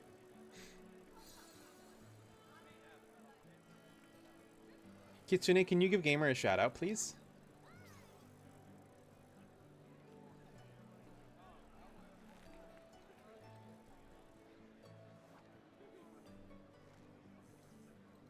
Yeah, for Troy Play's benefit. This is who has been talking, is that guy there. He's our guided... Zunk! Nice shades. You like these shades?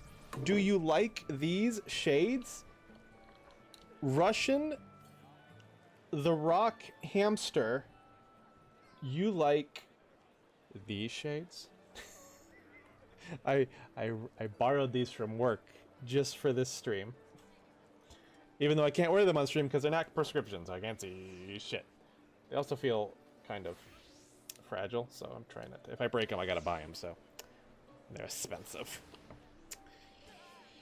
Guys, go check out my son, the Gamer Boy. They were live all day today doing this Fish Fest stuff. I was there too. And they want to do more fishing stream stuff. Yep, there they are. Whoa, the jiggle physics on that one titty. Thank you for that, Gamer. Perfect timing on that shout out. You're like, come watch my stream. Left boob waves at chat. Anytime?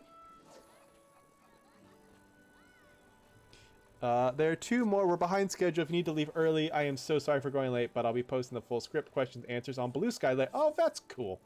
Let's get moving. This place is recovering. But I have to admit there's a cling to it, a haze. I'd rather not stick around if it's all the same to you. Besides, fair way to go. We'll be leaving the derelicts. Please allow a minute for any very slow computers to load. Oh, that's nice. They thought of you, Gamer.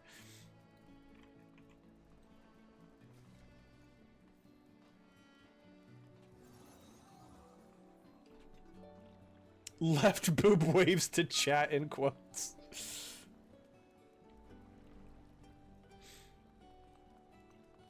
I'm not crazy though. You guys saw that boob jiggle, right? Oh god, that's another quote too, isn't it?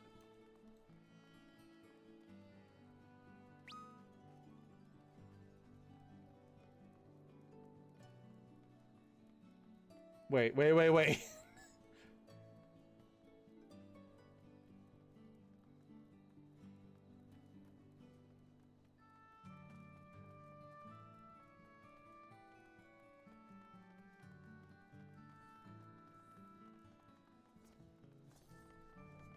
Waves to chat, quoted to left boob.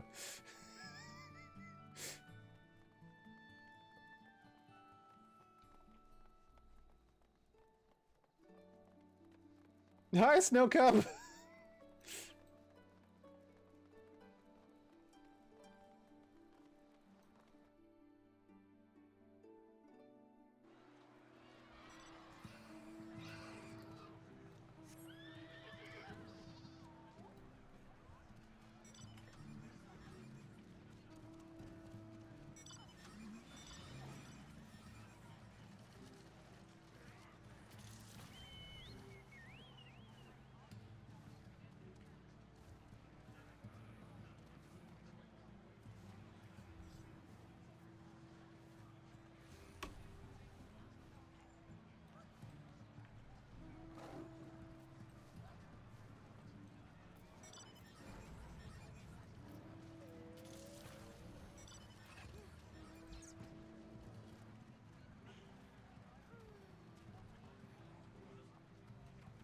I'm free of load. Wait, is Ardbert son with a slow computer?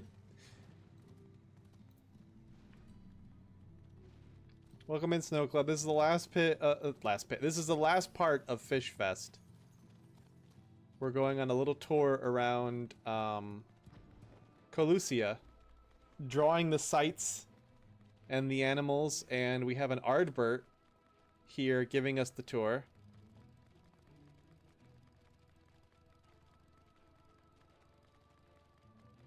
answering all our lore questions. Big. Oh, I'll show you more of the cat when we get there, Russian. I got 2 other emotes on this cat. Are they prescription glasses? Not the ones I'm borrowing from work. Hence why I'm not wearing them while actually streaming. But we have a system at work where you can borrow a pair of glasses for like a week. Free of charge, no questions asked. Trying them out because you want to buy them yourself? Cool. Just want to have them for a trip? Awesome. Wearing them on stream like a weirdo? Yep. Another one of these iguanas.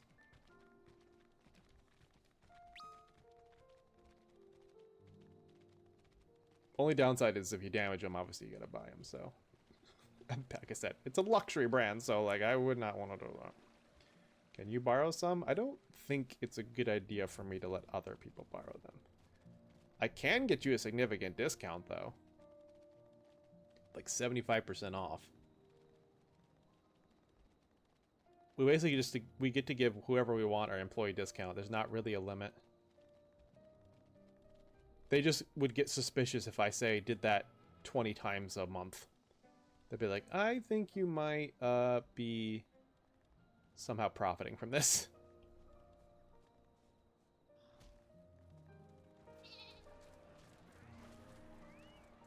Oh, Gooboos! Oh, Malmustache. Serves it like 200. No, I'd be more like 50.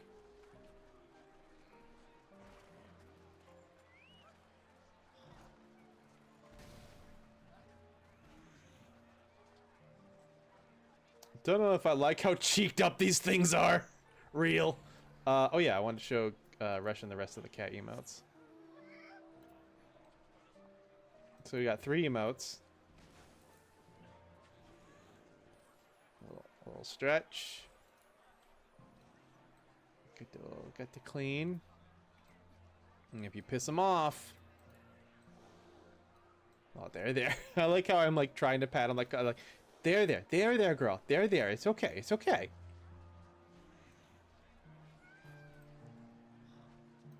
Okay. Ah, here's a familiar face. If you've been following my trail through the first for long enough, you might remember these floppy fellows. Forgive me.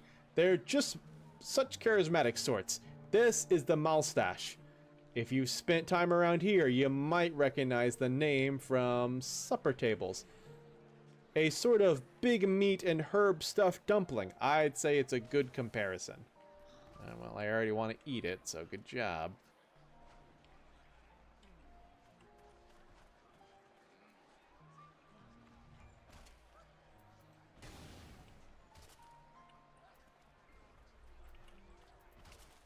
This is a great spot. This is a great spot.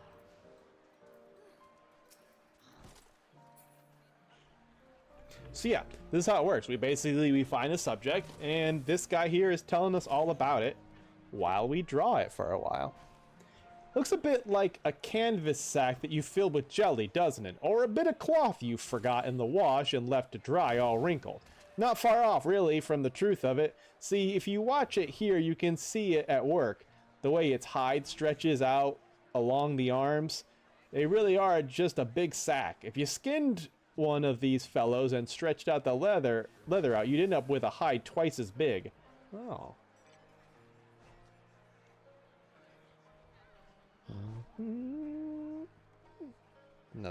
I like this track right here.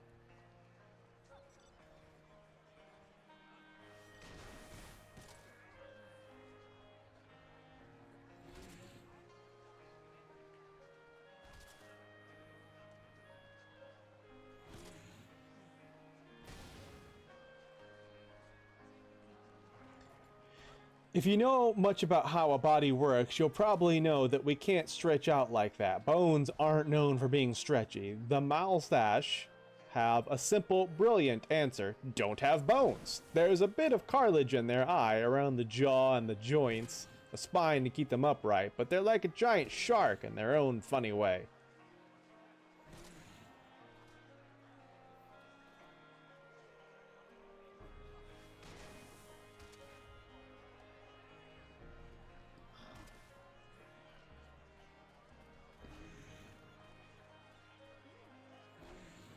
What?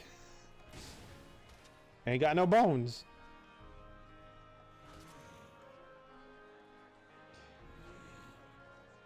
It's even in those nasty looking teeth. Suppose you're a giant brute with a jaw made of cartilage. You'd be losing the things nonstop, eating so much as bread. Well, these big sacks eat their weight in crabs. With a diet like that, they're always growing in new teeth and dropping them out, lining the whole coast with shores with little razors. Ooh, cute.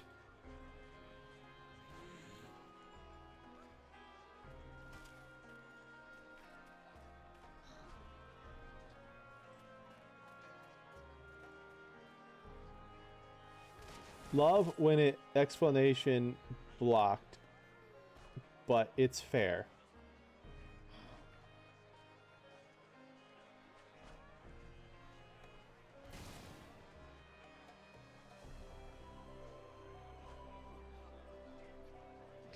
Of course, to get anything past those rows of teeth, first you've got to catch their prey. That's where those stretchy arms come in, and that wilted-looking cloak of moss. Used to be that cloak was a drape, shaggy, lush things.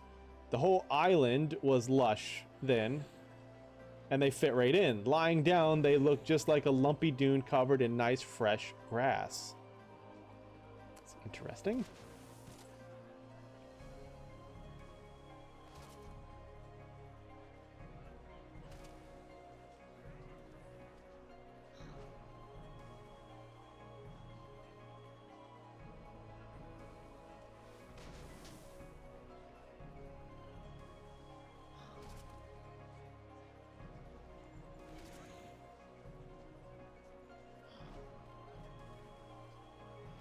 It's a tempting sight for any shore critter hoping to find some shelter or a quick bite. All the mustache has to do is lie down and stretch out those arms and wait, then lash out like a whip and pull their poor meal right into that awfully gaping maw.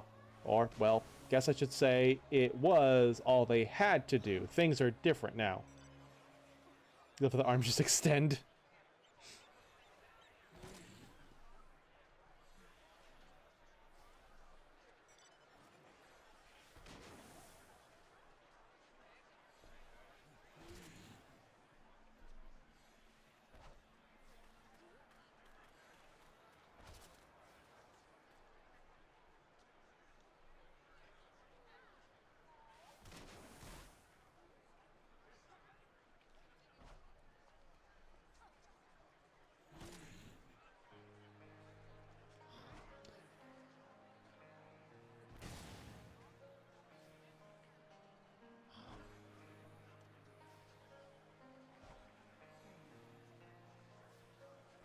I see.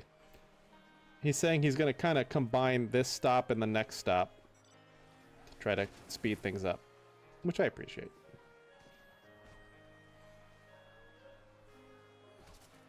Back then, they were mild-mannered things. Oh, damn scary to look at, but you could trip over things and they just give you a look.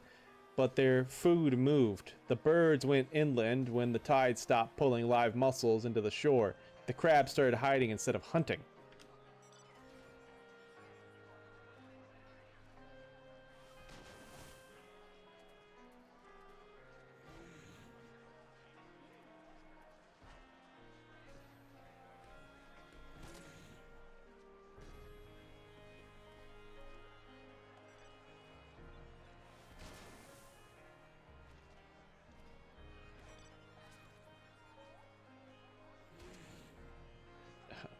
My drawing is scarier than the actual monster. What the fuck?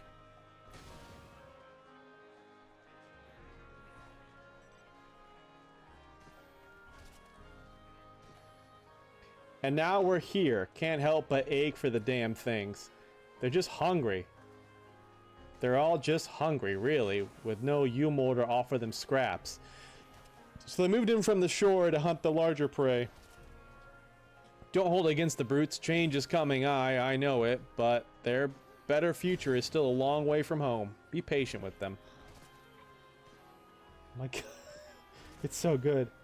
Because you make it smile, not open mouth. I'm not trying to make it smile. It's supposed to all be lower jaw. Oh, weather changed on me. It's all supposed to be lower jaw down there, not like a full row of teeth. But it does look like a smile. It's just hard to... Here's gonna get eaten by the monster. I'm fine. Ardbert will save me.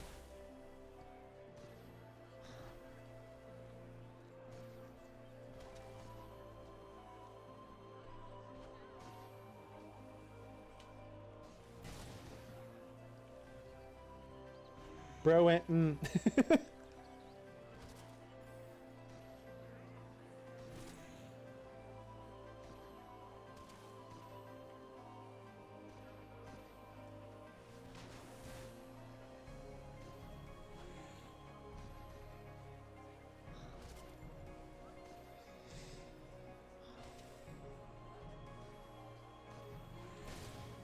Show the inner tongue. Yeah, to open the mouth more.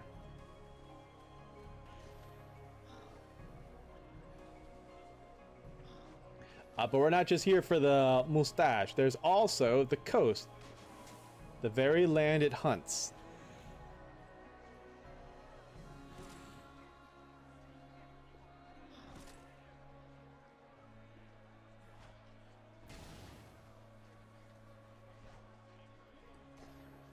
Tears.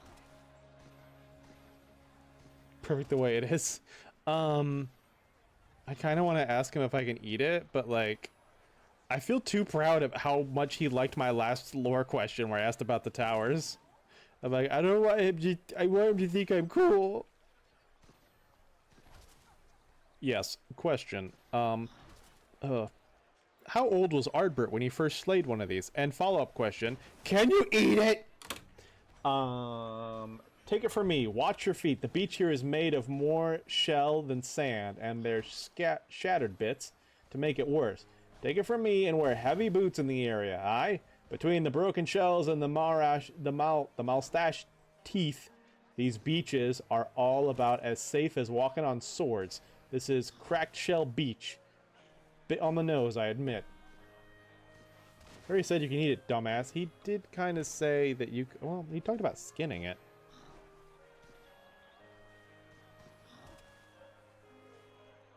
Okay, someone just said feet ain't free, so that's curious.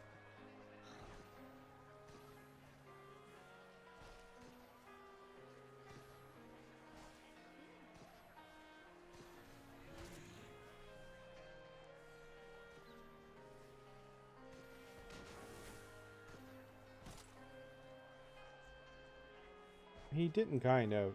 You said you may know the name from dinner tables. Well, no, what he was saying was that it has a similar name as a stuffed potato dish. Because it resembles a stuffed potato dish. That's not why we're here. I feel... Wait.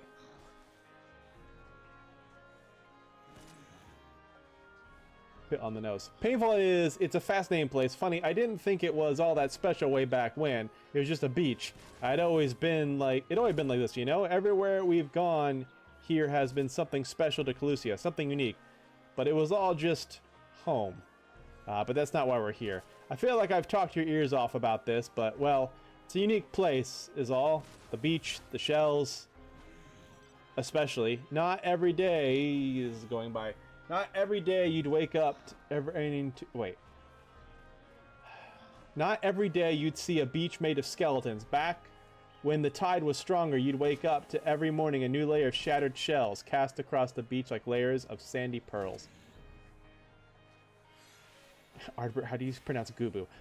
It's all a bit slower now. The tide's just a trickle, and the great waves that used to crash against this coast are all but ghosts. But you can still see the source of it all.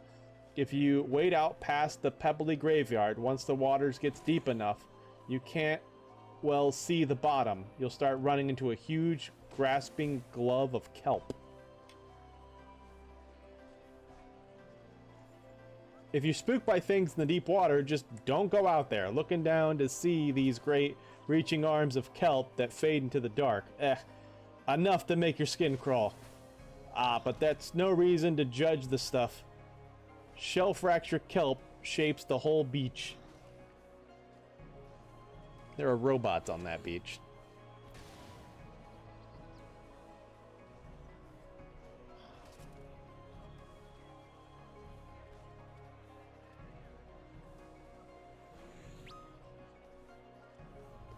Oh, Cameron's got the kelp. A variety of leafy kelp grown to incredible size off the southern coast of Calusia. Uppies. The name spoils the surprise, I'll say. See, the kelp prefers to dig its little grabbers into shells and clams to keep steady. Hold fast, not roots. Holds fast, not roots. They don't have roots because kelp aren't even plants. What they are is damn good at growing. Give a bit of kelp enough to eat and a good cold day, and you'll see it sprout up some 18 ilms before the day is done. Ilm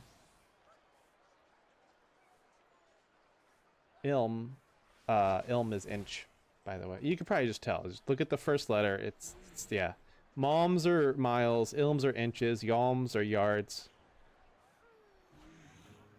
I don't know if there's one for feet. Hippo, I think he's asking if Hippo's crazy for wanting uppies from this thing. We're all mad here.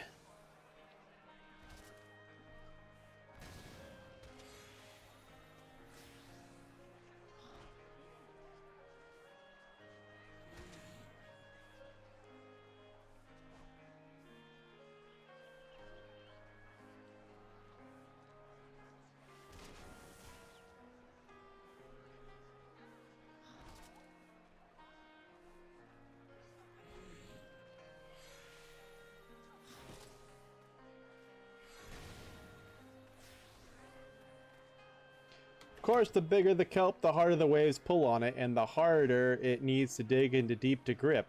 The things grip so hard they end up shattering the shells that gave them purchase in the first place. Bit of a bad deal for the clam if you ask me, but it's the end of both of them at that point. The clam breaks and the kelp drifts to shore to be eaten by anything lucky enough to find it first. He looks like he gives great hugs. It's when you're brave enough to dive into those waves that you really start seeing the kelp for what it is. It's a food for us, aye, and a killer of clams, but it's more than that. It's a whole world on its own, a thriving forest where every which way you turn there's a little leafy sprite swimming around it. Sea dragons. I suppose the first has always longed for dragons. What is that? Oh, interesting. Always longed for Curious. Weedy sea dragon. This ocean dweller could easily be mistaken for a clump of fallen autumn leaves. Can you please send me the art when you're done? I will put all of these in stream sketches. If not tonight, then tomorrow. I might immediately go crash the fuck out after stream. I'm so tired. I don't know if I've mentioned this since you've been on Russian. I've been awake since 4 in the morning because that is when this whole event started. Gods, here am I still talking about the kelp. Did you know that there are giant turtles in these waters? Well, not really turtles, but they fit the bill well enough. They're called hinodas. Huge, wide-shelled things that flourish with the end of the tides. You'll see them out here now and then, where they drift up to shore, fearing the weather's turn.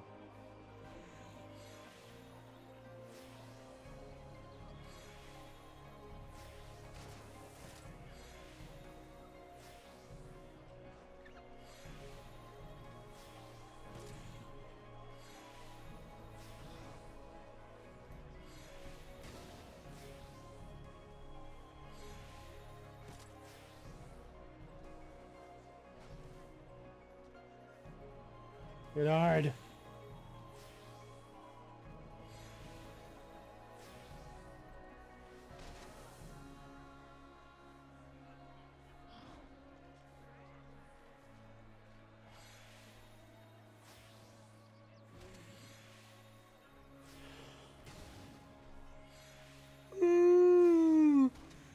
Fuck.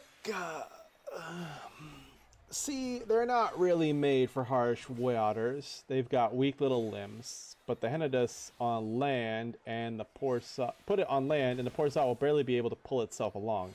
It needs the water to stay light, but a big flat body like that gets thrown about like a kite in the wind once the waves get going. Now, with the water so still, you only see them when the clouds start gathering, preparing for a storm.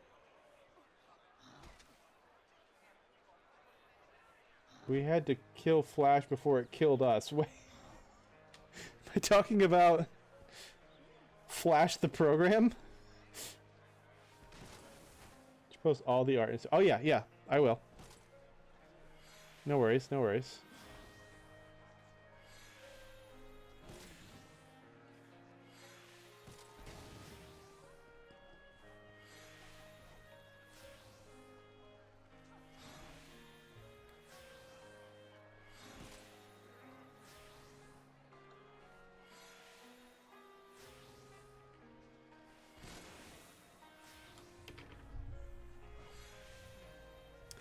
It's a bittersweet bit of fun seeing them now. The storm will never rage like they did. There isn't enough ocean to feed them, but somehow something old in these creatures remembers. I have to wonder then. Come another 100 years, 100 more after that, if Eden will have given us back the sea. In so many years, some little hatchlings will know to swim to the shore.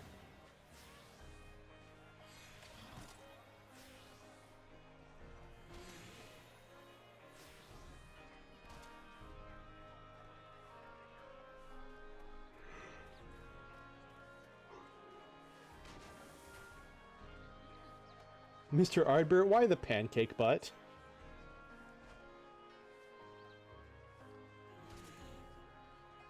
Well, that's enough of that then. Any questions?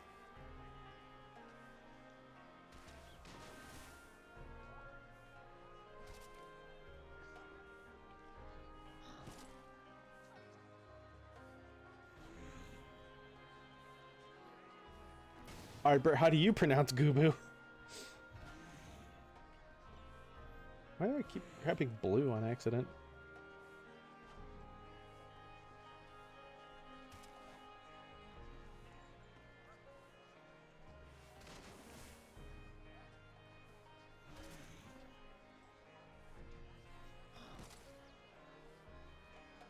I think this is the last stop now. I think they were gonna go like, here's the Gubu, and then here's the beach. But oh my god, why are there mechs? Why the mechs?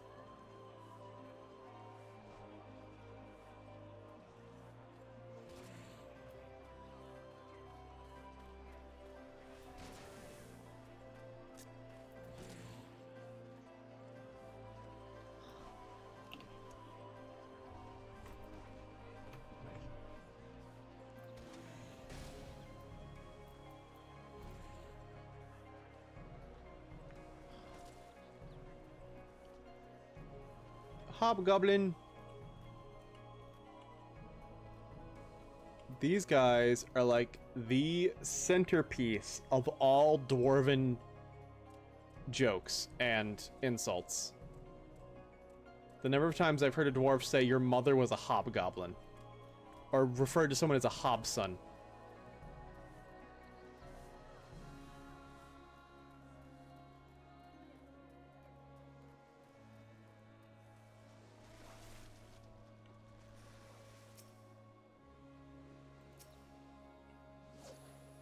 I find it really funny that this guy who's cosplaying one of the raid characters is just here hanging out with Bo, considering I know gamers' opinion on the design of the two raid characters, and it is not positive.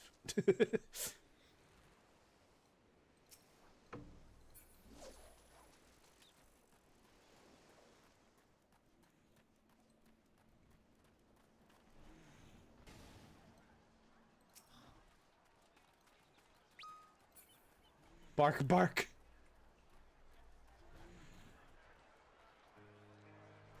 I did not ask him about the flat ass. I'm sure other people are asking about that ass.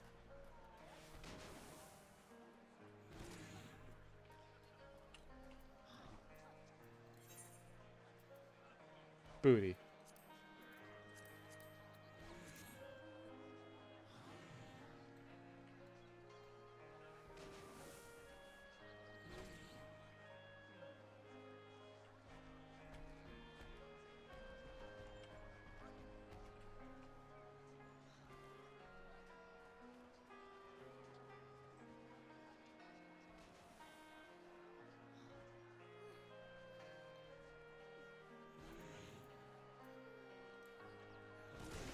Oh god, I sneezed on these people. No, look, here's the pink one.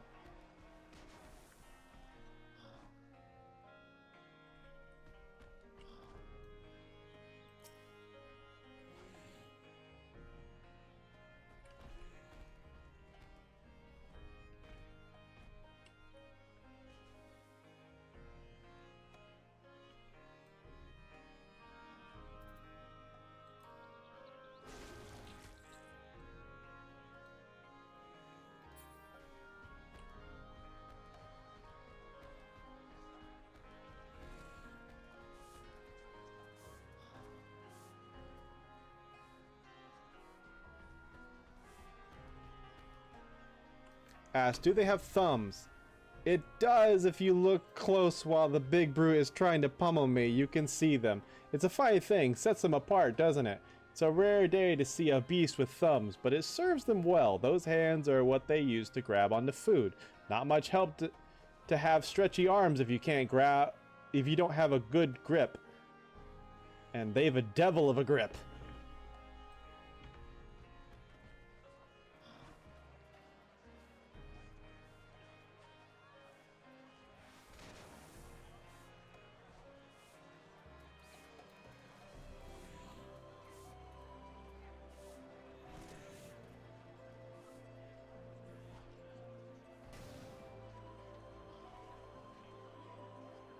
Add thumbs to your art? Yeah, you got thumbs.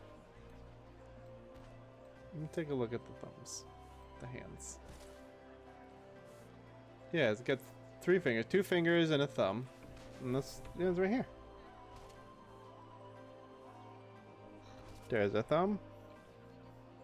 And there's a thumb. Add more. Add more thumbs.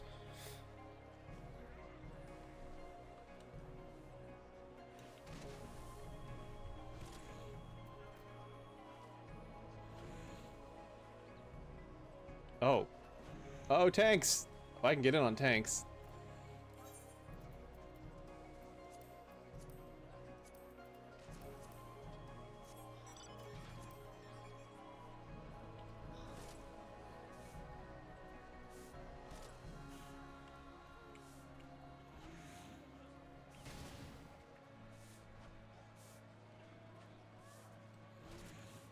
Cool, but now draw with more.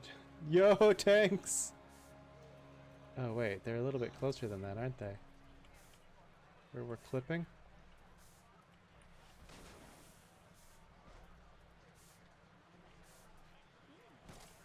There we go. That's unnerving.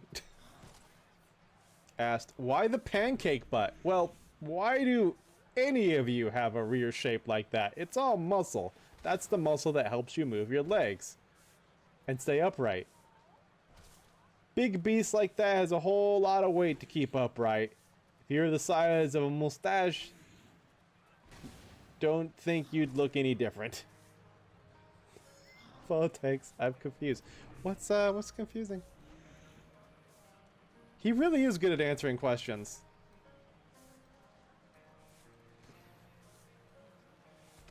Is that Grahatia? That is Grahatia. Hi, Grahatia. Another NPC in the game. Just straight up Grahatia.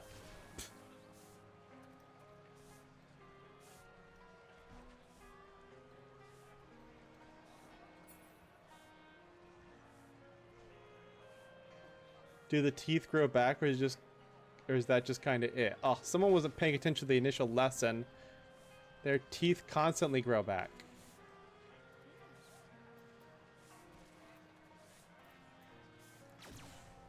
Fire! But as I said, the dwarves made this tank, and the dwarves have a thing for frog text, so you can kind of see the frog eyes on the lid. Also, it's got little grabby hands. Also, that Lala's on a fucking wolf.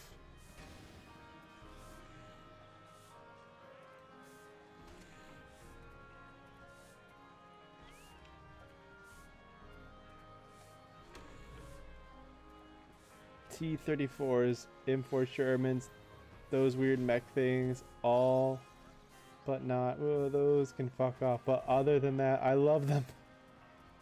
I really like the tanks.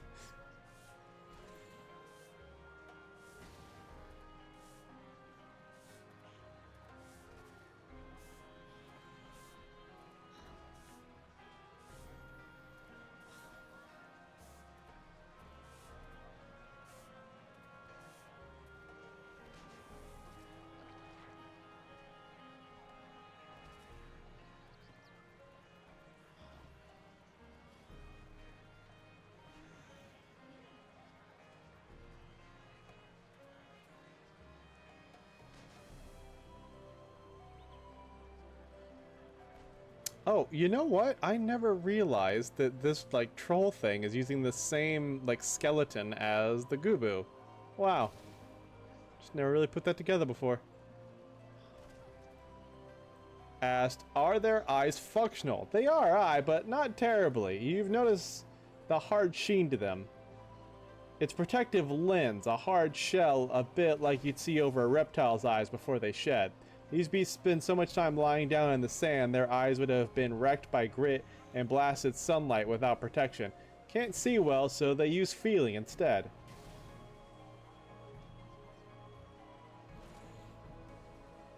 Master of Disguise. Yeah, you see that a lot with this game a lot. I mean, there's just so many assets in this game, right? It's a huge, huge game.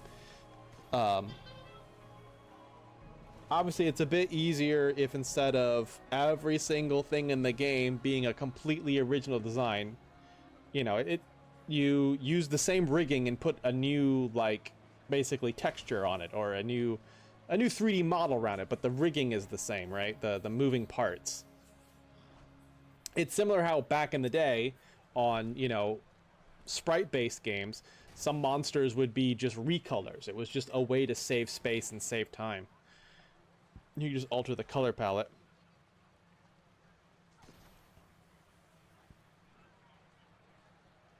Oh. Oh, gamer, your fucking ship is so cool. Your Koopu is caked up.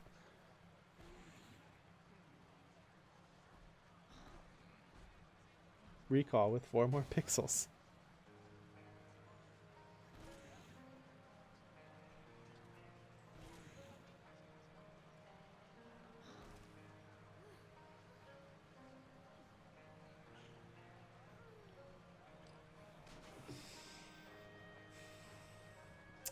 Asked, how is a gooby formed? Well, a bit like any other animal. They don't lay eggs, if that's what you're wondering.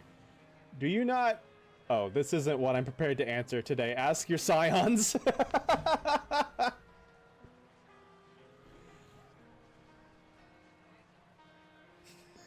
you asking how babies are made? I'm not prepared to answer that.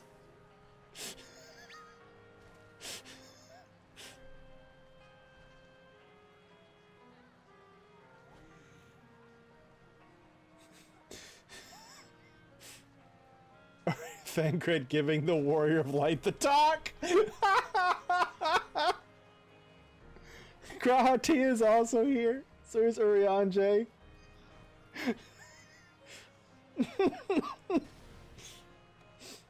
Fangrid giving the Warrior of Light the talk is so funny.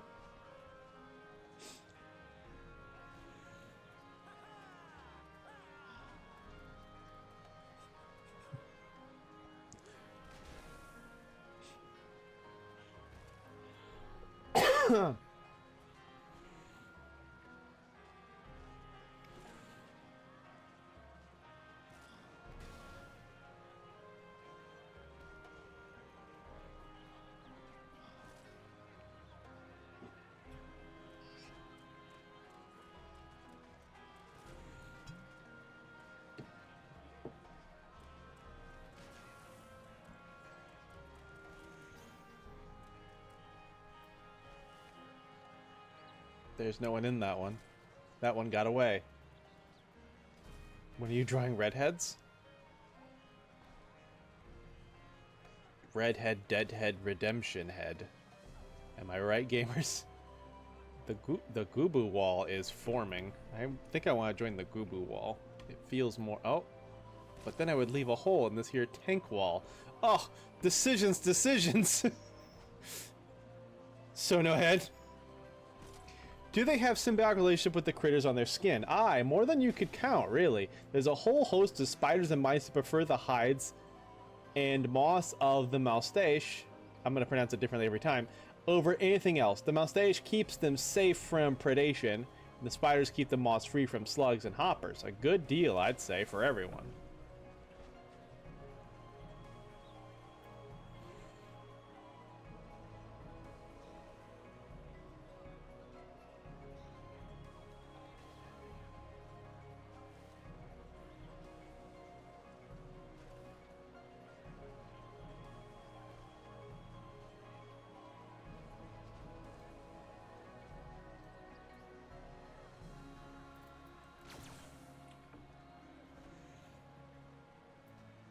Sometimes you just need to open fire.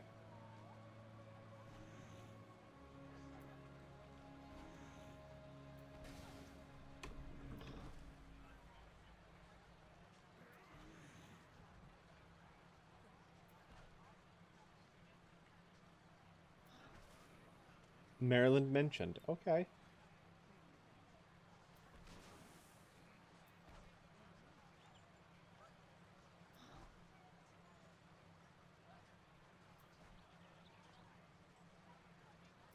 Do you think the first has Old Bay seasoning?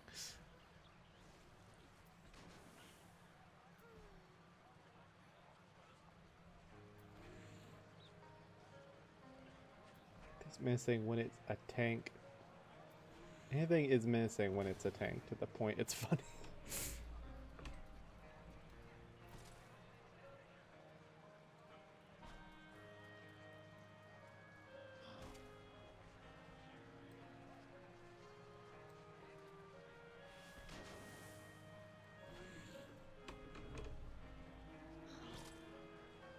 Why is my tank booty shaking? Oh. Have there been tamed mustache? Huh. No, not in many long years. There used to be, long ago, attempts anyway. Seems like a useful sort of beast for hauling freight, and a great deal of folks are delighted by their gomless charms. But not since the flood, no. It's hard to tame something poisoned by the light. I wouldn't try. The idea of watching a frog take lumber over a wooden, like, cover wall. But the tank is a frog, like, there should not be as threatening as it is. Especially with the little grabby hands. Oh, wait. The other tank left. I feel comfortable leaving the tank wall and joining the Gubu wall with the other Gubus. I'm gonna go pink. I'm gonna go pink.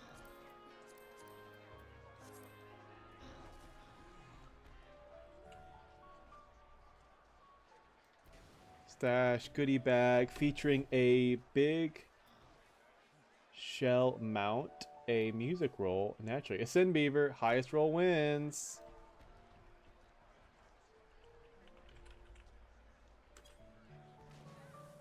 $197. I'm sure there's higher ones than that. Yeah, I see a 642.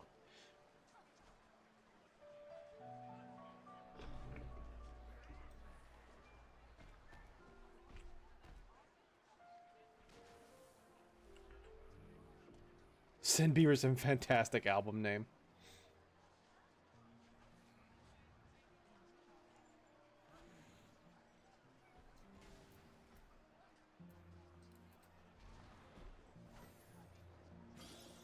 Happy Easter, everybody. This mount is actually from the, not the last one, but a previous Easter event.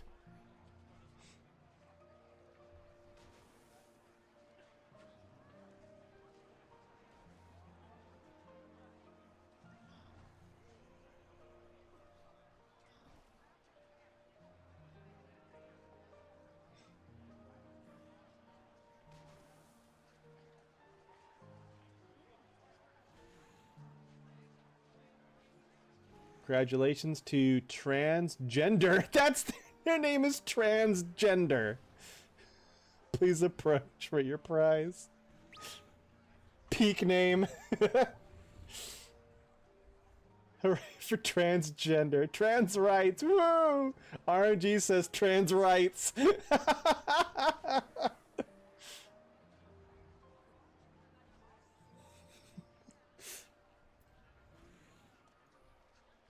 We didn't end up with time to talk about transgender fish today, but look up Humphead Ross as a treat later.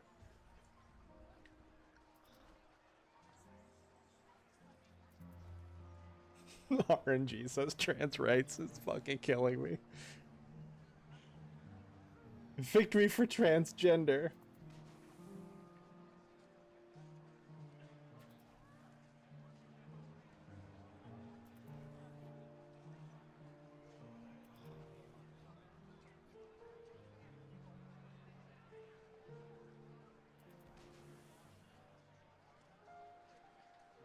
Ardbert says nature is full of trans fish and animals and people. Nature is beautiful. Yeah, real.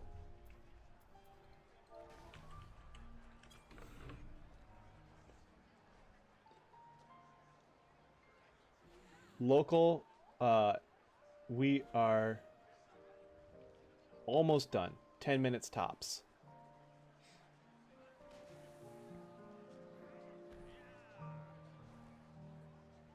Here's the thing about the ecosystem like this. It's quite fragile thing. Doesn't have a whole lot of big predators left, really, which means when something moves in, it can throw off everything. That's the case with this enormous crackclaw. Came in from the Tempest. Take it, you'll do everyone a favor. Aye, there's a beaver too. I'm being punished, I think. Our last oh, it's another giveaway. A mount, and yeah. Lowest roll. I got a 15. That's pretty fucking low.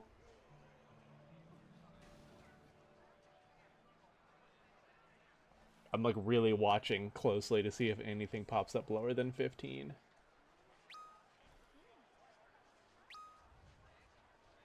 God, I hope I get it. That would be so cool.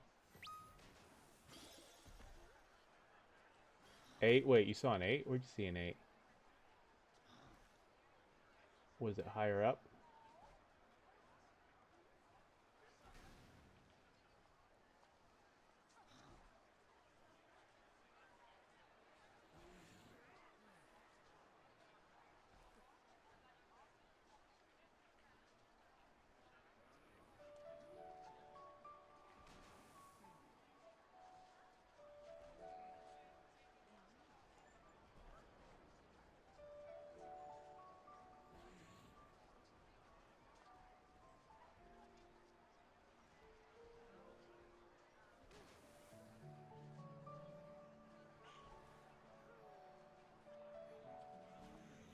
I'm like so focused. I'm not seeing many more randoms come in.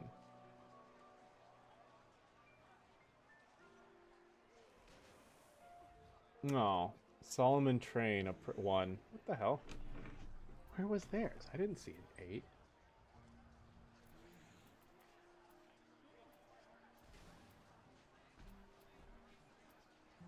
I got 15. 27.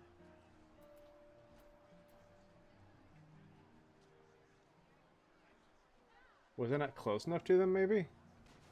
They didn't show up in mine? We don't have a final full stop. But we'll be going one last place for our outro. This is a 5-minute stop where we say our goodbyes.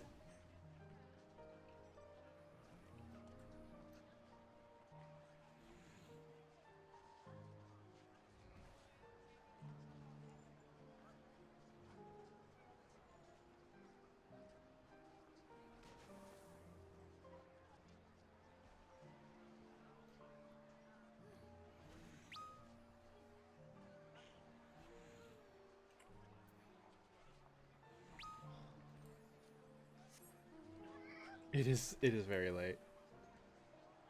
How long have I been streaming? Oh yeah, 40, 44, yeah. It's pretty normal for my 14 streams. I usually end up going like 5 hours on average. Something always ends up grabbing my attention for longer than expected. I know I said that this would be our last stop, but I admit I've one last place to show you. Well, you all knew it was coming. Come on. Back to where it all began. Ulda.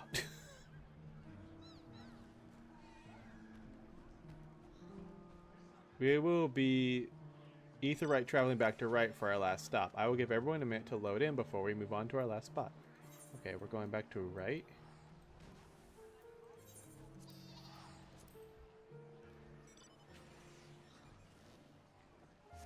Going to Utah.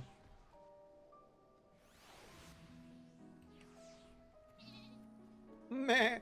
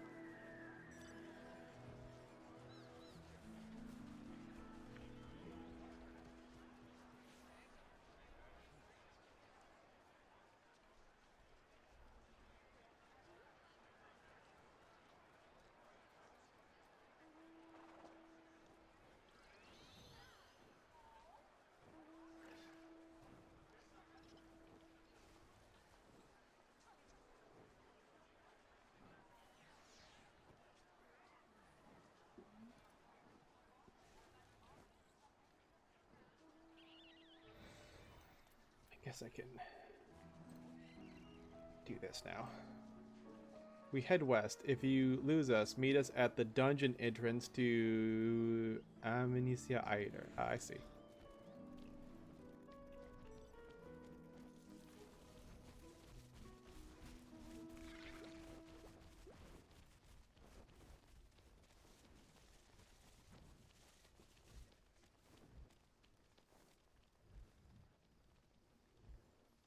I can't believe some of these mounts are faster than me. Some people actually bought the riding maps for this zone. It's wild. I didn't know people spent anything on those. So riding maps make it so your mount moves faster on while running in a zone. They are largely ignored because you can just unlock flight and you're faster. So I sometimes get them because I sometimes stay on the ground for roleplay reasons. I guess that could be the same for these people. Oh no. This bow.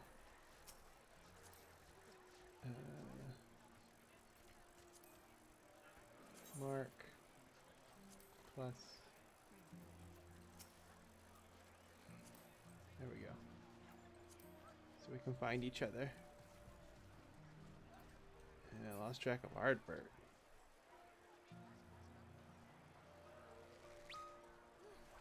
Thank you. You're welcome.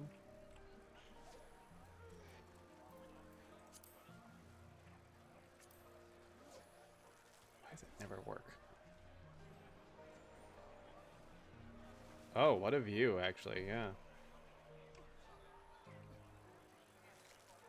Oh, there he is.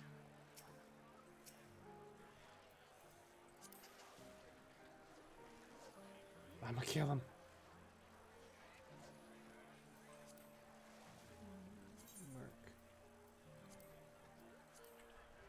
Alright, this is where we can stop. Take a moment, settle in. Let me tell you a story. It's a story of a lonely child, the only child born on an island so small the local priest had to learn to be a teacher to make up for the lack of schools. A child of absent soldiers, raised on stories of how when family dies, they return as sharks. A child that combed the beaches and watched the hammerheads bask in the heat of the sun. We're getting Ardbert lore.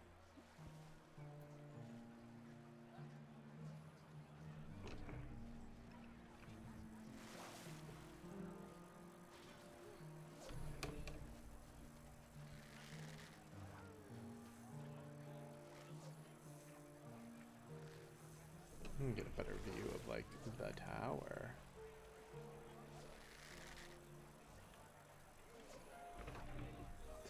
Calusia is a land forged in stories. It's no surprise it forged people out of them too. All it takes is stories to fill a child's head with dreams of a world so much bigger than he could ever imagine. Adventure, magic, you know it all, I'm sure. The dream of it all, the promise of it, a world to see. And with every step, you can promise back to make it better with every step.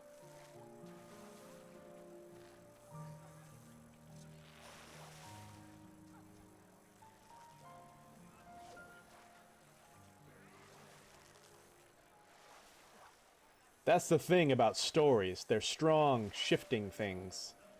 They're a power of their own, a life of their own. They live in our voices and lives like some strange sort of mirror. You can see it here, all around you. The desperation of the people, the fear of the end, the way a hammerhead's reincarnation becomes stained with blood.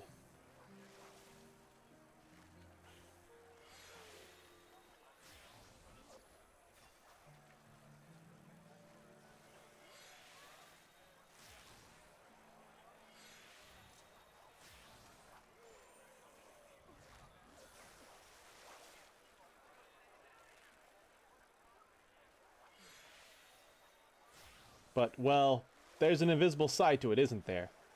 There can't be stories without voices to share them. There can't be folklore without the folks who came back together over and over to tell their tales. In their darkest hour, the people told stories. Grim ones, aye, but stories still. They breathe, they change. They'll change again.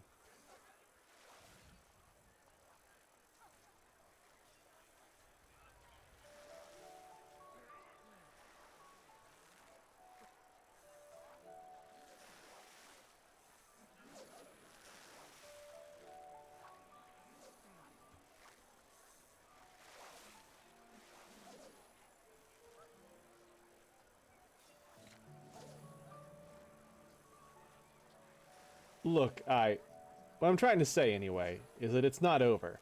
That child from the island painted this world in white. His story will forever speak louder than the voice of the ghost left behind, but here you all are. Here Calusia is. Here are the sharks, and the blood is washing away.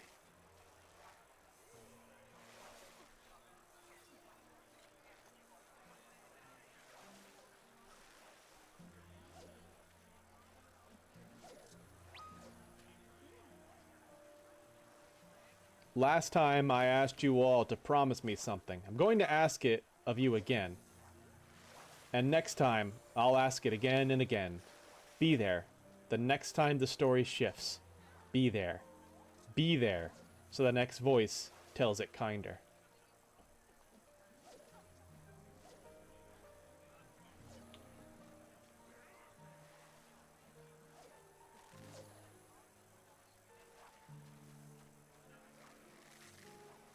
Breathe the air, feel the wind. It's nice, isn't it?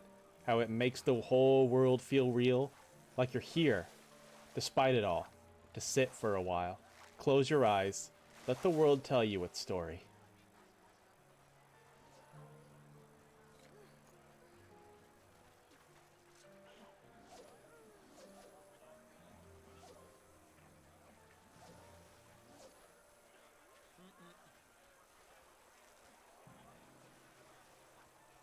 And that's a wrap for the Nature Art Party and Fish Fest 2026. Thank you everyone who stuck it out for the very end. It's late and it's been a long and wonderful day. I hope everyone's Fish Fest was an absolute delight.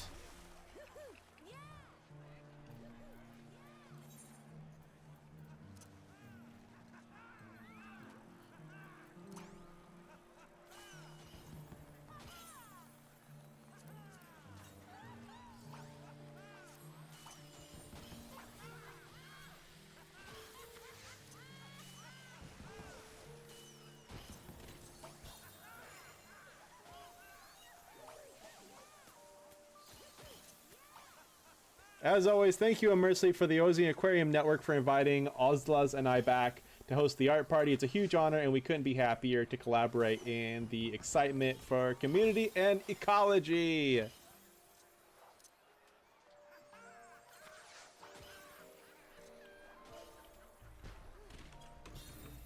Please give a huge thanks to the Fish Fest volunteers and the aquarium staff. They have made Fish Fest a special day every year, and follow who are streaming so much. Yeah, that's going by too fast. If he shenanigans once, you know he'll shenan again. Okay, thank you, Kitsune.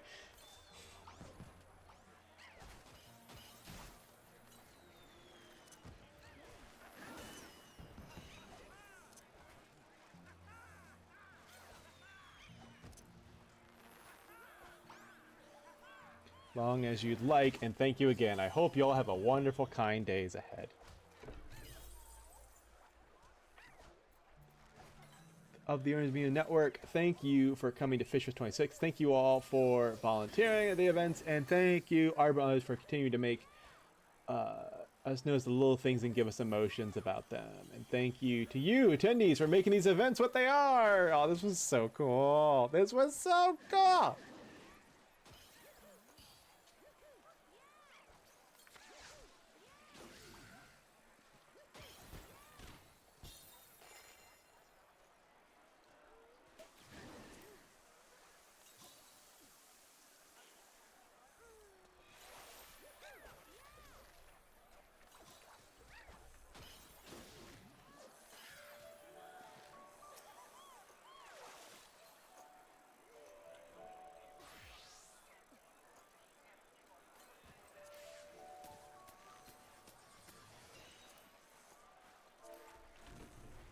See ya, fish. Thank you for the fish, then.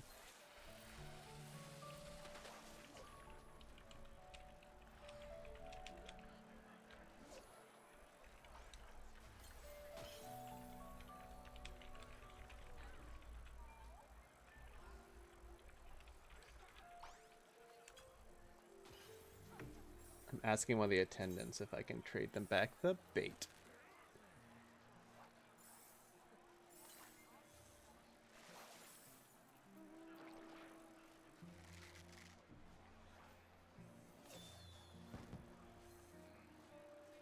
And then it lasted another 7 hours.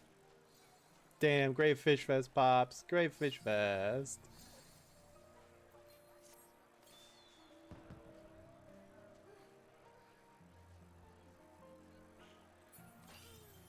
I'm not getting a response.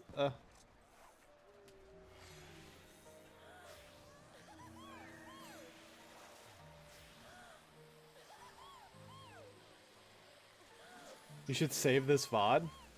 Absolutely, you can trade it to someone else and they can hand the bait over for use in the future. Okay.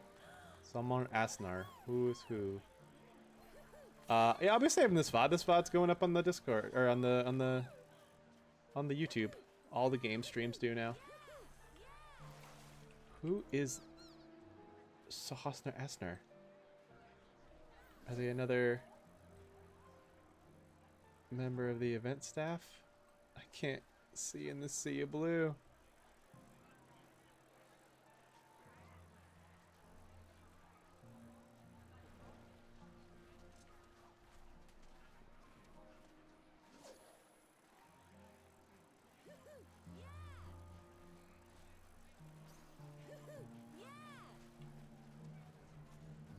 Oh, you're blue? Oh, hell yeah, I found you. Okay, cool.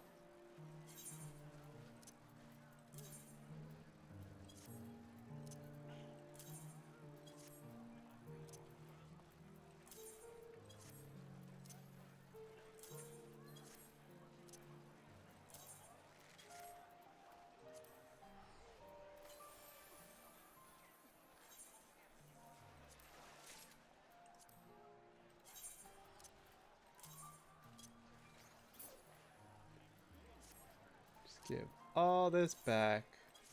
Guess I could have gave it to Gamer. Gamer would use it, but whatever. Just feels silly to take all this and then never use it.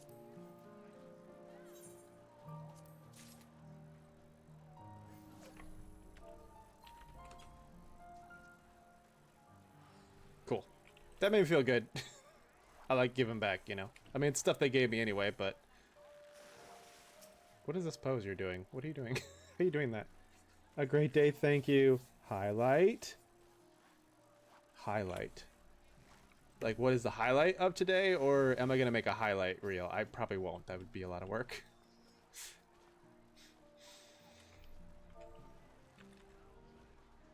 Okay, real quick.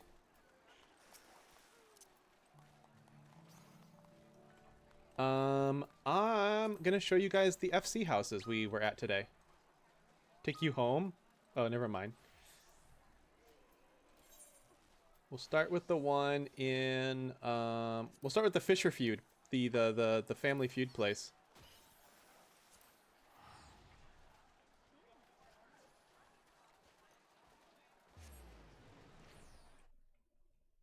This won't be too long. Put that back where it belongs. See, I got my notes right here. You might hop off. No worries. Yeah, all you gotta do is, next time you load up your character and just right click and send them home. Same way you right clicked on to bring them here.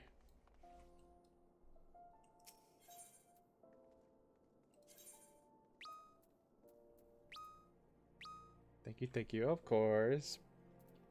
Let's see, wait, that's not right. We're gonna go to the residential district Ethernet. And let's see, the one for Fisher's Feud was Ward 13.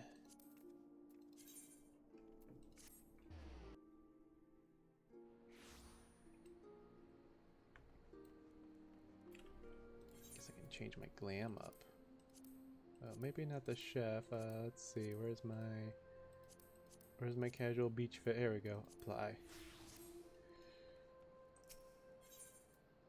Alright, and they are in plot 30, which is right here. The stream.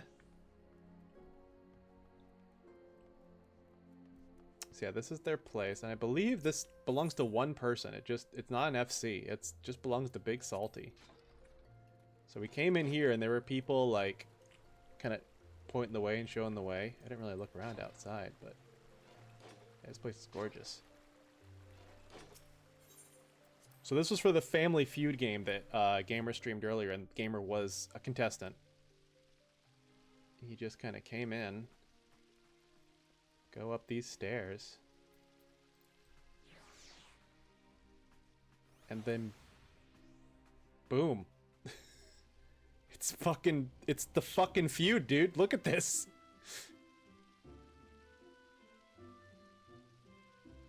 There's all these seatings. Me and Xenomia sat over there. Gamer in there. Family was back there. Those... Oh my, Richard Dawson. Those squares kept changing colors. I don't know... Because, you know, in Family Feud, that's where the answers would go. Nothing was ever written there. I don't think it's quite possible to do that in the game.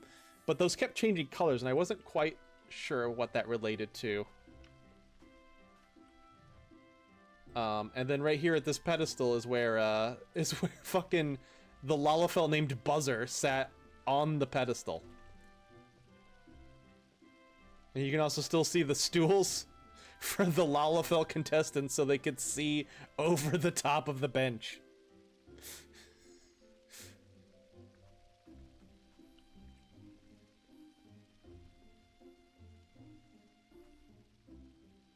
Yep, so that was very cool.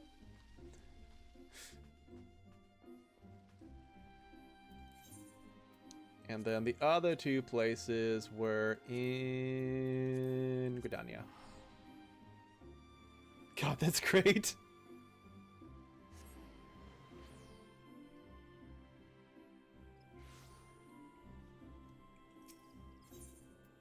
Visit the residential district.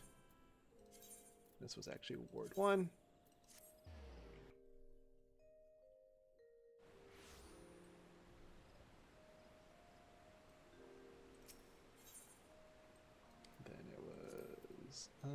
Right here. It was so fun. This was the trial of the big one. There was a guy right here dressed like a I don't know what. But you go inside to start the trial.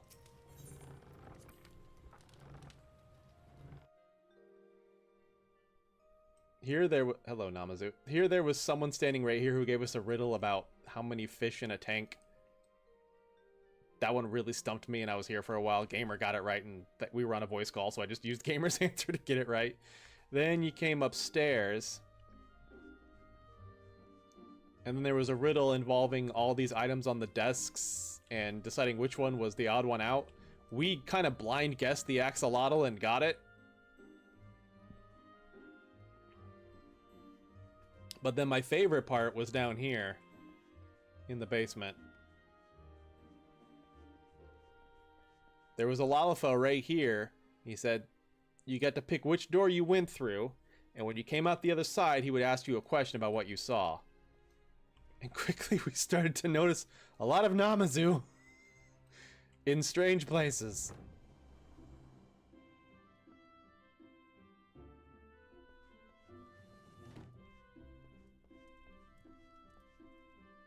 Namazu band? Namazu roasting on an open fire? I think he had different questions. Namazu stacked up. We counted all the Namazu. We found 12. Just in case that was the question, that wasn't the question. I heard him ask someone else, like, what was the Namazu shopkeeper selling? The question I got was, what color... Oh my god. Oh, yours was about that. Okay. Mine was, what color jar was the Namazu living in? I said gray. That's not gray. But I still won? Fuck it. YOLO.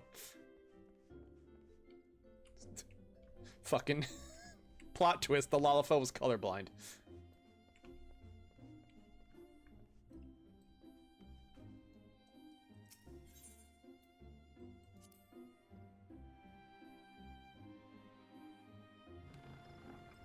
Who owns this one anyway? Where's the placard? Maybe smart P. Oh, it's a free C. Oh, it's an FC.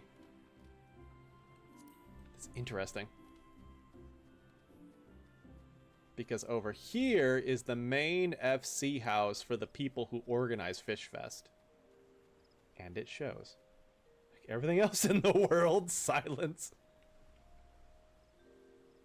Did I hear something?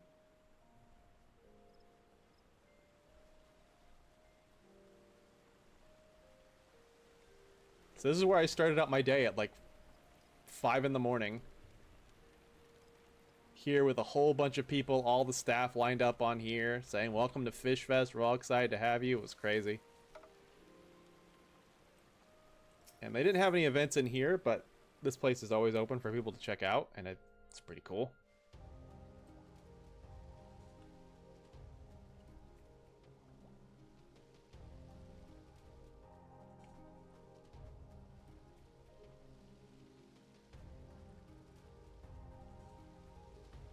This room's just kind of... Oh, I like this fish.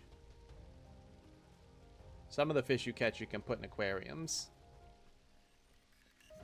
See, now here's a cool setup.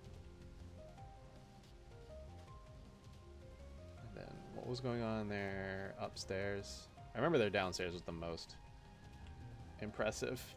I want to eat it.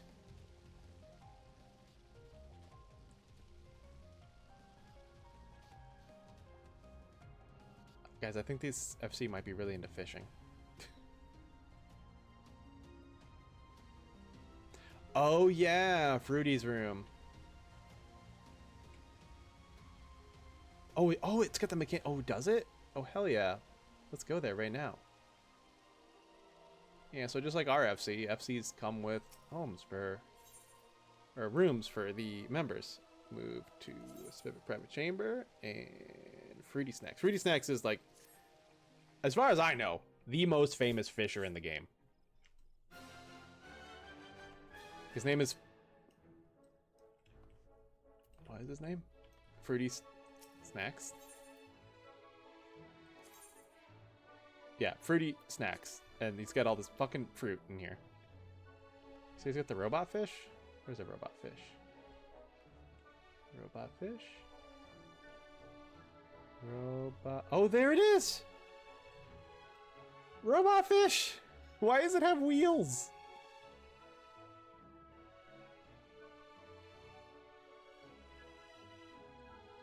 You know what the best underwater war tactic is? Hold your breath? Fish tanks! God damn it.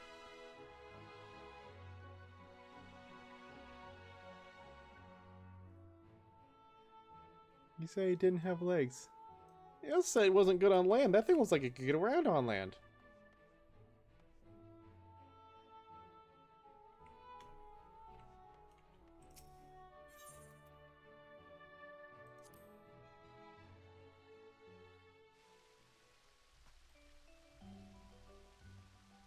And then down here I think was the coolest. Look at this. Look at the vibes down here. What in the nar? What was that ununifish looking ass? I do not know. Like, how cool is this place?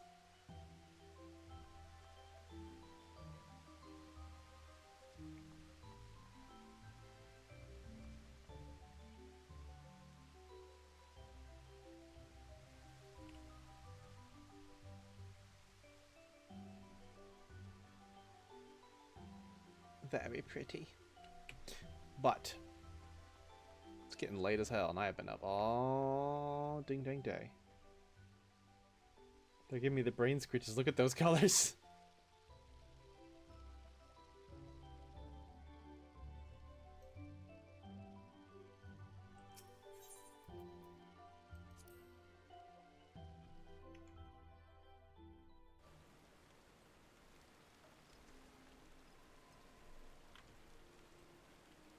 What I love is they have this here that allows them to leave their property and come over here, which I guarantee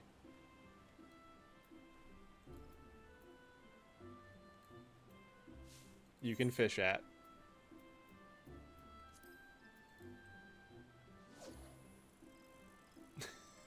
Of course, they had a spot with easy access to fishing.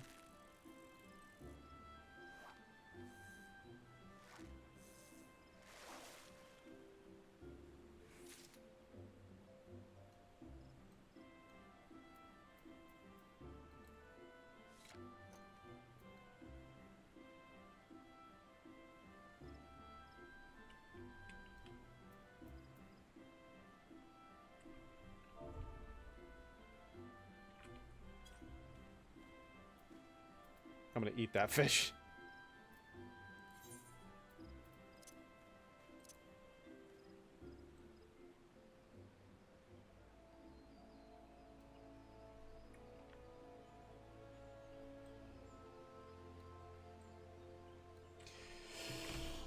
Oh, with that, let's call it a night. Oh my goodness.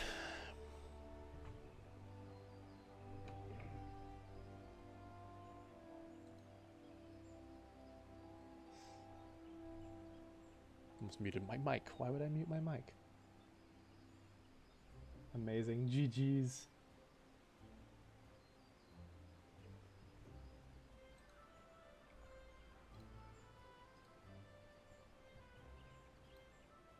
Let me leave.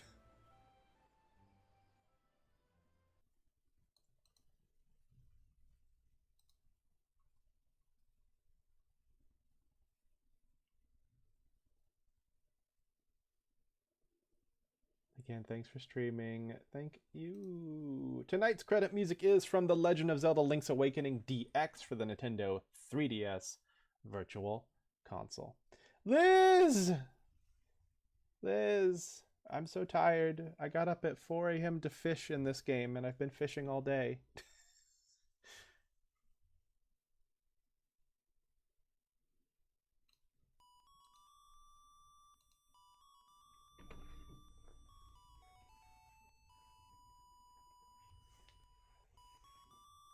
Thank you to my mods, Russian Hamster and Kitsune King. Thank you for the raid from the Gamer Boy. Thank you for the Gamer Boy for joining me in game, and thank you to everyone on the team for Fish Fest 2026 for an amazing community event. This was a lot of fun. Very tiring, but I've had quite the day. Expecting my Circus City gift cards in the mail, by the way. The pay time, again, FYI, by the way, twice. So much fun. But yeah, what a, oh my goodness, what a day. The fish train was fun. I can't wait for it next year because I'll be ready for it. I didn't have enough folklore books. There's a lot of fish I couldn't do, but I think I'll enjoy that a lot more next time. The boats were fun too. I might do less of those next year just to stay on the train longer. By next year, we're gonna have Gamer in Dawntrail. I'm calling it, so Gamer will be able to join us for every location as well. Yeah, I'll definitely be doing this anytime they hold it. It's just fun.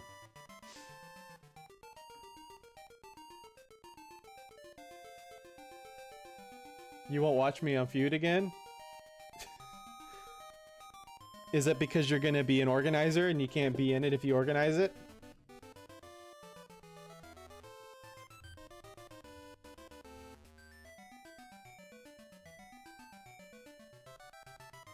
Or are you just calling me out for not mentioning seeing you in Feud again? Because I would watch that any day. That was so fun.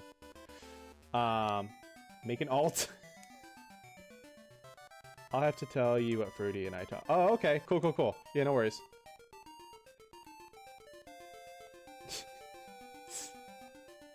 He's like, we're just gonna use the same survey results next year. You know too much. Anyway. Ugh. But yeah, it's been a long day. You know, my best friend showed up out of fucking nowhere on the busiest, one of my busiest days. But it was nice talking to her. It was nice hanging out on Gamer's stream. Guys, go check out Gamer. They're gonna stream more now. If you love fishing. But yeah. I will be back tomorrow with more of The Legend of Zelda Phantom Hourglass for the DS as we search out the third and final pure metal so we can forge the Phantom Sword and finally defeat Bellum. Tomorrow will not be the finale though. We're getting close though. I'm back Wednesday with another art stream. It's going to be a just chatting stream while I continue working on that spicy art of Bo Reyes and Y'shtola. Hopefully that will be the last night of it though. I'm hoping to finish it that night. And then so that makes Friday up in the air because the next thing I want to work on is I want to get to work on Ace Danger. And the first thing is writing and thumbnails. So because of that, I can't stream that. I just got to kind of lock in and focus. So art streams might go on a hiatus starting Friday until that stuff is done. You have to play Avatar by Felicia Day during that. Okay, well, okay. Jesus Christ. 7 hells. So yeah. And then I'll be back next Saturday with more Phantom Hourglass. That might be the finale. We shall see. So.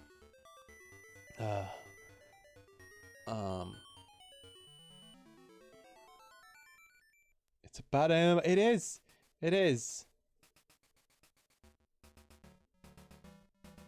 But I think I'm gonna not raid because I'm too tired and I just want to go straight to bed. I haven't done the dishes yet, but I kind of don't care. I will deal with the consequences. I'm gonna sleep in. That's also me dealing with the consequences. Hopefully I don't sleep in too much. There's much to do tomorrow. Oh well. With that, guys, thank you to the chatters, thank you to the lurkers, and thank you to the jerkers, and thank you to the fishers. Whatever brought you here, I'm glad you enjoyed yourself, and I'll see you on the next Jaeger Comic stream.